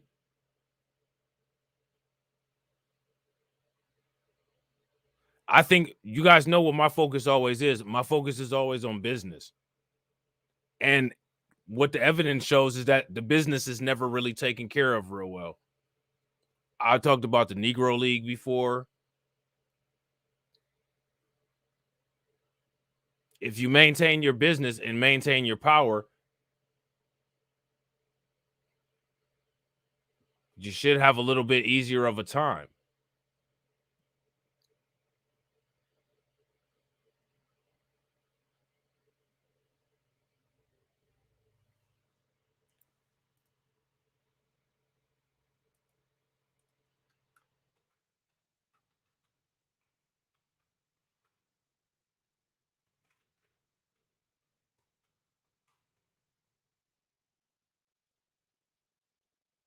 And Jews and Arabs and Muslims at the moment, they can be changed. You go out to reach them, not in arrogance. Well, that rage is manipulated and directed by demagogues. That's right. The one, figures like Trump or That's right. DeSantis and others. And it's also buttressed by a Democratic Party arrogance and dismissal of Trump supporters, the famous Hillary Clinton line being deplorables. So on the one hand, they're manipulated. On the other hand, by Democratic Party stalwarts, they're rejected and demonized. That's exactly right. Very, very much so. You see, what's at the center of my campaign is to reintroduce America to the best of itself. And that's would mean politically, movements, break the back of slavery and Jim Crow, movements of workers to try to gain some fairness given the corporate greed at the top. Women, control over their bodies, women, respect in the workplace. Any group that's been marginalized, the least of these days is actually a precious trend. I keep coming back to that because I have a deep moral and spiritual commitment to the most vulnerable in that regard, you see. But the best of America has been the Martin Kings, the Ella Bakers, the Rabbi Joshua Heschels, the Edward Zaids, the Grace Lee Boggs. I talked to Lisa Marino. We could talk about Chief Joseph, all of the various voices that represent movements. And of course, as you know, so much of the best of the American empire, Black music, man. It's the greatest artistic breakthrough in the most barbaric century of recorded time, the 20th century. So when you think of gospel and blues, but especially jazz and rhythm and blues and the best of hip hop, what you're talking about is a hated, terrorized, traumatized people who, with artistic creativity and spiritual fortitude and moral courage, provide a vision of a better world and provide a conception of time that's connected to a future that people are trying to cut us off from. And that future is one in which all of our humanity is affirmed. All of our sense of possibility is affirmed. That's John Coltrane's Love Supreme. That is. I remember Richard Wright writing about the blues. That's what we had in place of freedom. Oof, absolutely. I want to ask you about foreign policy and Israel. As you know, I spent 7 years in the Middle East. I spent 20 years abroad. For me, the empire was always the external expression of white supremacy. I was with the U.S. Marine Corps, went into 1st Battalion, 1st Marines, went into Kuwait. The way they spoke about Arabs, sand, the N-word, there was, it is the subjugation of Frantz Fanon, who we both admire, the wretched of the earth. But that quality of that racist quality is as endemic in the outer reaches of empire as it is within the racist. I think they mirror each other. And I know you've been very outspoken about Palestinian rights, but talk about empire and talk about U.S. foreign policy. I mean, one, begin with the Monroe Doctrine. After the imperial expansion of the United States from 13 colonies to a continental social experiment, it was clear that you had imperial subjugation of indigenous peoples and others. The Mexican War, Ulysses S. Grant himself says, phony war, immoral war. He was one of the leaders of the war, but he knew there was no moral ground. Half of Mexico is now part of the USA. So we have to keep track of that story if we're concerned about the truth. The condition of truth is to allow suffering to speak, to keep those suffering voices. So my question is, what policies has he said anything about yet?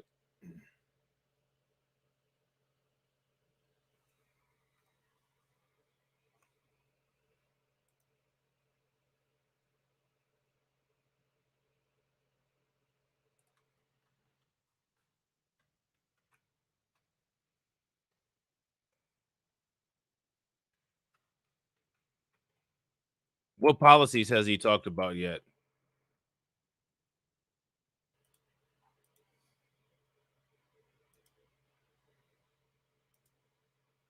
Are resisting, not just victims. They're resisting. And Monroe Doctrine said, well, all of the hemisphere is our backyard. No one else can ever intervene. Then you got the Philippines in the 1890s, Guam, Puerto Rico, and Cuba, and so on. Now you got 6 million people of color under U.S. imperial aegis outside of the continent. So there goes the people of color thing. Yeah, I gotta agree with Hurricane IQ. 0 points for policy, 100 points for babbling. Now, let me ask you guys a question. Let's just say we had a value chain in place. Let's just say that we had some lobby money and some super PAC money in place. Does he seem like a viable candidate that anybody would even be interested in investing in? I don't think so.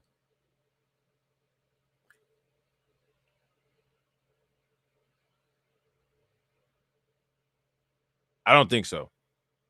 I wouldn't spend my money on this guy, to be honest. Oh yeah, you'd be in solitary in no time. I said you'd be in a hole in no time. You already reconstituted the American empire within the continent, beginning with 13 states. People need to be able to keep track of that story, keep track of that narrative. Why? Precisely because when you get to U.S. foreign policy, it's going to be so deeply shaped by the settler colonial experience of the Europeans who arrived. They're just now going beyond national borders.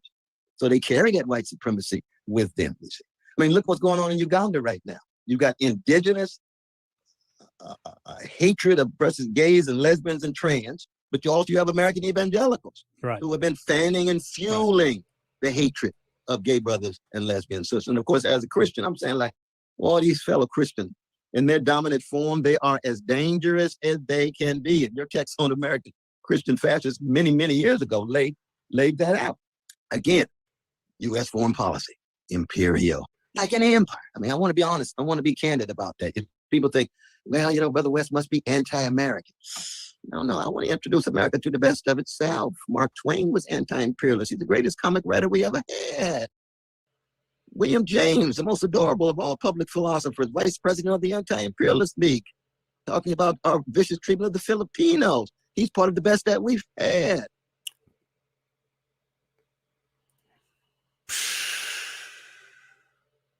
Man. Let me ask you guys a question. Do you... Yeah, exactly. I agree, MC Fact. And if I don't know how much of the video that you've seen, but if you saw any of the parts before, yeah, he gets very specific.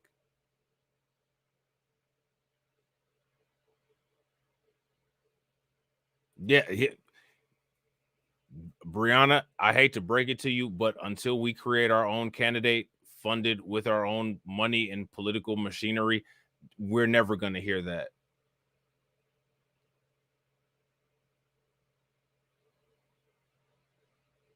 For one, we don't have a think tank that wrote him a script. We don't have any seed money from any super PACs that paid any percentages of his campaign, and you got to pay to play. Literally nobody is ever going to just come and say anything about reparations for us unless they can weaponize it, unless they can hijack it, or unless it's our own legitimate grassroots effort. So that should never be the expectation unless we created it and provided those objectives for that individual to do.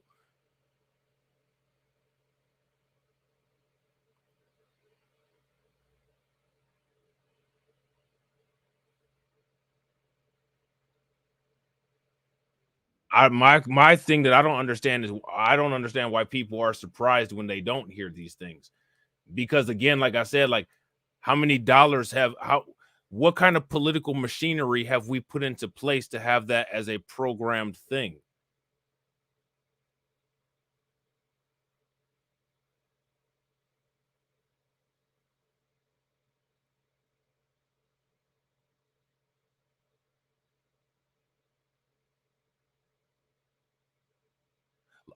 Go and watch some of these other political pages as far as how politics work in various other circles. It's very different than the expectations that we expect politics by osmosis. A lot of times it seems like.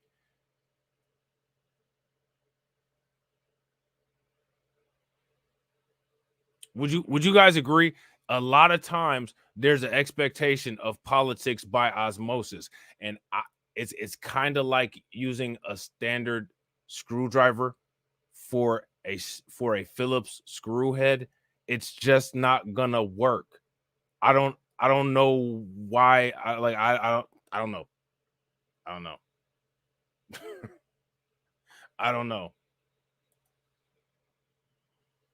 We can go on and on. When Martin King came out against the war in Vietnam, he's part of the best. A baby in Vietnam has the same value as a baby in America. I believe that as a human being, as a Christian, as a free black man, and as a fellow citizen in this American experiment, given its imperial backdrop and democratic possibility. And you, like I, support the boycott, divestment, and sanction movement against the apartheid state of Israel. That's a very contentious point, and certainly one the Israel lobby will pick up on. I just want you to explain why. Of course, you were very involved in the campaign to bring down the apartheid state of South Africa. That's exactly and I just want right. to say that South Africa's apartheid state, one of their closest allies was Israel. And the United States. And the United States. But thank God we had Jewish voices in Israel who were critical of their own government, critical of the apartheid regime. Again, we have solidarity connections that go much deeper than just the elites who are running things. But no, I think it's fairly clear, and this is one of the litmus tests of the Democratic Party. You see, that the plight of the Palestinians, that's a taboo issue in the Democratic Party. They can never, ever come to terms with the truth of the suffering and precious Palestinians. But the point is this. Victor said, Jason Black said, put blacks in front of white people and they will tell the truth. Shaking my head. Well, I kind of actually disagree with that. Me personally, I believe you put somebody in a room by themselves and just let them start talking, and they'll say whatever it is that they need to say, whatever comes out. And my question, and my question for everybody that believes that is, if you all feel that white people are that powerful that they can just draw submission out of you by their presence, my question is, how does anybody ever expect to deal with white supremacy? Me personally, I think a little bit higher of us.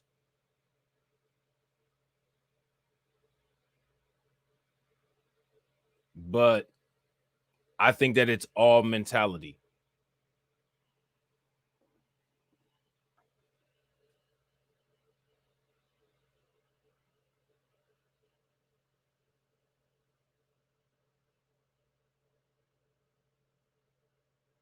All right, Seduction Doll, take it easy.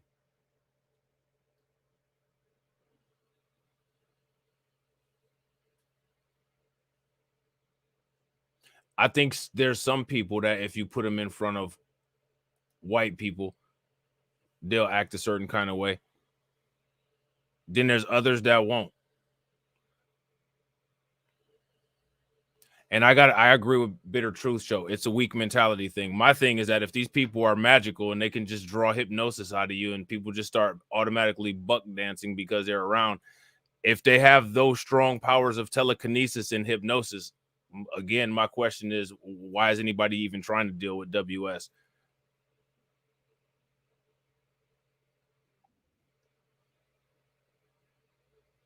Is that the case? Is there magic that I don't know about?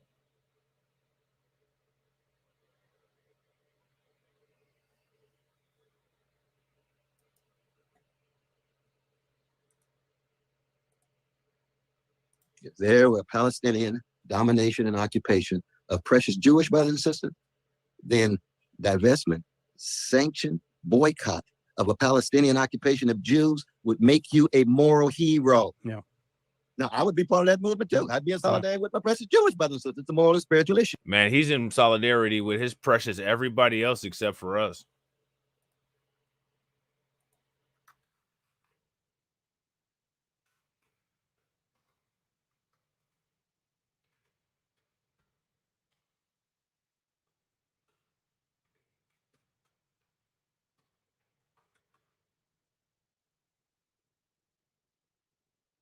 You notice that?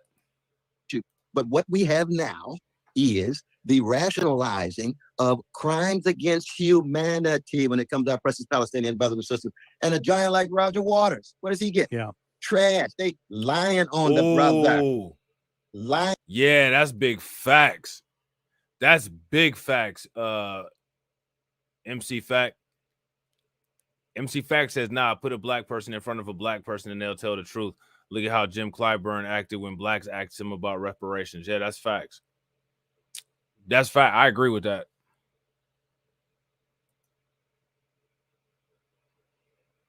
I agree with that 100%. Or you could see, look at Roland Martin. You see that interview between Roland Martin and Umar Johnson? Man, Roland Martin was coming at Umar Johnson crazy for no reason.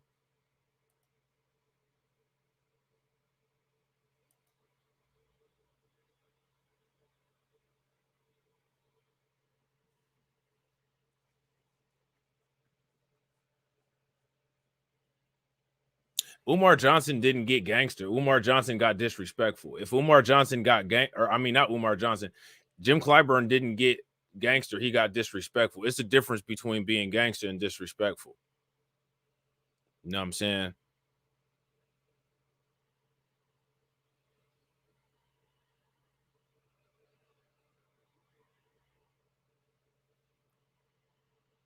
Nah, I ain't mad at that, MC Fact. That was on point.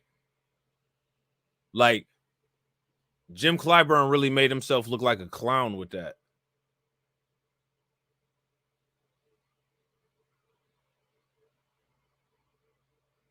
He just showed who he really is. You know what I'm saying? Which, I mean, again, my thing is people should already had a handle on who he is and who he was, but you know.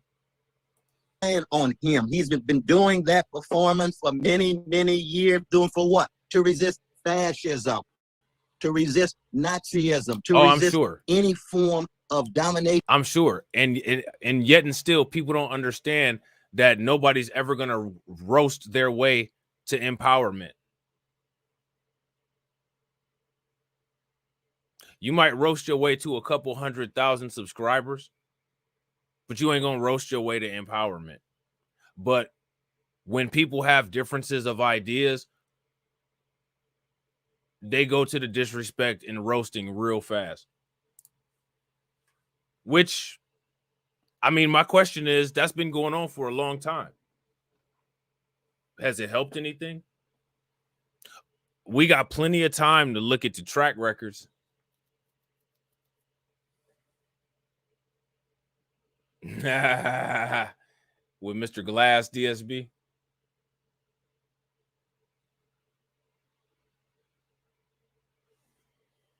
Like Roland did with King Randall.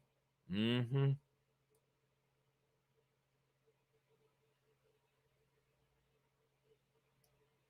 I mean, roasting is easy, so that's why people resort to it. Because sadly, the evidence shows that people always resort to the easiest thing. Actually doing due diligence, refuting points, having evidence and data, and actually sitting down and having the temperament to have an intellectual conversation, that actually requires skill, research,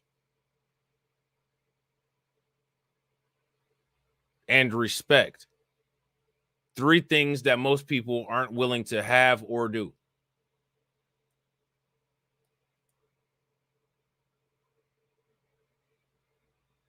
And as a result of the unwillingness to have or do those things, look at the current state.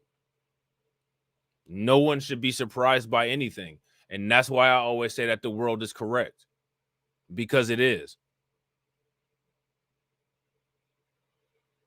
Everything is the result of something.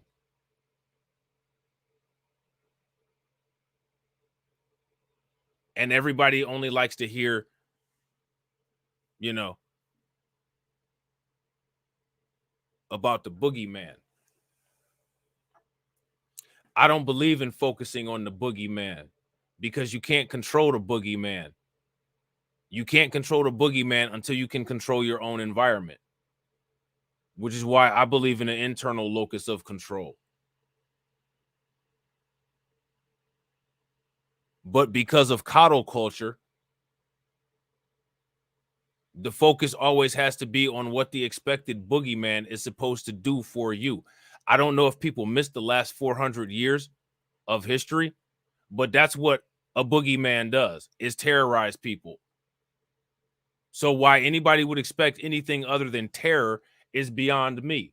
But for some reason, those expectations are there constantly, which leads me to believe that there's an issue with logical processing. So hopefully one of these days, the issues with the logical processing will iron out and people will be able to deal with reality as it comes.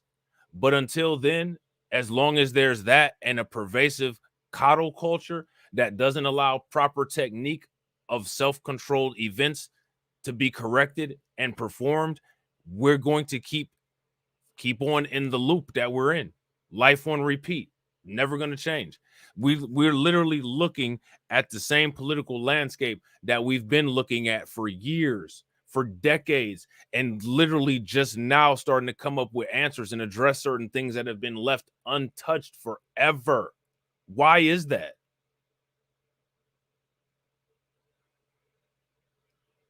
People need to figure out why that is or why that might be, and then start working on doing things to make sure that that kind of lack of maintenance doesn't happen ever again. You know what I mean?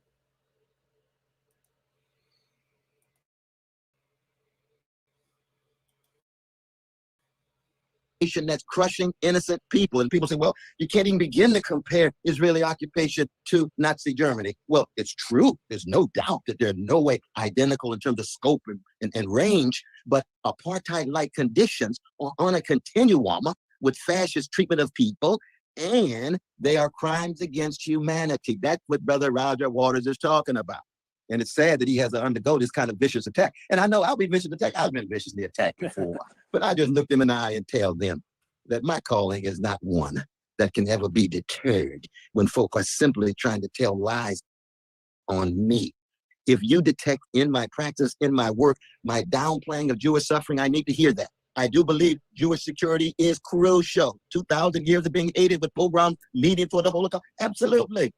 No doubt about that. There should never, ever be massive massacres of precious Jewish brothers and sisters. I say exactly the same thing about Palestinians, about Dalits in India, about Muslims in China, about landless peasants in Brazil. Anywhere that kind of thing is taking place. And of course, it begins for me at home. I mean,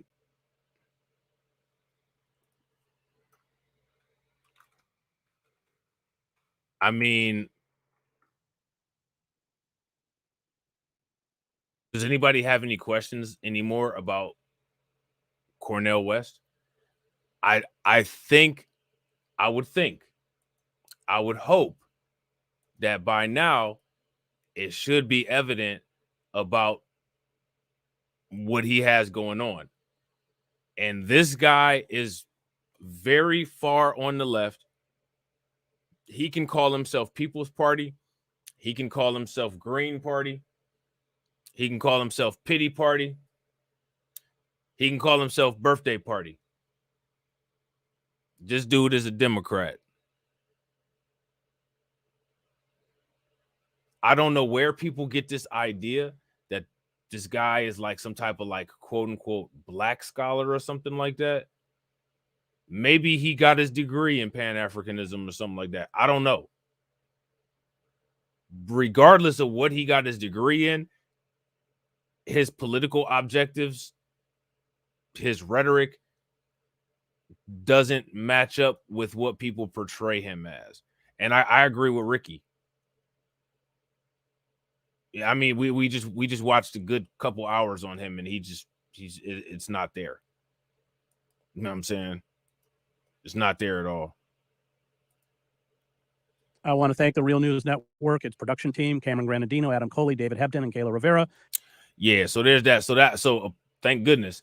That's the end of that interview. All right. So now, like I said, I told you, MC Fact, you already know. You know I got some jokes. You know what I'm saying? But yeah, though, man. So like, as far as Cornel West goes, shout out to Hey Mr. Knickerbocker, because she said she was interested in the universal health care and that kind of thing. If there's something like that in there for you, then that would be a reason for dealing with him as far as being a viable candidate for your interests. And there's nothing wrong with that. You should be voting for your interests. So if there's nothing else on the ballot and you see the need to vote for something, if there's something there for you, of course, try to get it. But for those of us who are looking for other things like reparations, you know what I'm saying, FBA, hate crime bill, closure of the racial wealth gap, Dr. Cornel West, he just ain't the one. You know what I'm saying? But again, one of the things that I hope that people see here from this live stream is to not make expectations without hearing things from the horse's mouth. And then when somebody says something, don't add extra stuff into what they said. If you ask me, I think that a lot of the assessments of Cornel West are unfair. I think that the assessments of Cornel West would be fair if Cornel West came out and said, I'm a B1 FBA reparations advocate. That's what my political objective is, and my political platform is based on reparations. But he never said that.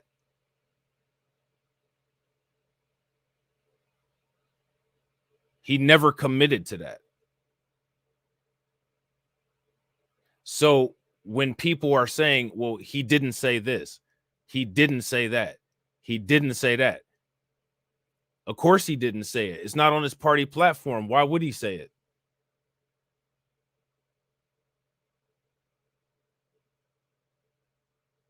He's a Democrat. He's a leftist. So I think that if people are gonna try to, I guess, like be more politically astute or be more politically involved, then there's got to be a standardization of expectations. People aren't going to start talking about stuff that we want them to talk about by osmosis. It's not going to happen. That's an insane expectation for anybody to have.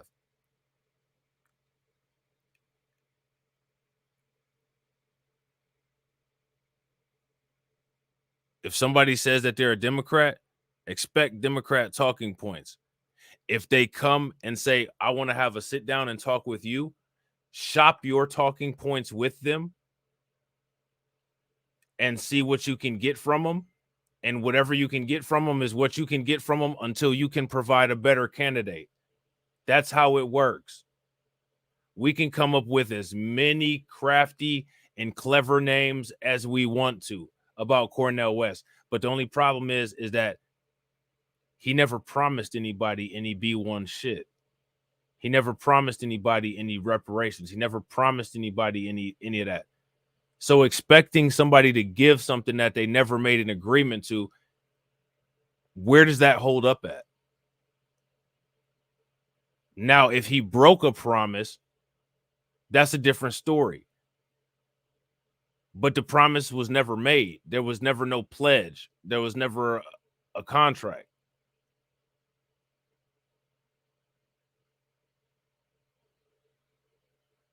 So I think moving forward, shout out to my man Lunch. What's good with it, bro? I think moving forward, people should have their expectations laid out on the table.